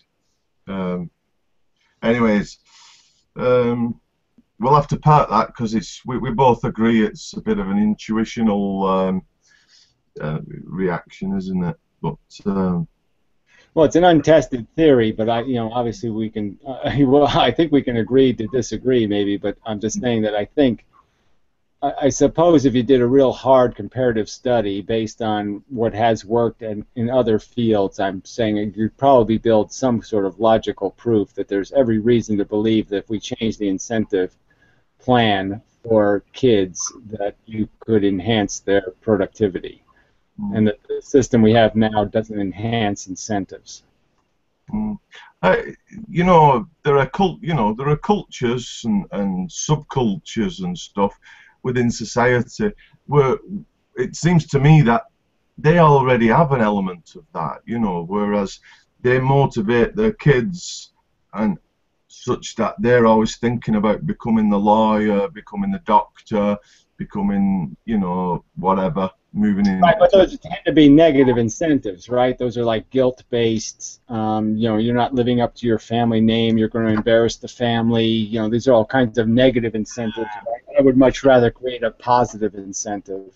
Well, I suppose there's a lot of that, sure, but ultimately it's very similar insofar as you get the lawyer job and you're making 200,000 a year, or you get the doctor job, you're making 200. I don't know what salaries are in the US, but so it kind of has that monetary end incentive. You know. Well, I'm just saying that I don't know if that's the most way to make somebody the most productive. That's all I'm arguing. I'm just saying those are negative incentives. I'd rather create positive incentives. So, and obviously we have a culture that's going to compete with all this show, all the Hollywood flash and the bullshit. So, I mean, people aren't educated in a segregated environment where they're protected from the competing interest of the superficial culture. So I'm just saying when you have to compete with a superficial culture, I think you're going to need positive incentives, not negative incentives. Well, that's where I wanted to take this. How do you feel about, like I went to teacher training school for a few months and read a few books on teaching philosophies and such like, and to what I read, I had a large amount of agreement. And what I heard is the idea that lots of children have different ways of learning, yeah, and the idea is that, and this was why I essentially left the teacher training regime, is because we was learning one thing in the university about all these ideas about how children needed these different things, and then when we went into the high schools to do the practice, it was just what you call teach to the test. The algorithm, right? Do A, do B, do C, right? Get on with it with the exercises, and it was like my education 30 years ago, and nothing's changed. Yet the academia was saying, look, it's all wrong. The kids don't get interested, they don't retain it. Some kids mop it up like that, and they're saying some kids. Yeah, well, that's another element of sort of what I was arguing when I'm defending this whole idea of paying kids for learning. I was, part of what I would have is a public institution, where you would get the best teachers in the world and videotape them and then put it online for free, right? So all the teaching theory would be for free online. So if you wanted to learn how to speak a language or whatever the subject was, so the university, everything would be public and be available, even the resources of the books, you know what I'm saying? So it's all right there. But I mean, I guess I could argue that, yes, it really has to do with the quality of the teacher in the sense of, do they have enough cleverness to make this interesting, make the subject matter interesting. So that's one category, that's one aspect of it. And the other aspect is the theory of the subject itself, right? So I could argue to you that I think I could teach science better than my science teachers did, because they, in my opinion, made a huge mistake by separating physics from chemistry from biology. When essentially these are not separate subjects. I'm always thinking of them as like completely different material subjects.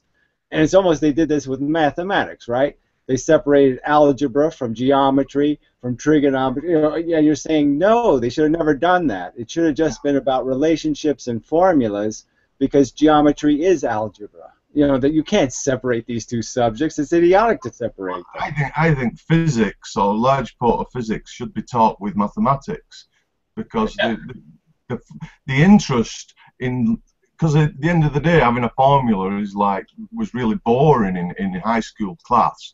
It's a formula, great. I put the numbers in, great. Next exercise. But if you had to, and this is the point, is about, in a way where the camera business doesn't work, is I believe on a lot more hands-on learning for mathematical and physics. And one of the ideas is that you can discover knowledge through play, sort of thing. And well, I know, but you can see somebody do it. You see it. It's still performance art. I mean, whether I'm sitting at a desk or I'm sitting at my computer, to me, I've learned a lot by watching these lectures online. So I mean, it's completely doable. And I guess what I wish I had the advantage of is the reading assignments, that would go with the lecture. Because just because obviously sometimes the lecturer is talking about things that were already part of the reading assignment, so he's using jargon and making shortcuts that he assumes you already know, which you don't know, so that's a real flaw. But anyway, I'm just saying that I've learned a ton by watching video performance, so I'm just saying I think it's all performance art in the end. I mean, but I don't disagree with this idea of doing experiments and playing with magnets and doing this all on your own, fine. I'd even have tasks like that, like build something out of these parts and, you know, have that interactivity. You can have all that online, so that you can still have all that, those elements of personalization and personalization to the person's own growth into the subject. I just mean as a formula for teaching a subject. I'm just saying that the whole methodology of how they're teaching is wrong. And I'd almost go back to my first grade, as ironic as this is. My first grade teacher, in my opinion, was a much smarter teacher because they had this simple little instrument that was so stupid, but it was so simple. And to learn numbers, right? So to learn numbers, they had a scale, and they had the numbers, and the numbers had a weight, right? So like the 1 weighed 1, the 2 weighed 2. So you could put them on the scale, and so to learn like 2 plus 3 equals 5, they all had the weight. And so when you put them on the scale, they balanced or they didn't balance. And you could actually see that the value of the number was a relationship to mass. So like you were just saying, I would make mathematics physics. This teacher essentially made mathematics physics. Well, I as you see, all the toys I collect is because I think there's a huge importance on resources, and I think you could probably do packages where you could, and the cost saving would be there in the buildings and the teachers, you know, to actually send packages out of, right, you could deliver a lesson like, get out these things and now play with them for half an hour and to try to do this, try to do that. So it wouldn't necessarily. It seemed when I first heard your ideas, they seemed very dry. But yeah, they're malleable insofar as the criticism can be easily got round. You know, such that you know. Well, I'm just saying, yeah, I think you can modify it to anyone's individual needs. So depending on what the learner needs, you can modify it to their needs, and you could certainly have a tutoring aspect to it too, and all this other stuff, and you pay out of your money for tutors and all this kind of stuff. So I'm just saying you can make it work, but I just mean the idea is I'm just saying that the teaching is performance art, and the fact is we're paying for a bunch of little theaters to do the performance. And wouldn't it be better to get the best actors in the world to do Shakespeare in one big, beautiful theater, and then just videotape it? You know what I'm saying? As a performance, you're going to get more out of it, I think, with the videotape of the greatest actors in the world doing the performance than a bunch of hacks doing it all over the place in little ratty theaters. So I'm just saying, do it well in one theater and videotape it, and it'll last forever. I mean, a lecture by Einstein, how much would that be worth now, right? If you could actually, if we had a videotape of Einstein, wouldn't that be brilliant? I think he was a poor teacher, though, wasn't he? Actually? Well, I just mean as an idea that you could actually see the Einstein do it, just like the Feynman videos, right? Wouldn't you wish there was more of them? Don't you wish that there was an actual video of Feynman in his own class teaching physics? Yeah.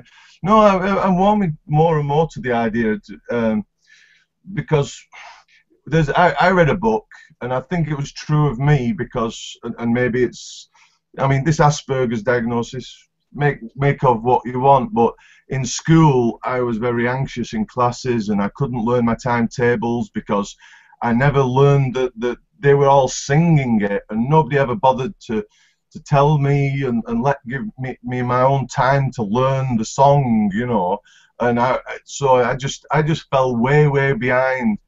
And the books I've read, the social environment, and I watch now my niece is now 14 years old, and all this online bullying and stuff, and there's a lot to be said for schools being hell for children, you know. Well, like I said, it was for me.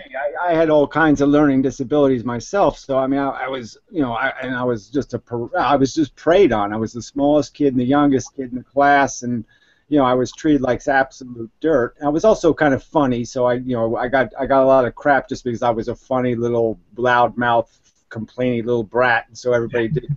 I sort of did put a big bullseye on me, and I Yeah. got a lot of shit. So I'm just saying that it was just totally corrosive to learning. But I'm just still going to argue that the real corrosiveness was in the myopic, cliche theory of the teachers themselves. They didn't teach in the sense of making it understandable about what this was they were talking about. You know what I'm saying? They didn't give it realness, and I'm just saying that was their fault, because all of these subjects are real. You know how it is. I mean, mathematics isn't abstract. It's fucking real.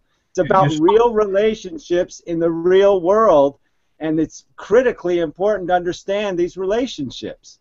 I think they don't like to say this in the teaching circles and whatnot, and everybody likes to say our teachers are doing a really good job, just like our firefighters are and our policemen are, and everybody likes that. But the truth is, in my mind, that only about 10% of the teachers have enough knowledge and enough interest in teaching.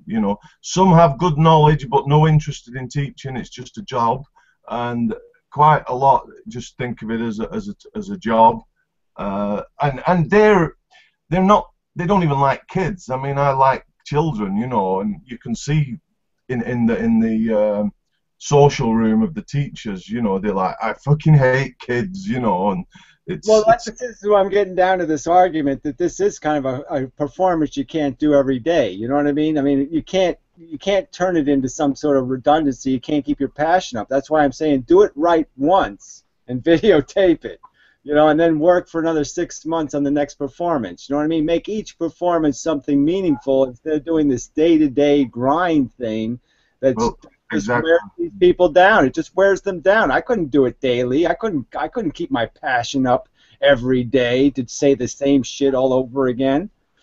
Well, that's another reason why I left, because the timetable is so heavy for teachers, and they want a lesson the next day, and I'm like, I want to develop something truly inspirational as a class, and it's like, no, you've no time. You've no time to think about it.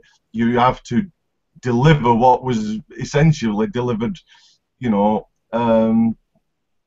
the last 40 years. Yeah, they just pull it out of some dopey book that was written in 1942, and you're like, what the fuck? We can't do better than that.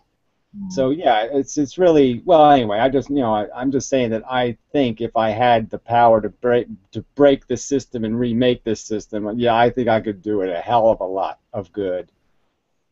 Well, I'll still reserve my right to a hell of a lot of agreement there, but 10 years old and being a 40,000. How do you stop the parents getting it?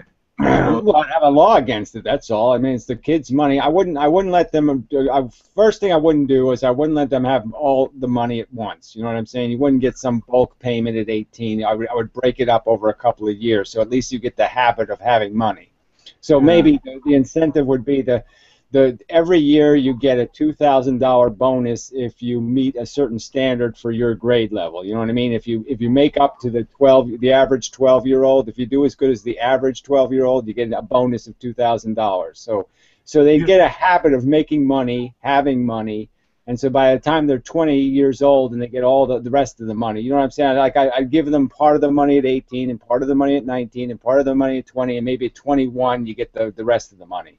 Yeah, but you know what I'm saying? I put a little delay on it, give people a chance to get used to the idea of what money is and all that shit.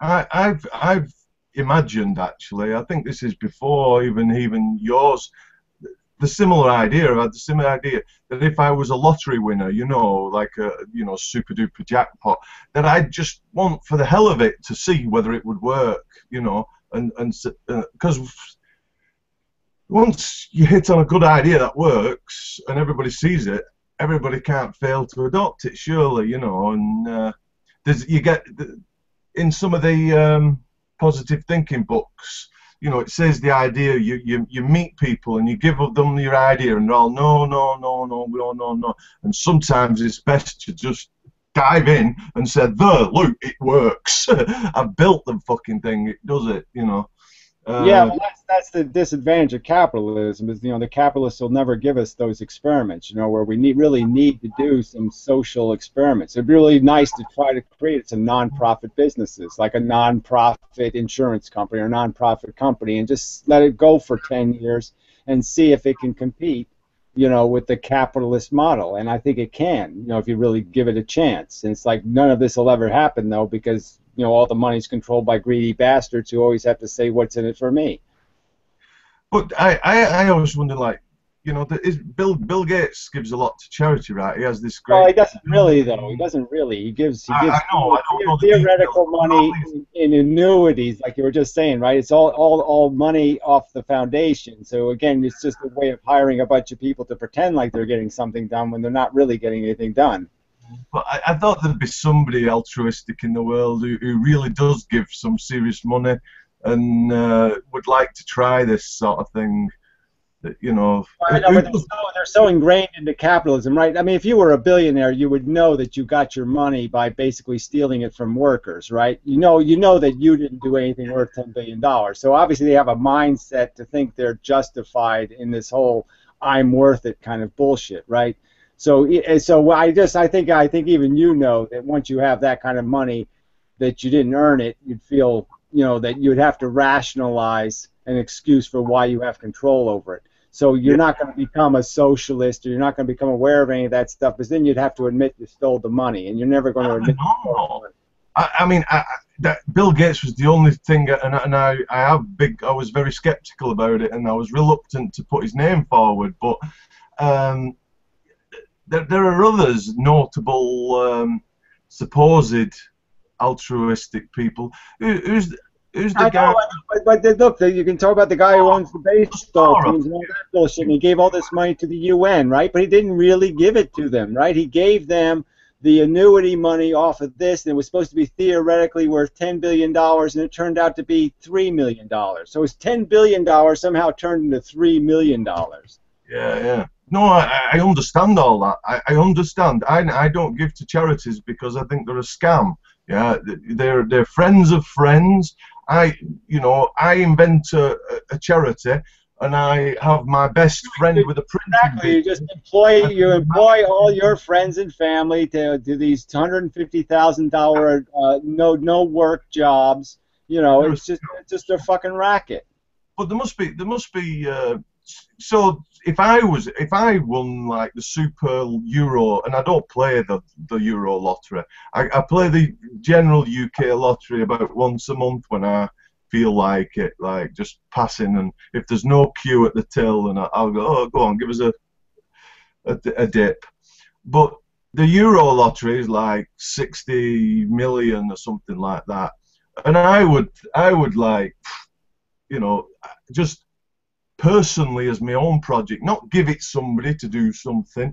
There must be, or at least I wish there would be some altruistic person who would conduct this experiment.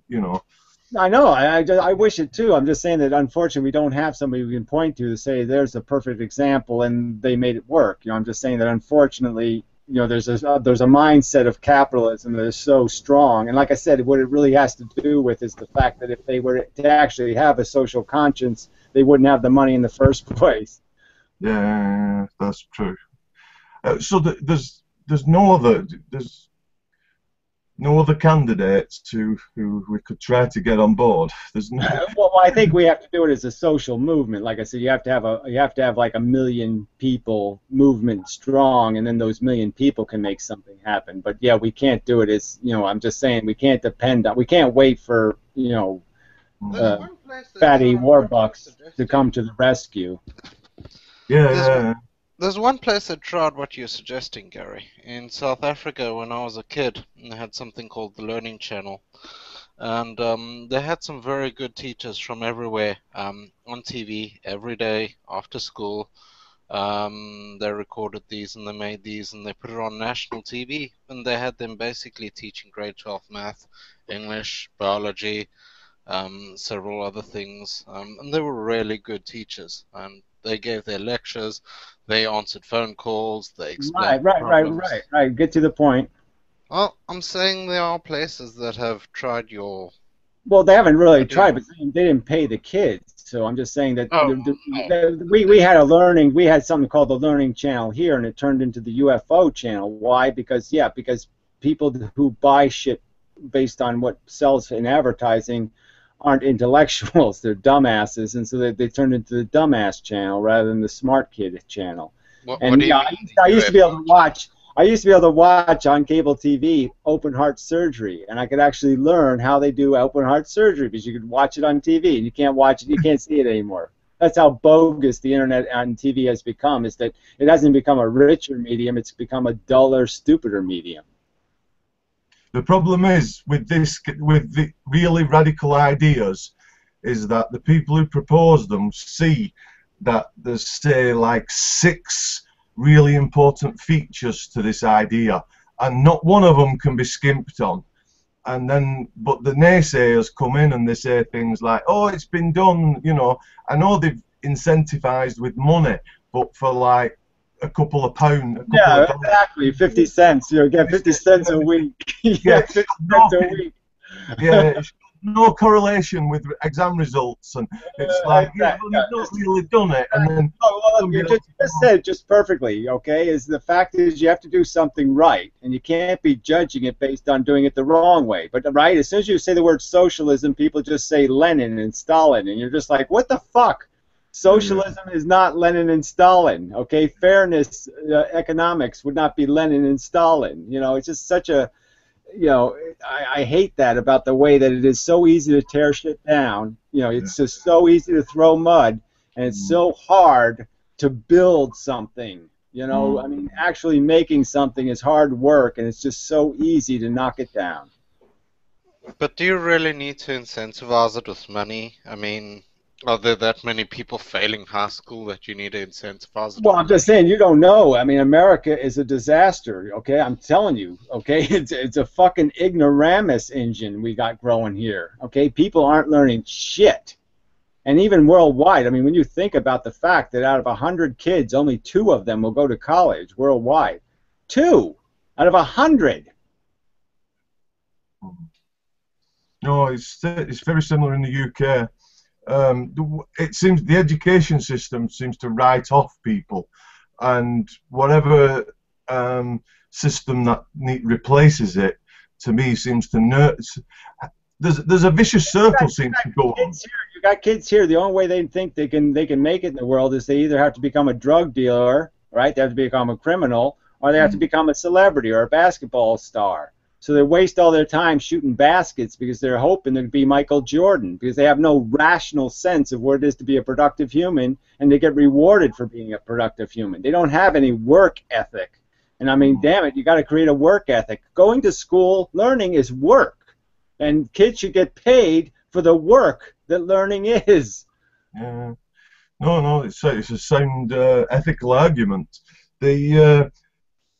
But I always worry about about addressing the vicious cycle of educational work ethos. That you get an infection off your parents, right?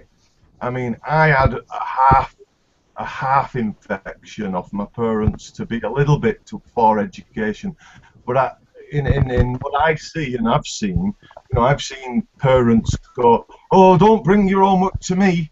I don't know about school," and so there are people in social strata who find it difficult to break out of that mentality you just said about the shooting baskets, because they've no parental support, and those parents had the same mentality, and they try to do what's parental support is a difficult one. I mean, quite obviously, if somebody has one kid, then maybe they can do it right. You know what I'm saying? I mean, my parents had 4 kids, and even if they had one, maybe they wouldn't do it right because they really didn't understand what being a parent was. Okay, because I could argue that my mother she actually did teach grammar school before she got married, right? So she was technically a school teacher. And she was horrible at teaching you anything, right? My mother's a great talker, but she wasn't a good explainer about anything, right? And so she was just and my father was an engineer, a chemical engineer. So you would think I would have learned something, right, about science or something from my father. My father taught me nothing. He gave me not one fucking ounce of interest. I mean, we would talk about maybe how the lawn is doing, or whether we needed to cut the grass, but he didn't. Periodic table. I'm just saying, zero. I mean, I would be obsessed about like helium balloons and shit, and he never even encouraged any of that. Magnets, I was obsessed with magnets. He didn't pick up on a single goddamn thing, and I'm just amazed that here I was, the byproduct of a fucking engineer, and I accidentally became an engineer, but not because of any influence whatsoever from him. He gave me absolutely nothing. Mm. So do you think my input on that is, I feel that the state system, it can never be done completely, but it needs to at least have a system in that tries to bring children to the same starting line. Because if they don't, all you do is perpetuate the differences of the historical problems. Well, I just think you can change all the social memes, all of the dynamic, the whole kind of what you're competing for. I mean, obviously we should be, as kids, we should have been competitive based on things like the acquisition of knowledge, right? That should have given you the biggest dick in town. And instead, we're measuring dicks. So, I mean, aren't we still dumb monkeys because we're wasting time measuring dicks instead of measuring brains? And that's sort of a joke right there. So we're competitive animals, and you have to take advantage of that competitive nature. So I'm not saying you can make some system where we all hug each other and say everybody's wonderful, because you don't get any work done that way. You know what I mean? You have to be incentivized. You have to have a little bit of an alpha game to be playing where you have to keep the game interesting by making the game competitive. But I'm just give kids real competitive tools, and don't knock them out of the game, by making it this, like I said, the way they were teaching me was totally hostile to how I would learn. You know what I mean? Yeah. I mean, even the idea of switching subjects every hour, you know how stupid that is in a way? It's like I would much rather school was like Monday was physics day, Tuesday was spelling day, Thursday was vocabulary. I would much rather spend the whole day on one subject than to do this idiotic, okay, we'll do 45 minutes of this, and then we're going to switch to that, and then we're going to switch to that, because now my brain is going, what the fuck? I'm thinking about models now, and now you want me to transition into thinking about fucking dress sizes. Well, fuck you. This is bullshit. Yeah. No, that's true. It's very true. But, I agree with everything you just said, but, can you agree that there has to be some sort of extra work? If I'm a child, I tell you what a lot of children do, and it's heartbreaking to hear them say it, but they do. They say, I'm thick, me. They say, I can't do maths and such like. And so if you dangled the £2,000, holiday, to Disney World with them, or something, they would give up. They would just say, just like they do now, and I think that's kind of what goes on in society now, and that's why they go to drugs, is because they don't see it as an option for them. You see, so I just don't see that happening. I don't think I would be under motivational, so I just don't buy that argument that the system is going to somehow disenfranchise. I think it's going to do exactly the opposite. It's going to enfranchise, and it's certainly going to tell people you might as well try. The system now doesn't even give kids an incentive to try. I'm saying at least my system's going to give them something where at least they'll take a couple of steps on that staircase. And I'm saying once I get them on the staircase, I'm going to get them addicted. Once I get them hungry for a little bit of knowledge, they're going to want to keep coming back to that apple. So I'm just saying, I think once they taste this food, they're going to want more of it. You won't even have to pay them. That's the joke of it, right? I think once you get them hungry, once you get them realizing that they're feeding their need, once they taste a knowledge, you know how it is for yourself. You have to admit that once you became hungry, once you understood knowledge as being this vehicle to understanding. I mean, I was so much hungry for knowledge when I was 30 years old than I was when I was 13 years old. And that is a fucking travesty, okay, of the system, that I somehow wasn't hungry when I was 13. I just had a thought that, this competition idea of or incentivizing, And I forgot, you're not really, it's not done as a zero-sum game like, oh, you came last, you get nothing. It's there for you, you know, and if you don't take it, I don't care when. I don't care when you take the GED. You can take the GED when you're 45, and I'm still going to give you the money. Yeah. No, it's. And I'm saying the joke is that once I get you in, once I get you halfway down that road, I don't even think I have to give you the money. You know, that's the joke of it, right? Because once you get hungry for it, you're not even going to care about the money. You're going to want to know. You know, once you get, like I said, once you get into like I said, you know from your personal experience, you got to know that, right? That once you start playing with these fucking physics toys and you start you want it, you know, what's the next one? What's the next one? What's the, you know, you want to know the next angle. You want to know the next question to answer. No, I think I'd love to see it done. I really would. And I think most of the complications I see are addressable, you know, with what you're proposing. I just wish somebody would do it. I think. Yeah, well, I'll do it with my Nobel Prize money. Yeah. I don't think that's enough, is it? What is it? Only $1 million or something? Yeah, well, it's enough to start, maybe. You know, at least it's enough to maybe I can buy some Apple stock with the money, and yeah, I'll wait 10 years, and you know, then I'll have enough money. Use the dividends. The dividends. No, I do like that. But it's so much not working in the UK. They're always tinkering with the education system, and my taste of it was I knew I can't function in this, and you know, it was a little funny story. They put us in groups of threes. They was trialing this new system of teacher training, and it was for the money, yeah, because there's a lot of money being thrown into it. So they, rather than train one per location, they wanted to squeeze 3 in because they get 3 lots of money. So where traditionally a trainee teacher would go in and sit with, you know, and learn the teaching job off what did my dad call it? Sitting with Sally or something. Now they wanted these 3 of us, all students, to create classes, and all we did was row between ourselves about, you know, how we wanted to go about doing this next class, and you know, everybody has different ideas, and it went nowhere. That was the other thing.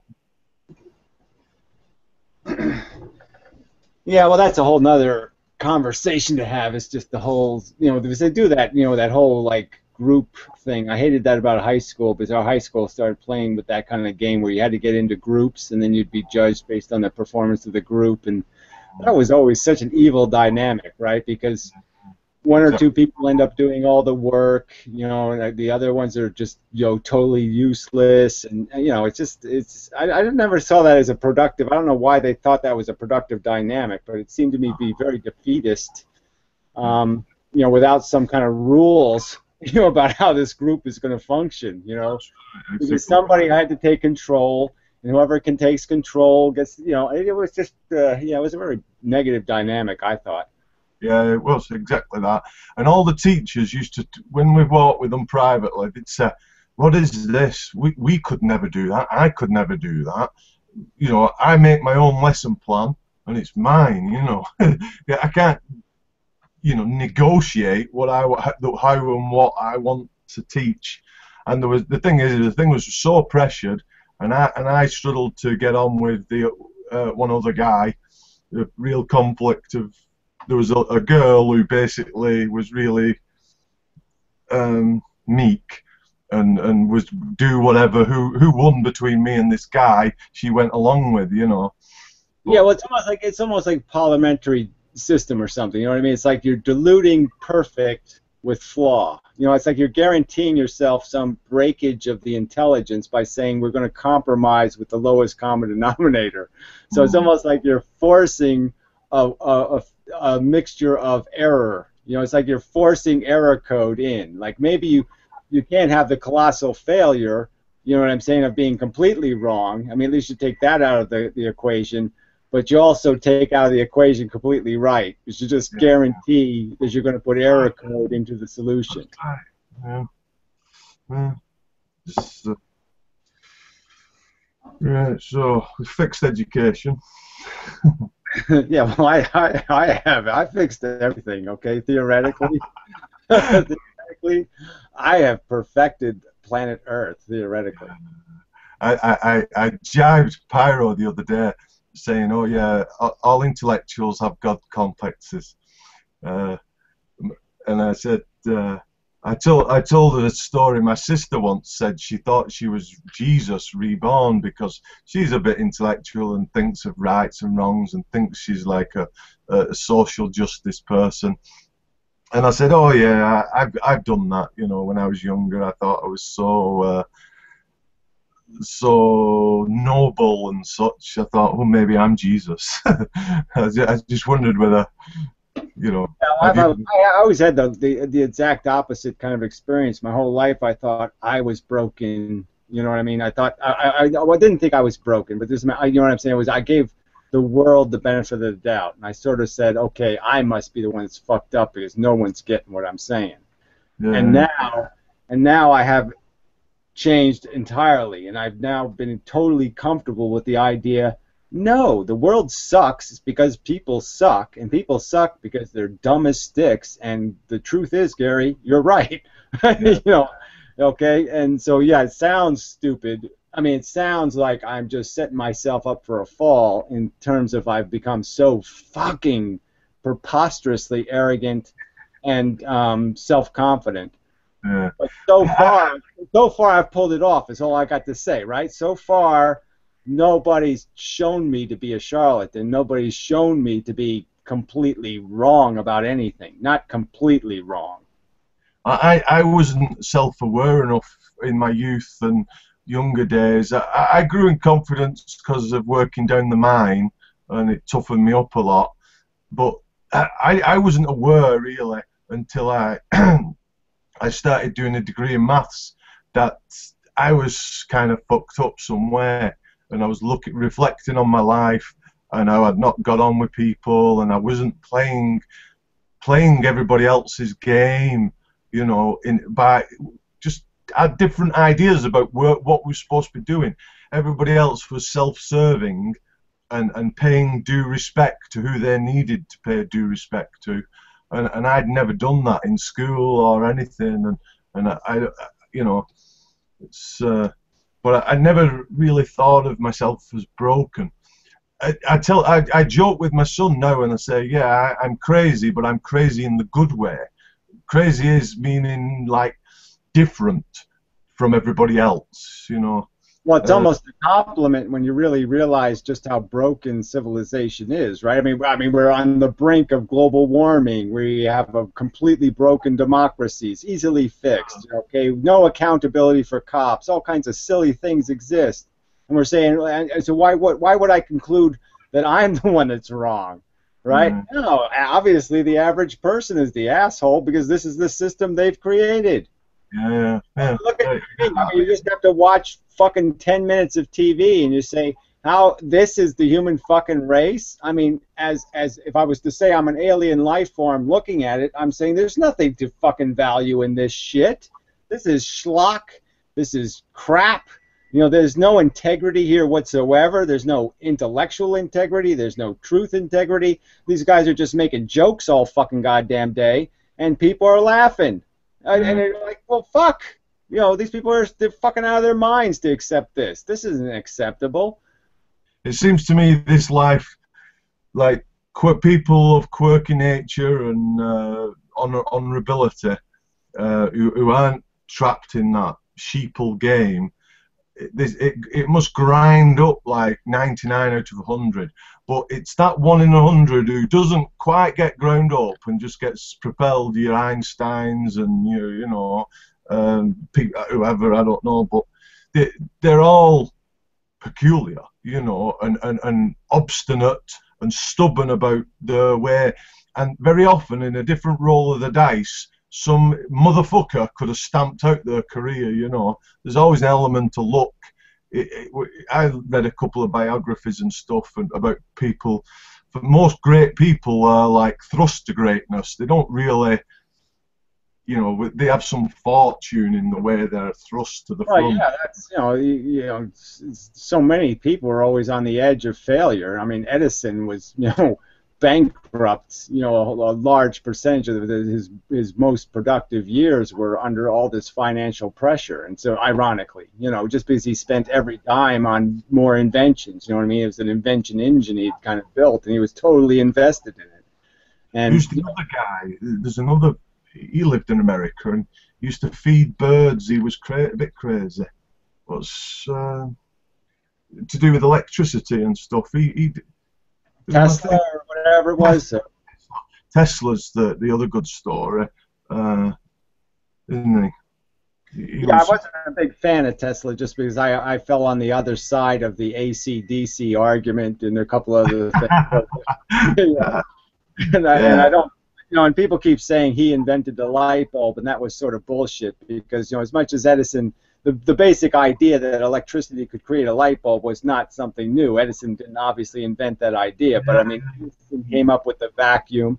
Edison did the 10,000 experiments, on filaments to come up with something, that would, be able to survive, the continuum. There was hundreds of people trying to work on the light bulb at the time. Just saying, you can't deny Edison, his due because he did spend, he almost went bankrupt again, doing the light bulb. So I mean, to say that this guy doesn't deserve credit, I mean, come on, to come up with shit like fucking carbonized thread. I mean, this guy, obviously you're getting pretty desperate when you're carbonizing thread. So I mean, you got to give the guy some credit. Yeah. I just think he's got I don't take sides or find that particular bit, those like the calculus wars, Leibniz, that doesn't interest me.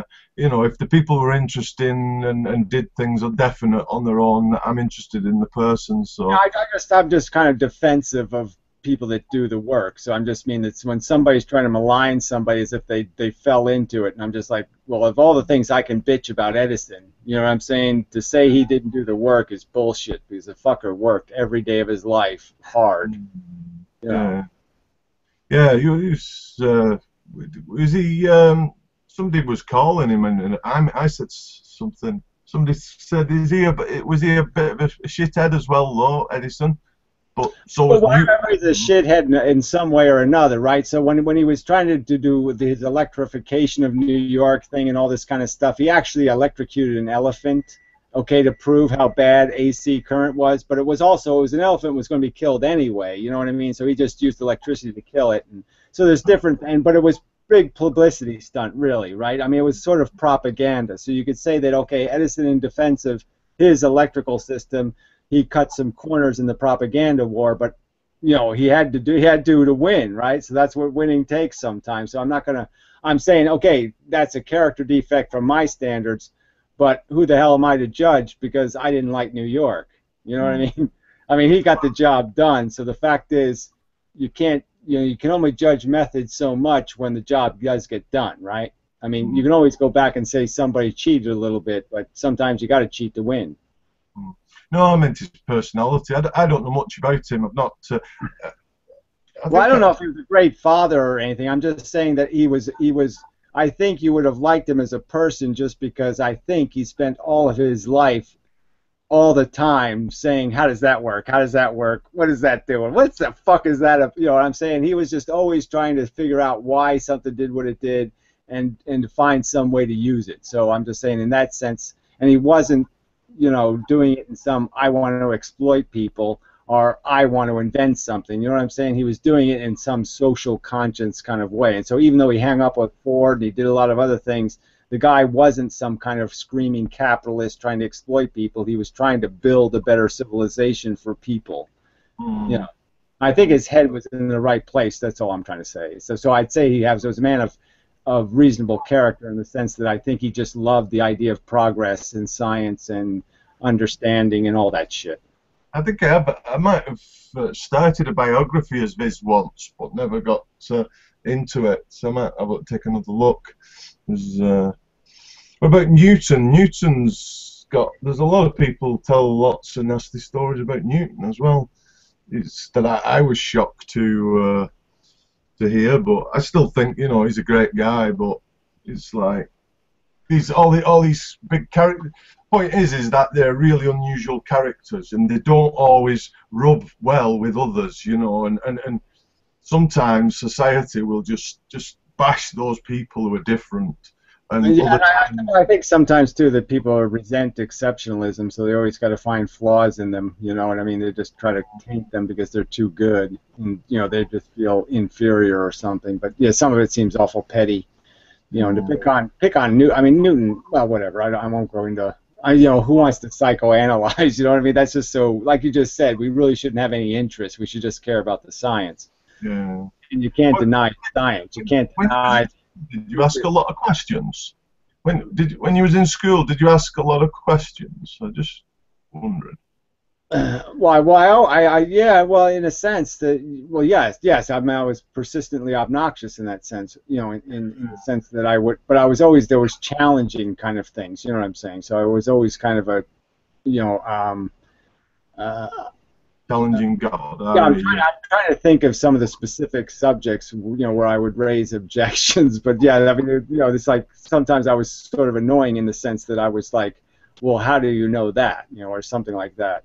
And you know, I remember complaining about the ethics. I remember doing an experiment in biology where we were taking fruit flies and we were breeding them to have red eyes, right? You know, and you know, recessive and dominant genes is what we were learning, but you know what I'm saying, we were playing with fruit flies, and I remember raising an objection like, you know, we're going to destroy these fruit flies, you know what I'm saying, because we had to freeze, you know, could kill them, you'd give them ether and whatever, and it was just, and I was like, well, what, so we're breeding them to kill them, you know what I'm saying, no, and everybody's okay with that, you know? So even then I had a sense that what the fuck, we're going to do an experiment that you've already done, you already know what the results are going to be, and we're just going to do it again for no good reason. We're going to kill a bunch of fruit flies? No, it's just like one of the things is, you know, with my Asperger's diagnosis is I be clearly what you call a very high functioning Asperger's. But I noticed, I feel, I mean, last night there was a lady screaming up front, and I got dressed in the night and went out. That's another story, but is the degree to which I relate to the more and more people I meet with supposed autism spectrum disorders, I have huge ways in which I relate to them. And when I work with the Asperger's children, they had what I had, which was a compulsive questioning, you know, like at inappropriate times, and you know, and so many ways. But last night there was a young girl screaming at the front, and I always remember the story of I think it's from a YouTube or something about how a woman got murdered. I think it was in America, and they had all these. This estate was in a U shape, and the lights all came on when she was screaming, and so the murderer went away. And then the lights all went off, and he came back, and he came back 3 times before he finished her, because of social.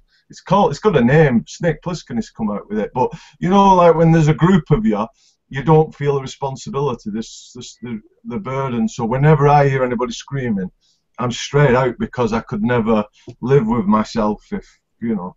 Anyway, but she was an autistic girl who was panicking over a boyfriend leaving and stuff. And, you know. Yeah, well, it's a little dangerous getting involved sometimes. So yeah, you have to kind of measure your reaction to people's problems, because sometimes, you know, like I've had it with neighbors here. You know what I'm saying? Like they'll have some drama going on, and I have to be kind of careful how I sneak myself into it, just to, you know, like yeah, you want to make sure somebody's safe, but you also don't want to get into people's shit, because then they start keying your car or something, you know what I mean? Because you chose sides or some kind of bullshit like that. And you're like, I didn't choose no sides. All I wanted to do was stop the fucking throwing of the potatoes and shit.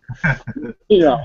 It is a danger. It is a danger, but so I've mellowed a little bit, and I'm more able to do that. When I was younger, I be more inclined to go to war, so to speak, if they wanted it. You know, I was quite good last night. I didn't. Yeah, I'm a lot better at cutting myself off just because I've been, like I said, it's just too. I mean, I got enough trouble keeping my own life together. I just don't need somebody else's drama to be bleeding into my life. And I sort of know that for my own health, I have to like protect myself from other people's bullshit. Anyway, I'm going to get off. My dog be wanting his walk, and nice having a little chat. See you later. All right. Until next time and such. Thanks for showing up. See you, bye. Yeah. Give him something to satisfy his, his no Piro to talk to tomorrow. So, at least it wasn't. I don't think it was as trying and difficult a conversation as a Piro conversation. So it's, his hair wasn't standing on end anyway. But it would have been good to get to some physics or something. Yeah, sort of a lost or missed opportunity.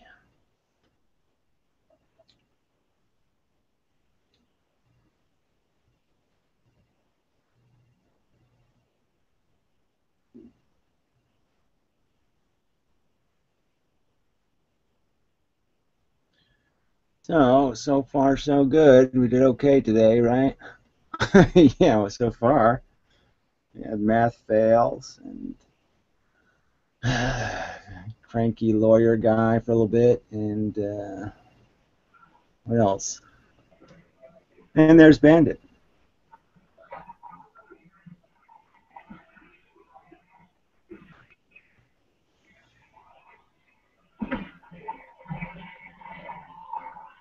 He's not saying anything, he's just making noises. No. Stop that. Stop it. Stop stapling.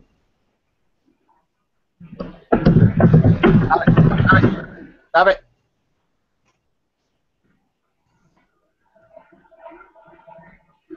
Staple on your own time. He's holding his hands up like he's not doing anything wrong. Yeah, no, you're always guilty, Bandit. Yeah, she's doing it with his penis. Yeah, I can tell you're doing it with your penis.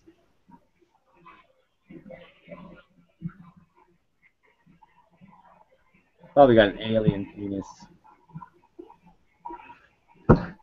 Type with his penis. It's alien penis. Type with alien penis, no doubt.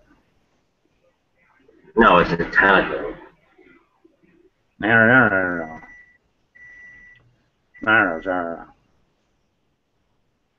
This is mumbly as ever.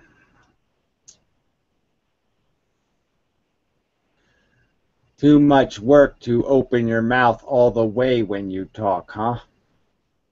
Yeah, it's easier just about.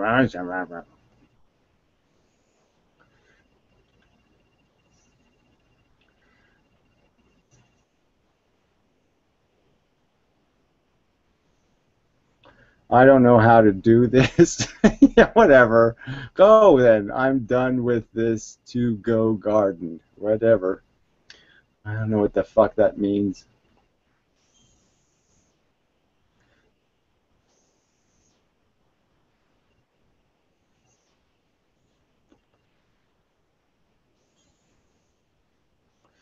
That's not me. That's funny.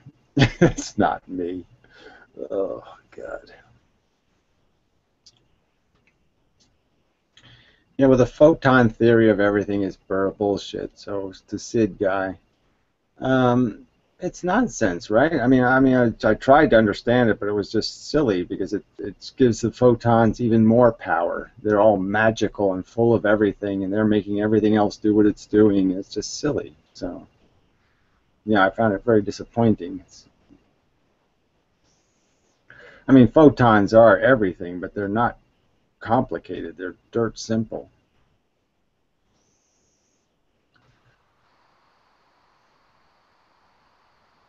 Ah, big headphone hat guy.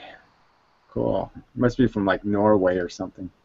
One of those freaking yes, retarded Norwegian countries or something. I haven't tried this yet. Is my mic on? Well, he almost. Maybe he's Canadian. Yes. Yeah. Okay. Yeah. Canada's pretty retarded. So yeah, he's probably from Canada. Yeah, it is. It's Yeah. very cold. I knew it. No, I'm that the TikTok guy, TechLock. Yeah. Cool. So you're the guy who has the technology and such. Not no, I made that name when I was a little kid actually. So it was all style, but you know, I haven't been using it lately. I don't know. I was just in the chat. I haven't tried Google Plus yet, so I'm trying not to interrupt the topic here. No, we didn't really have one, so it's can't really interrupt the topic because there really wasn't one. So Okay, good. I had to perfect install time. it. Very good timing for a test video. I'm testing. So everybody can test now. Everybody want to test something? You can test it now. Now is a good time for testing. Yeah. It will not be banned, hammered this time. No. Good testing. Yeah, I wanted to get into it more, I guess, lately, but I'm I get easily trolled, I get angry, and that's why I closed my YouTube account like 2 years ago or something. All those messy comments. But it seems to be working. Like today, I bought actual vegan foods. I'm eating like this veggie soup with crackers, trying to stop eating McDonald's. You know, things like that. Like, I don't know how to convince people anymore, but I gotta, try it. You like it. I tell you, it does. Really, eating is not as complicated as people make it out to be. Like I said, bread and soup. You know how fucking kick-ass bread and soup is? I mean, come on. Yeah. And yeah, I got my oh, now I've lost them. Oh well. Potato chips. Like it says right on the package, just you can eat the oil, vinegar. And as much as they make it sound like they're bad for you, they're really not. I mean, it's goddamn potatoes and a little bit of oil. So what? Yeah. So it's good stuff. Yeah. I work at this place called Co-op. It's like one of those community-minded grocery stores, they still sell tons of that Canadian beef. There's signs everywhere and all that shit, but they have this really cheap spaghetti, and I look on it, and it says may contain egg white. And I wonder, what does that mean? Like, they're not sure. Like, well, see, that's the funny thing. It's like, they make it on a machine, and like they don't want to bother cleaning the machine, so they made noodles before they ran the pasta through the machine. You know what I'm saying? So it's like still might have noodle egg in it. Yeah. So yeah, I think I can let that slide. I mean, I can't avoid every insect I step on the sidewalk either. Sprain my ankle. Things like that, little things. Yeah. You really gotta go can't. for the big ones, Look, it's about it's about the mindset more than it is the practicality, right? I mean, it's really just about your own sense of your place in the universe. And all you're really conceding is that the way life is made, the game we're given, isn't a game worth playing. And it just, like I said, the thing I like best about me being vegetarian is it just is an acknowledgement that I know this isn't right, and we have to do better.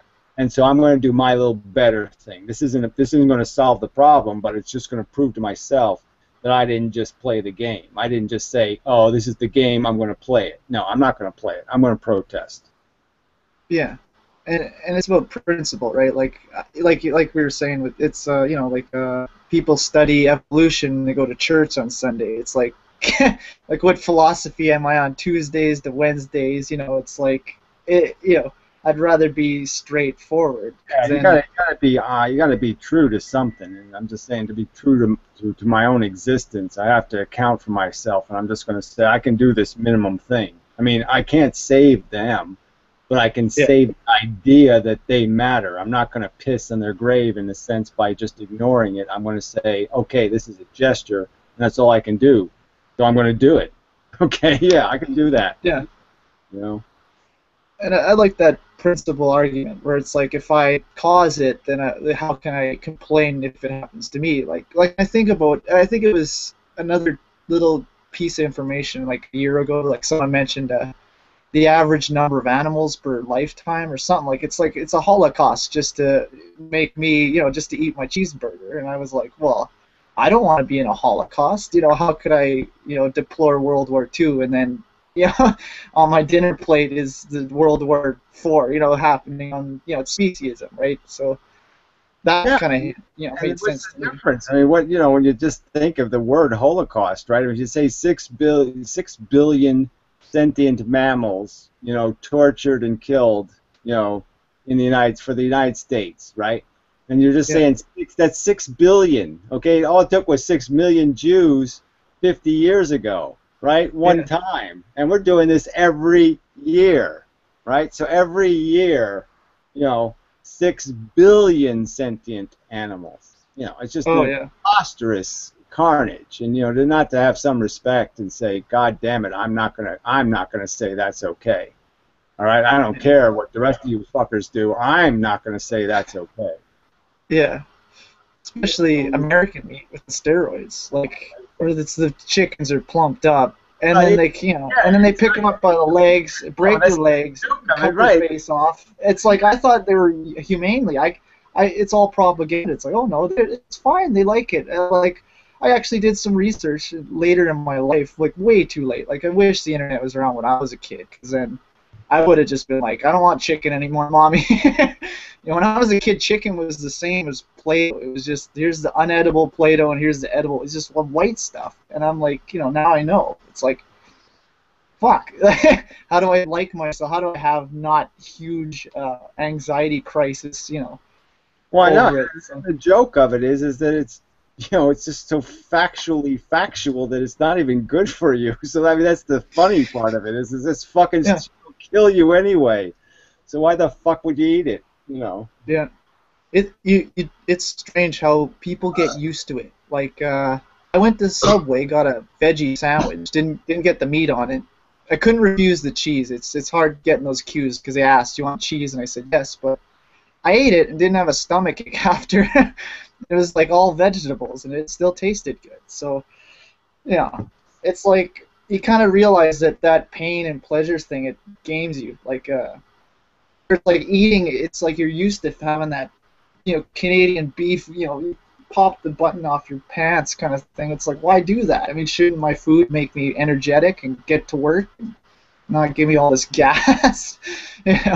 So trying to work on it really hard. Figure out that it's all this hard. It's so hard to even chew the crap, and this, what I'm saying. And your body can't be digesting any of this shit anyway. It's like eating. Whatever, I can't even think of something to compare it to as a synthetic, but what I mean, it's like eating pieces of or something. It's like eating ashes. I mean, when you get a hot dog off the grill and it's got those burn marks, I mean, it's like picking up timber out of a fireplace and just eating that black shit. And it tastes good, but it's it's conditioned. I mean, why would anyone eat that? Burnt meat. It's just ashes, and it's like, why? I don't know. Yeah, and fried fat. Yeah, I mean, it's really tasty, but you can just tell. Oh, this can't be good for you. This can't be good for you. Yeah. But it's everywhere. It's all. I mean, I've tried to figure this out. Where it's like, what is it I really like about a McDonald's Big Mac? And it's the stupid sauce. I mean, they could put cardboard between there. I wouldn't know the difference. Meat is just this spongy shit to me, So just replace that with something like chickpeas, which are kind of got that chewy texture. I mean, I had curry and I thought, well, is this chicken? I don't know. It's just chickpeas, and I was like, I don't eat enough Middle Eastern food because there's all that, culturally everyone. Yeah, Canada isn't as polite as people think. Yeah, we're polite to other people, but we're still assholes. I mean, I still hear who wants to eat that, chain food? They'll say things like that. It's just we don't mean it, but as a kid, I mean, my dad always we always made fun of this company, or it's just called cooperative, whatever. He's like, oh, those fucking commies, right? Because they would always come in the small businesses would have sort of competition, but this is a workplace that doesn't fuck me over. What was it? Zeller's shut down. Target came into Canada. They shut down. I'm glad I didn't try to get a job at Target. A lot of people went back to Target. They left. So it's all this bad logic and shit that I'm trying to get out of my brain. I mean, I'm 28 fucking years old. I've been a kid for 10 years after high school. It's time to maybe grow up. So that's what I'm trying to do. Yeah, well, that's hard to do. I can't say I have accomplished that yet. So.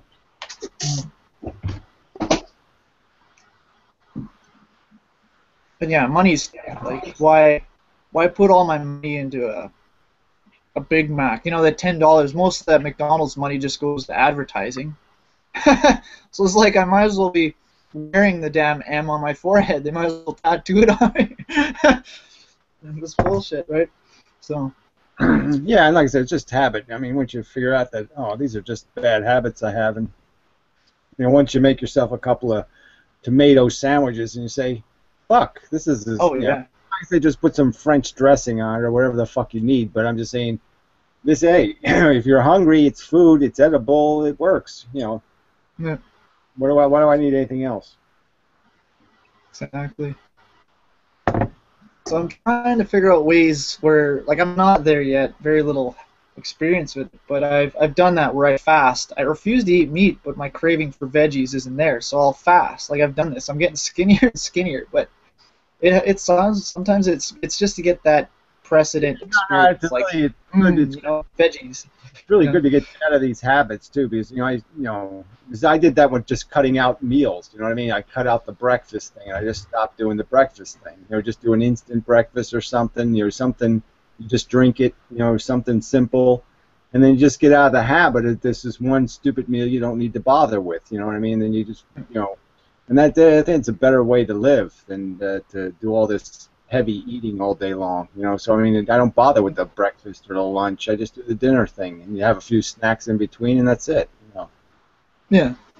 Or I just drink juice in the morning, just one of these things, Oasis. Like it's actually, speaking of these, there was one. They have orange juice with like this special ones with the vitamin fortification. And it said A&D, and it's like a source for people that don't drink milk. And I haven't been doing milk for years. Like I got out of that pretty easy. But I was looking at the, so like where are they getting the calcium? And it says calcium from calcium source, and I'm like, well, what the fuck does that mean?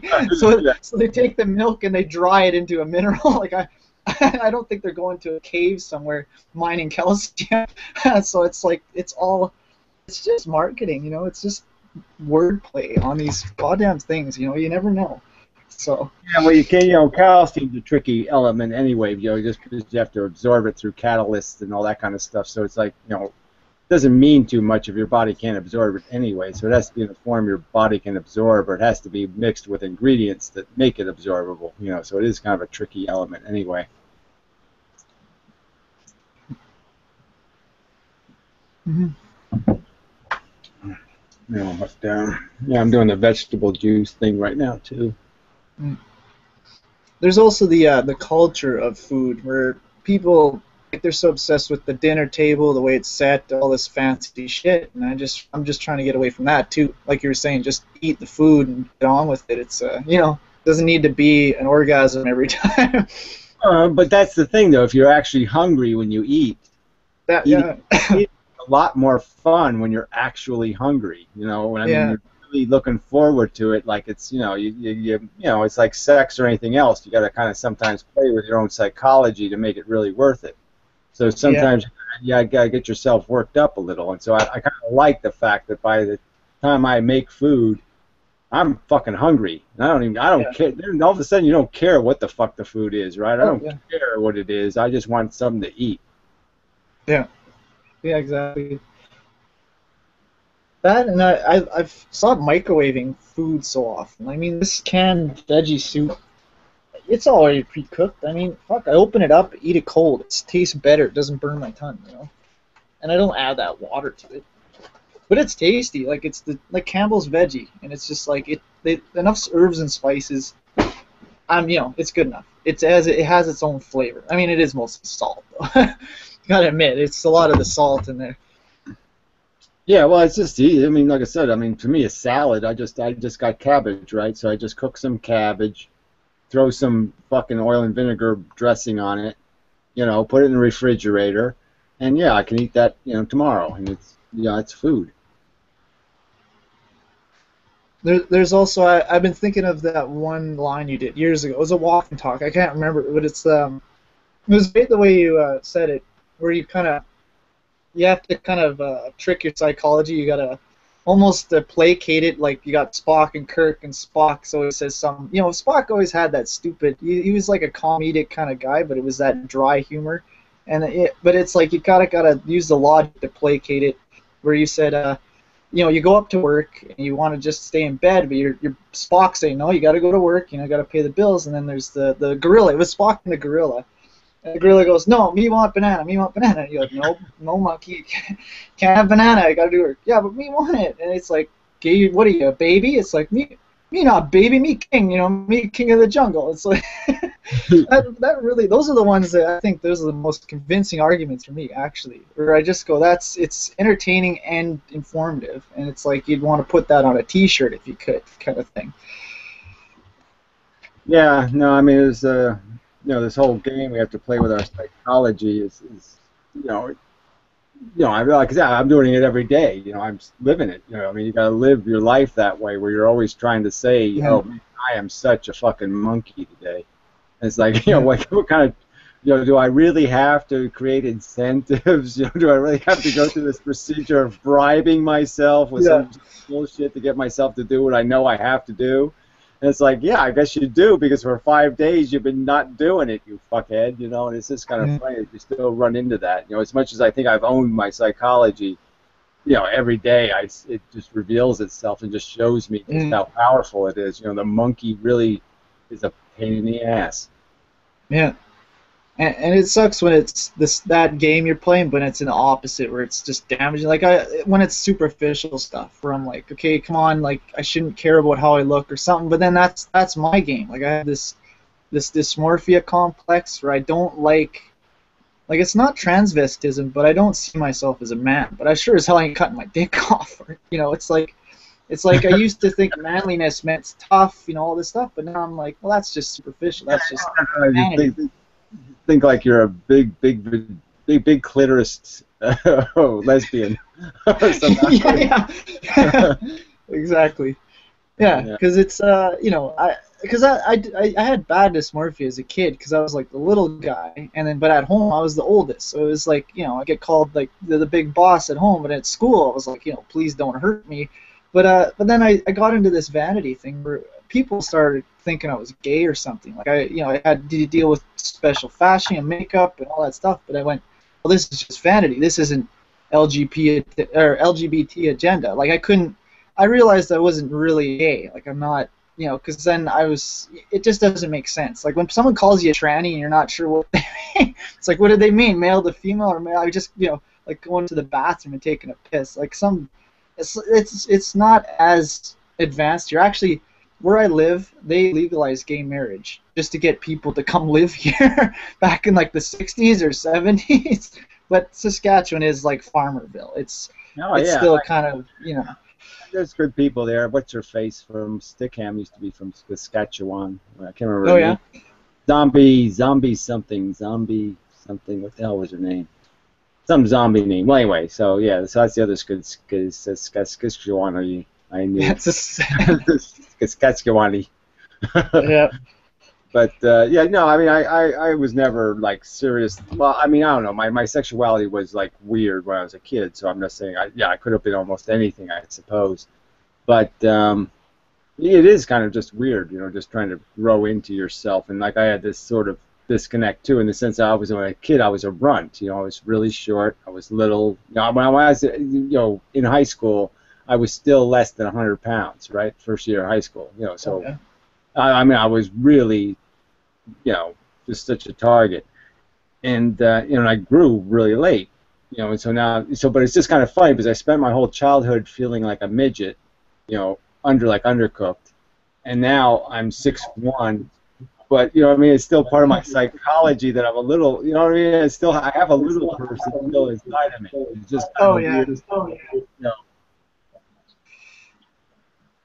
Yeah, I got that too. I know that the kid is dead. Like I say that to myself, probably psychologically damaged. Like that little kid doesn't exist anymore. I think it's the video game guy. He's got his mic up. Yeah, Mike's there you go. It's Mike James. Yeah, Mike James, whatever. You gotta turn your mic. Okay, did. All right, better now. But so I can't say I understand what you're saying. I mean, everybody's got a different kind of thing. But yes, sex is just a weird sex is weird shit. So yeah, I mean, Yeah. you know. Yeah, like it comes down to it. It's really, I like to look at it just like I've never had that penetration with anyone personally, like up close. Because it was like, well, coming from a family of 7 kids, and like literally knowing the night the last one was procreated, anniversary night, heard a little sound upstairs, and then another fucking kid, and I'm like, we can't afford anything. Like I was, I mean, I was a little kid, right? So I was, kind of. I mean, religion did have this sort of authoritative kind of feeling. Like we weren't a religious family, but this whole idea is like, okay, you can't say anything about kid birth because it's a gift and all that. But I'm like, yeah, but we got no fucking money, and I was too young to really stand up for that and say, look, like, because they would say, well, don't you love your little sister? And even as a little kid, I was like, yeah, but if they weren't born, then what's to be lost? I mean, I was antinatalist rhetoric very early on without knowing. I had that conversation with my mother. It was my oldest sister, their first kid. She had a cleft lip, and I was sort of asking my mother, well, what the fuck were you thinking? The first kid came out broken, and had to be fixed, get operations and surgery and shit. And I was just trying to figure out like what and it's just kind of no, she was totally unprepared for that kind of inquiry as to what she was thinking, but she obviously wasn't thinking anything. You know what I mean? It's like it never really occurred to her to be considering. And it's like, well, how can you not consider the risk? I mean, fuck. Yeah. Yeah. I mean, that's ultimately why I couldn't get laid because I was insecure, but at the same time I was like, well, what if I get a chick knocked up? I mean, I can't be a father. So, I mean, now I got it. Like, it's fine now. Like, I just got my willy, and that's all the game is, really. Is sort of like when you look at it that way. It's all a head game, but yeah, it would be nice if you just had it just for the sake of having it. I didn't. I was a virgin until I was 30, so 29 technically. And so I really had to wait for it, but I really wanted it to happen, and it was really great when it did. So I'm just saying it was really great to know what that is. So but I get what you're saying. I mean, even now, you still want it, but my brain knows that. I mean, it's so much easier just to do the cartoon thing in your head. I mean, you can just make it up because it's all a head game. In the end, that's all you get. I mean, all experience. In the end, all experience is just a virtual experience. As much as you think it's a real one, it's still virtual. And I mean, all it is about what you think. And so, yeah, if you think it's real, if you make it real, you know what I'm saying, in your brain, it's real. So, it really is. It does get kind of interesting when you start realizing that so much of your pleasure is just thought crimes. It's just ideas in your head, and all you have to do is change your idea. I mean, I changed my idea in my head, and I have $1 million, right? Well, I can imagine having $1 million, so why don't I be rich for a few hours? I'll just pretend I have $1 million in the bank, and everything's okay, and I'll just do that. What the hell? I can do that. Exactly. Yeah. Yeah. And there's it's getting more open, like sexuality and culture in certain cultures or nations, like a Germany, like they got that whole latex suit thing, and that's when I was a kid, I think I had these fetishes really early on, and maybe I am just weird, but I was always scared. I was like, oh man, people will think I'm a freak, they'll beat me up. I mean, there's been all this negative shit, but at the end of it, it's like, fuck, I mean, I'd rather slip into one of these latex cat suits and have a rubber round instead of putting my willy in a vagina and getting an STD for like the same thing in the end. Is like, what, 5-second orgasm? And then you go, what the hell? Because I know what you're saying when, like, after the climax, you're just like, what the fuck? What was I doing? I would have shot my grandmother, 5 minutes ago, and all of a sudden, it doesn't seem that important. Push everybody off the fucking pier for it, but now it is kind of funny when you're caught in the middle of it. You're just saying, how can I be that fucking glued, man? I was just so obsessed with this perception or this activity, and it's just. But yeah, that's the weird thing. Like I said, sex is, it is kind of strange, because I didn't really associate in my early years, the first 10 years of my sexuality. I mean, I didn't associate sex with people. I mean, not in any personal way. You know what I mean? I mean, I might have thought about having sex on people, you know what I mean? I'm in their direction, like a monkey or something. I might have thought about the idea of just fucking coming on them, but I didn't think about like having sex with them. It wasn't like a Yeah. sport. It was like something I do to the world. It's not something I would do with the world, So it was kind of a funny way of having sex. I mean, I didn't really have sex. I had sex with fantasies, not people. Yeah. And well, as men, right? Like we discover it differently than women do, or if women do it all. I mean, I hear stories where women are just like, "What's this body part do?" and they're like 35. But it's like when you're a kid and your willy's doing weird shit. I mean, it is scary when there isn't that sex education at the age of 9 or 10. And then you go through this little bit of a trauma, but then you go, oh, okay, I think I know how this works. It gets, and then by the time it says they explain it, I just didn't. I couldn't have cared less. I just knew this was all I knew was this is my best friend, and there was no doubt about that. So I mean, me and my penis. I mean, every night was just so much fun because I just know I'd be humping the bed. You know what I mean? So it's like every night was just going to sleep was fun because I'm going to get a hard on and I'm going to hump the bed and then I'm going to go to sleep and it's going to be great. And that's sex to me. You know what I'm saying? That was. It was just something I did, and I don't care. I never even connected to having to learn anything because I already learned all I needed to know. And then it only became complicated when you learned how to masturbate, and then that's when you start getting into trouble. Once you have to regulate this climaxing thing, and you figure out, when you masturbate 4 times in one day, makes you really, really tired. Yeah. I don't know. Maybe for me it was for me as a kid, I didn't connect this whole the idea that 2 people get together and procreate. Like for me, I was always stimulated by sensile things. This is probably why I got into fetishism, because when I was a kid, I had this favorite blue blanket, and it's like, and then for me, the whole sexual thing is about just comforting yourself with sensual things that feel good. Like for some people, there's a million fetishes. There's like a billion of them. So, but ultimately, it is just you're just trying to. It's a ritual of some kind. So after a while, I used to think I was insane, and I was like, well, no, it's. I mean, lot of this whole game and culture is like, it's just that I just didn't have the ones everyone else had. I didn't have the boob fetish. To me, the boob thing was weird because I mean, I was sucking on that as a baby, time to grow up kind of feeling. But a lot of men love boobs and that. Like I don't know, it doesn't make sense to me personally. I was never a boob man, beyond the fact that I found women's breasts sort of interesting. But I mean, I had this one fear though. There was a period in my teens, where I was just like afraid that if I was with a woman, I might bite her. Because I sort of had I wanted to bite breasts, and I don't know exactly why, but I did.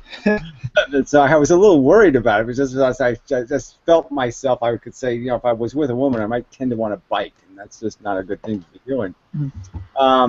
But yeah, I wasn't like a big boob man. I didn't like udders and shit. I mean, I didn't want, boobs never really appealed to me in a giant way. I liked a woman to be a little fitter than that. But anyway, that's a whole nother. Who cares about those personal things? But I mean, it is. The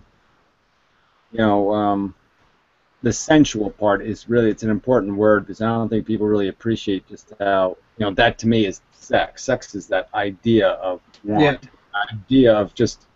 It's not like you're touching yourself kind of thing, but you know what I'm saying. It's just that sensation of just a little bit of little touch matters, and just even I don't know how to. It's just being aroused, being in that state is just such an interesting state to be in. That just anything. Either your thoughts are making you feel, your your sensations. Touch, everything that's touching you is stimulating you. I mean, it's a really. So yeah, I mean, I was very into like that idea of massage or something. That touch thing was just so really interesting. Just touching people. It's like it's more the foreplay than the actual orgasm, because in a way it's that what's the word? I always forget words when I need them. But it's like the climax is the end, even though that's what you're going for. Exactly. But it's like you want to hold on to it. You don't want it, but you want it. exactly. You want it, but you learn that no, you got to drag that out because that's what's going to, you want to stay in the want moment, just the right amount of it, and just keep yourself tense because that's the bliss, really, is to be in that totally sensual. I mean, I love being in that totally sensual place. Like sometimes when you wake up in the morning or something, and you're just, like I said, you're aroused, you're just so, you're just so touchable. It's just such an interesting feeling to be that sensitive, to be that, like it's almost you could feel the oxygen in the air or something. Yeah. So aware of like your temperature, even how warm you are, how soft the couch is, or how all that. Oh yeah. It's Like you such a- want to become the coach. You want to fall into it almost. Yeah, Like, yeah. It's almost like anti-gravity in your brain. You know what I mean? It's like a kind of like you're separate from this physical world, and you're in that twilight of half asleep but half. You know what I mean? And you're just so. Oh yeah. It's just such a great place to be in terms of what I consider to be the true neutral, separated from the burdens of existence. It's like you're just an immaterial thing at that moment, and there's nothing, there's just no negatives. Yeah. Exactly. So I saw Amanda for a moment. She'll probably be back. Yeah. The camera was working. Yeah. I've been having ideas, like I've been listening to this stuff a lot, but I've always like never gotten into being part of this stuff because half of the time I'm really just an asshole, or I'm lazy, or I want to do something else. But I've had this idea, like I guess because I have too many comedic entertainment ideas about the philosophy rather than the real hard work, like the real chats and stuff. Because I thought about, you always do this, what would Spock say? And I had this premise where I was like, why don't I order inmendham one of these Spock shirts and just send it as a gift, maybe, just for, changing my life, because, it would be nice, but then, why waste money on some Star Trek shirt? I mean, unless it was a gimmick for a video or something. Or this other one where, I probably should mocking the... make myself one, right? Because it's like those are like the worst clothes ever in Star Trek. So I really should be able to make a Star Trek shirt, I really should do that. Yeah, I really should do that. Make myself a star, and I could get all bony or something, get my real bony look. Yeah. A blue shirt, just some glue, and then glue, take Elmer's glue, draw a star, and throw the glitter on it. I got some shit, I make myself some funky eyebrows, just so I can look all kind of. Oh yeah, I'm Spock and I'm thinking now. You see my eyebrows? I'm thinking. Yeah.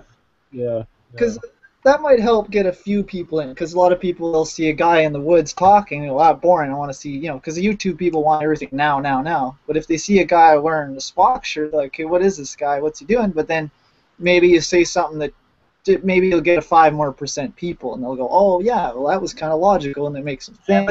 It didn't really work that way though, because when I tried to be entertaining, I really didn't get all that many more views, So I do the work of being entertaining, and I still didn't get any reward for it. So I don't know, but I do want to do it. I did mention that earlier tonight that I do want to try to make some funnier videos now and then. I want to try to be funny on purpose instead of funny by accident.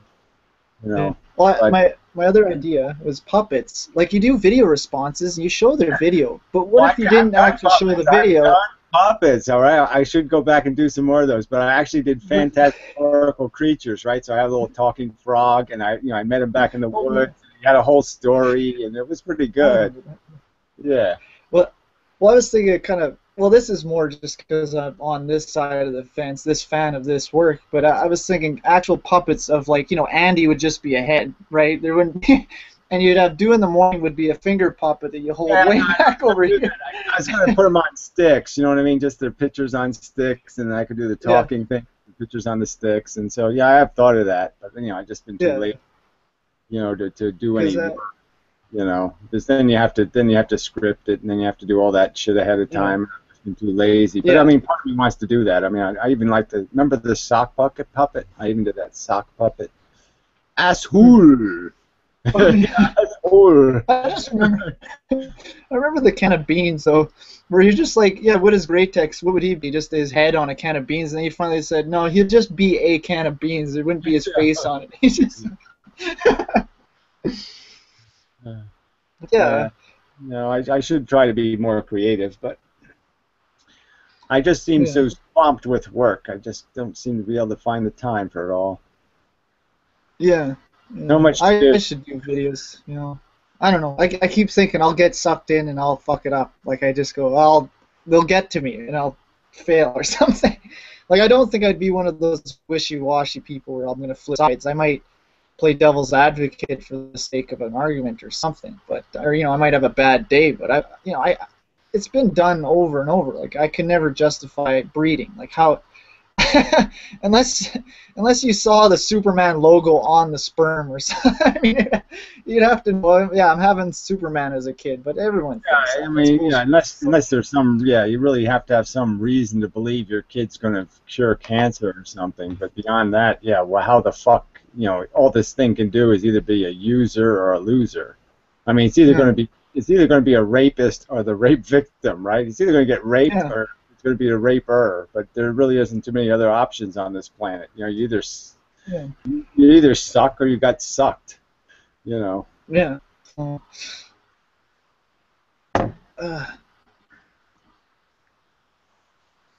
But yeah, I wonder what we should talk about though. I don't know because I remember last time I was on a couple months ago. It was on Tiny Chat. He said, "Well, what's you got to say?" And I said, "Well, I'm just the parrot, right? So, suffering sucks, So,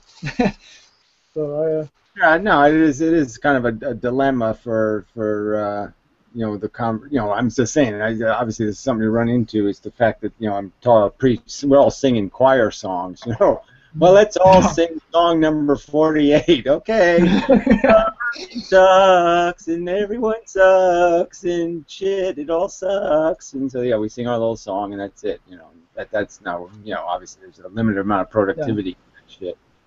But I'm saying conversation is also good. I mean, I like talking to people that are like-minded. It just makes you. Yeah. I like it too. Like I get nervous around people because I keep wondering, because I'm at a workplace most often. Like, I always just wonder if I step over the line. I'm like, oh shit, am I gonna lose my job or something? But it's not like I have any real fear of that. But once in a while, because I'm living in Christian town. I mean, there's Christians everywhere. I mean, they don't all believe it, but how do you? Because they'll find someone who once you get criticized, someone they'll all attack you, and it's like I'm just one guy, so it's kind of scary, Yeah, you gotta watch your, well, whatever. You always gotta take care of your life first. Throw a film. Everything's blinking here. What the hell's going on? Why can't I hear anything? I go fix maybe. Yeah, I guess you better go fix. Oh fuck! I can't get sound to work. I'll keep trying. I can hear you guys and I'm just watching the stream, but as soon as I come in, sound dies. Yeah, well. Buy a PC. Apple be bad, okay? Yeah. Well, she must be using a really old one. Yeah, well now she's using some app or something. Yeah, so she's trying something else. Oh, okay. Yeah. Yeah. Well, let's see. It'll be some weird, like, Netscape will work. It'll be the one time, or Internet Explorer will work the one time. Yeah, well, it has to be Safari or something, right? It has to be some Apple-y thing. Yeah, that's right. Yeah, I don't use Safari. Sometimes I will. Like, when I go to your page, Firefox won't display it properly, but I go and use Safari and everything will pop up perfectly. So. Oh, that's funny. It changes randomly. I usually try to make everything Firefox compliant because I'm too lazy to do anything else. So that's the only thing I use. So I just make everything work in Firefox, and I say, well, that's good enough. It works in Firefox. It's probably lazy on my part, but. Yeah. But yeah, I don't know what to talk about. Well, it always comes down to pragmatism or whatever. Like, how do you, because we got it, the argument's done, and then we talk about how do you convince people. But then when you got this Anaconda bug, you've whittled it down to it's word games, and that's it. Like, it's like, how do you can't communicate anymore. Like, how do you teach them how to use language honestly or something, Well, yeah, how do you teach somebody to be honest even? You know what I mean? I mean, you have to teach somebody that, you're not fighting fair, and you have to explain that to them. I mean, that's real bullshit too. But I mean, this whole idea that, if somebody can't concede that wishful thinking is no way to run a railroad, I mean, just because they think psychologically it's more fun, well, maybe it's more fun, but wishful thinking is just toxic to the human race. I mean, we see the examples. I mean, for him to worry about tyranny, you know, I mean, the biggest murderer, you know, in the history of mankind has been wishful thinking. So come on, that ain't gonna work.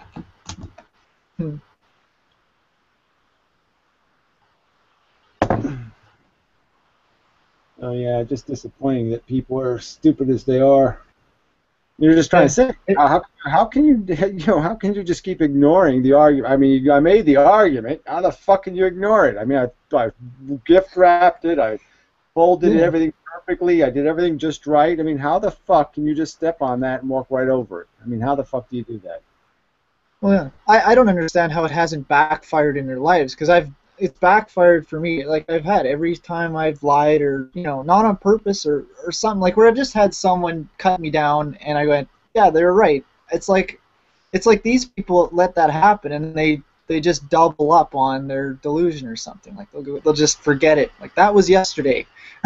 Where I'm still having issues over shit I did when I was a little kid. You know, where I was like, man, I really shouldn't have thrown that thing at my sister. You know, I didn't really mean it. I was just a kid, really. But I was just accidentally threw something at her, and she got hurt and was screaming. And I was like, oh fuck, I didn't expect that. You know, like, you know, why did I never do that again? You know, kind of thing. But you know, I don't know. How can you not learn this stuff when you're a kid? I just don't know how you can walk away from the value of that fucking life experience and the fact that those are the most valuable moments in your existence, because those moments are the ones that made you aware of just how careful you have to be, and that this game isn't just a game. You know, that this is serious shit. And you know, and it's like, how can he be void of that? How can he eviscerate something like guilt? You know what I'm saying? I mean, I don't want people to feel guilty or live in guilt, but I'm just saying this is a powerful human improvement mechanism. I mean, come on. The worst thing, though, is as you grow up, and some, like, where you forget. Like, I do think I've realized that, where I've changed it. Like, as a kid, I was really young, and this is the story. Like, I don't hold on to it emotionally, but lately I've been kind of trying to go, why did I end up here? So I got to trace back my childhood. And there was the time where it was just me and my brother. You know, we were a small family, and we had this big black dog named Spike. And every day he ran to the school bus, and it was like, I was like, well, what if he gets hit? I mean, I was just a little kid. I mean, I could figure out, you know, A and B, right? You know, moving objects, simple physics. And then, but my mom was like, well, you know, the dog hasn't gotten hit yet, and she's trying to get us ready. I mean, she kept pumping out babies. She was constantly having a baby in her hand and trying to get the kids to school. And then, you know what did kill the dog? It wasn't getting hit by the bus. It was when the bus had stopped, the dog was sniffing his balls or something, and the bus rolled over him. So, like, I was just like, fuck, like, that probably just scarred me for life. But then years later, I, you know, get over it, because all these people keep saying, oh, it's just a dumb animal. It died quick or something. And now I'm seeing how that poisoned my brain. Like, I had it right from the beginning, where I knew I could have saved the dog. And I was like, all these years where it's like, now I'm trying to think that way again, where I see problems and I go, well, I should fix it, because it's going to bite me in the ass later. And it'll be someone else paying for it. Or, you know, and it's like, how can that have gone on for so many years of meat eating and not really seeing the two, you know, it's, there's so much bad logic out there that kids figure it out early. They're innocent, they figure it out. But then the world breaks them again, and then they're permanently broken, because they know what it's like to get broken, and then just turn back into an asshole. You know, they beat him with these stupid fables and fairy tales so hard. You know what I mean? That you're just obliged to comply to the fairy tales eventually. You know, because they just hit you with them over and over and over again. You know, these themes of this is how the game is played, and everybody loves it this way, and you're supposed to love it, and they just keep drowning you in this goddamn normative meme that you're supposed to be one of us. You're supposed to be part of the board. Yeah. You know, and I mean, and you just know from the beginning, you know, I knew at 5 years old everything I know now, essentially. You know what I'm saying? I knew intuitively, it was just quite obvious this wasn't right, and they kept trying to beat that conclusion out of my head. You're not allowed to be critical. You're not allowed to complain, and that's all the fuck I did, you know. Yeah. It's like they want to guilt trip you, but with false guilt or something like that. Like, it's it's what Jesus died on the cross. You're just doing the obvious. You're saying, why does that guy have one leg? And they give you some dopey answer like, it's God's will. And you say, well, that's what his will, and then fuck him in the ass, right? What the fuck does that make? Why did he will that guy's leg off? I mean, it's a stupid fucking thing to will. Yeah. I just was like, I was in grade 4 going, well, yeah, because God works in mysterious ways, and you just seeing the color drip out of the kid's face. Well, and something like this one kid's, I mean, just as soon as they tell you this stupid shit, well, you're going to die. Yeah, well, the worms are going to eat you. And you're just like, what? You're all okay with this? This is, who the fuck decided this is how we're going to play? Could you find a better game to play than you're going to die and the worms are going to eat you? I mean, I could think of a better game than that. That sounds like a stupid fucking game. I don't want to play this. Can I play some other game, please? Because this one sounds really stupid. And that's what I was doing when I was 5 years old, right? I'm just saying, and they beat that out of you, so that by the time you're 15, you're really confused and fucked up, and you don't know what's up and down, and then it takes you another 20 years to get back to your fucking original balance, which was, this game is stupid. Yeah. There's a million examples of it. It's like you learn about it's like you watch like you said about movies, how they're the window to what we really give a shit about, and you see all those romantic scenes and all that stuff, and the guy in the flowers, he's kind of shy, but she likes him because he's smart. It's all happy ending. But then you go back to school, and the chicks make fun of you for looking nerdy while they start dating the jocks who are just alpha mailing, and you're just like, but the movie said, and then they're like, that's just a movie, and you try to remember what's fantasy and what's fiction. I mean, it just doesn't add up ever. Yeah, it's just a bad game all over the place, and they just won't admit it. And you're just like, well, why? If they would have just admitted this, then at least this they could make an excuse if they just said, okay, I've been pretending. It's okay, I agree, it's stupid. I'm stupid for forcing you to play because it is a dumb game. Yeah. That's really all we ask for, or at least just to be civil. I mean, quit trying to sell, like you were describing before. They're just trying to sell some skanky, ratty, rat-infested hot dog, and they just keep trying to say, "Oh, it's golden hot dog. It'll give you superpowers." It's been in Madonna's vagina. It's really special. It's a special hot dog. We love it. Yeah. Yeah.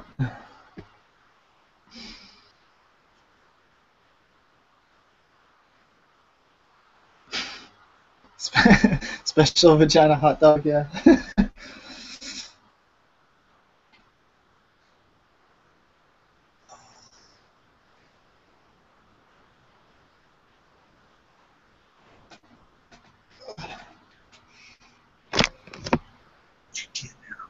My favorite was going to math class, right? Learning logic, math.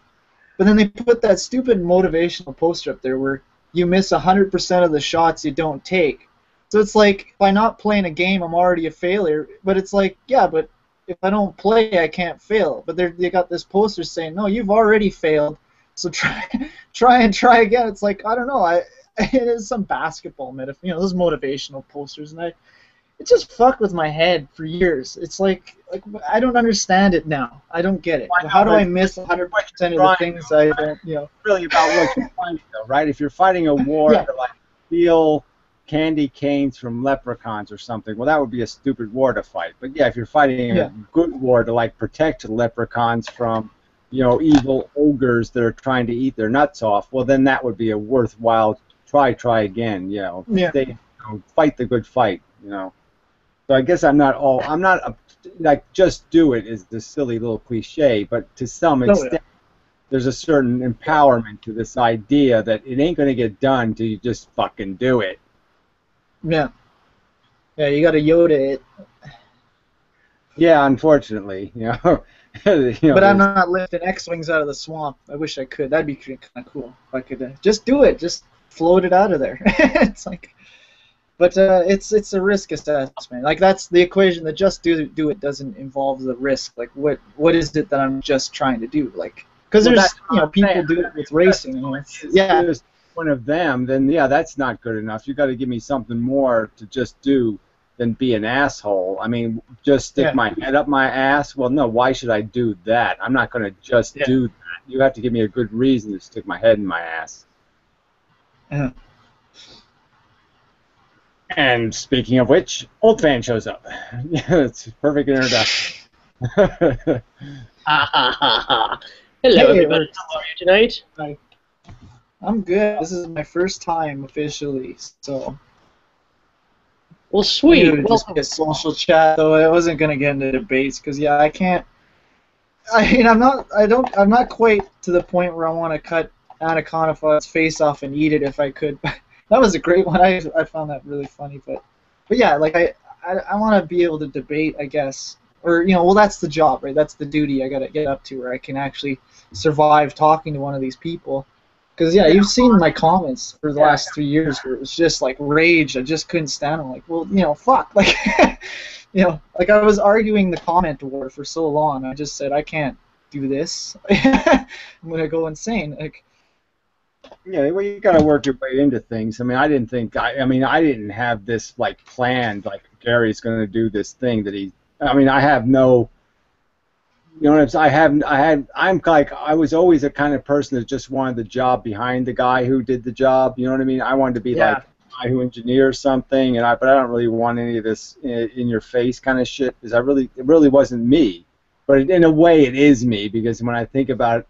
I've always fallen into this kind of position, you know what I'm saying, where I had to defend some losers who didn't have a voice, you know what I mean? I was always the guy who, like at work, when somebody had to go to the owner and say, you're not paying us enough, I was the guy, you know what I mean? It wasn't, I always ended up somehow getting, even though I was engineering a thing and saying, we have to do this, I ended up getting stuck doing it, you know?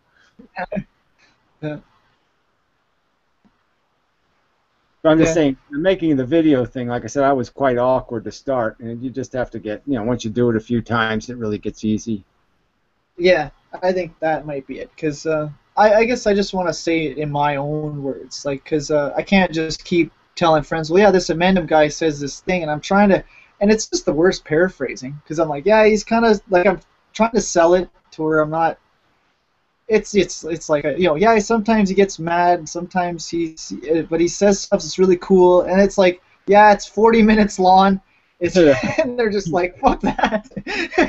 I'm like, he says something cool, it's at the 20-minute mark, and then I'm like, oh shit, I'm just making it worse, like I'm not selling it right. So if I have my own videos and my own, post them on Facebook, then it's kind of, I want to find out who the real friends are, in a sense, like there's social friends, and then there's people who are like the philosophical teammates, like they're in it, they're on my side in life or something like that. Because I got friends who they're starting to become estranged now because I'm starting to see the shit in them where they, I don't want to be hard to my friends, but I mean really, like I'm beating myself up over stuff. I find there's a difference between people who are willing to be sympathetic and people who are willing to be empathetic. You know what I mean? There's a difference between people who know what it's like to walk somewhere near the sidewalk you've walked on. You know what I mean? They've been somewhere close to the road you've walked, and so that's somebody you can count on much better than the person who's just being cliche. Oh, you're an interesting person, there's some value in you, but you know what I'm saying? They really don't understand you. You know what I mean? They really don't understand when you're talking about something, what it is to say, yeah, I know what it is to be, alien life on a planet. I know what that feels like, that kind of thing. Yeah. And so I guess that's how I measure a difference, because there's people who are willing to be, oh, aren't you interesting, but they really don't understand where I'm coming from because they don't know exactly how much you feel this shit in your balls. You know what I mean? They just don't. They never had a ball. They really don't know what I'm talking about. Yeah, there's a lot of this experiencing. Because like even like I haven't had the worst life, but speaking of empathy, like I don't know if I'm actually empathetic. Like if I actually can, off the wrist, give a damn about someone else. But when I think through it in the logic and go, okay, they're another person. So it's almost like. I don't know what kind of brain I actually have when I think about it. Like, I know, that's actually, trust me. I think that's part of just being human, okay? Because that's just the monkey part. right? Because I would Oh, argue yeah. I'm the same way in the sense that I would like to say I care about people because I care about them, but no, I don't. I care about them because I theorize, okay, and I speculate about if I was in that position, kind of. You know what I'm saying? I do have to do a little work to make them valuable in the sense that I have to metaphor them as a version of myself in some way, and then I can really get it. But I don't get it until I actually put myself in their skin, so to speak. Yeah. And yeah. Oh, it reminds me of what was it? Well, like there's cultures that well, like what is it? The Inuit, like they live in the snow. They eat blubber to stay alive, and it's like you deplore the whole meat eating thing, but it's hard to kind of you know attack a person or attack their group or like it's like you hate Christianity, but you hate every Christian or even. You could attack them just for having kids, all right? And that's it, yeah. That's there's snow on the ground, 13 months out of the year. I mean, fuck you. You don't have much to there. Yeah. So. Yeah. I mean, they go. What's the option? I'll eat popsicles. That's okay. So they don't last a lot of popsicles. People who live in fucking ice houses, should have their heads cut off. I mean, it's just stupid. I mean, I would just no protest. I mean, if I was a little Inuit kid, I'd be like, so what the fuck are you people thinking? I mean, have you heard of the South? The sun. Can't we start walking that way because this place sucks? Yeah. All they want for Christmas is drywall. Yeah. Give me a cardboard box in fucking Brazil, please. Come on. Yeah. It's because like where do you go? Because I've thought about that. I'm like, my life is not worth the money that gets poured into this Canadian. The only reason people live in Canada is because it's cold as fuck, and some people just said, well, fuck it, I'll live in Canada then. I mean, because the United States booked up, so you know what I mean? Like, but all the oil, like, it's just like we might as well just have it constantly burning just to keep the damn house from freezing. It makes me think, well, this is inefficient. Why not live somewhere more? I did spend some time in Canada. My father was Canadian, so I mean, I do have that mentality to some extent. But yeah, it is kind of funny. But it's sort of the British thing is what I blamed it on, just because I was, I hung out in I can't remember the name of the province. The one on the east there, the New Brunswick. That's the very English section. Those are like the stoic English types. It's like St. John's. And so you're just saying, well, this is like an English thing. I mean, they're used to living in shit. So they say, fine, let's just live in shit. Yeah, they don't know what real winter's like, though. I mean, that was the joke for Canadians is when. I mean, to be fair, in the UK, it's a lot wetter, and when it gets icy, it's dangerous. But it's like, there was this comic strip where it's, the bombing of the World War, stiff upper lip chaps and all this, and then it hits only minus 15 Celsius, and like, oh my God, shut everything down. Whereas it's like just a way of life. I mean, I have to live walking on icy sidewalks. That's just it. I mean, if I fall over, it's almost seen as if my own fault, because they suck it up kind of thing. Because like there isn't going to be any dry sidewalks for 6 months. That's just it. Things like that, little things. You acclimate to anything, you know what I mean. So you have to acclimate because you don't really have a choice. But yeah, I mean, obviously, I'm especially now of an age where I just don't have much patience for having to endure being an old man in cold weather. I just don't like it. Yeah. So it's getting harder, and every winter is a little, it's like, oh man, winter, fuck, it's like going to school or something. Oh fuck, yeah. I'm in prison for 5 months. Prison island. Yeah. And here, like, what did my brother say? Like, he wasn't trying to, like, my brother's got, he's not like he's a jerk or anything, but he'll argue points, just even if I don't like the sound of it. But he says meat production is cheaper here.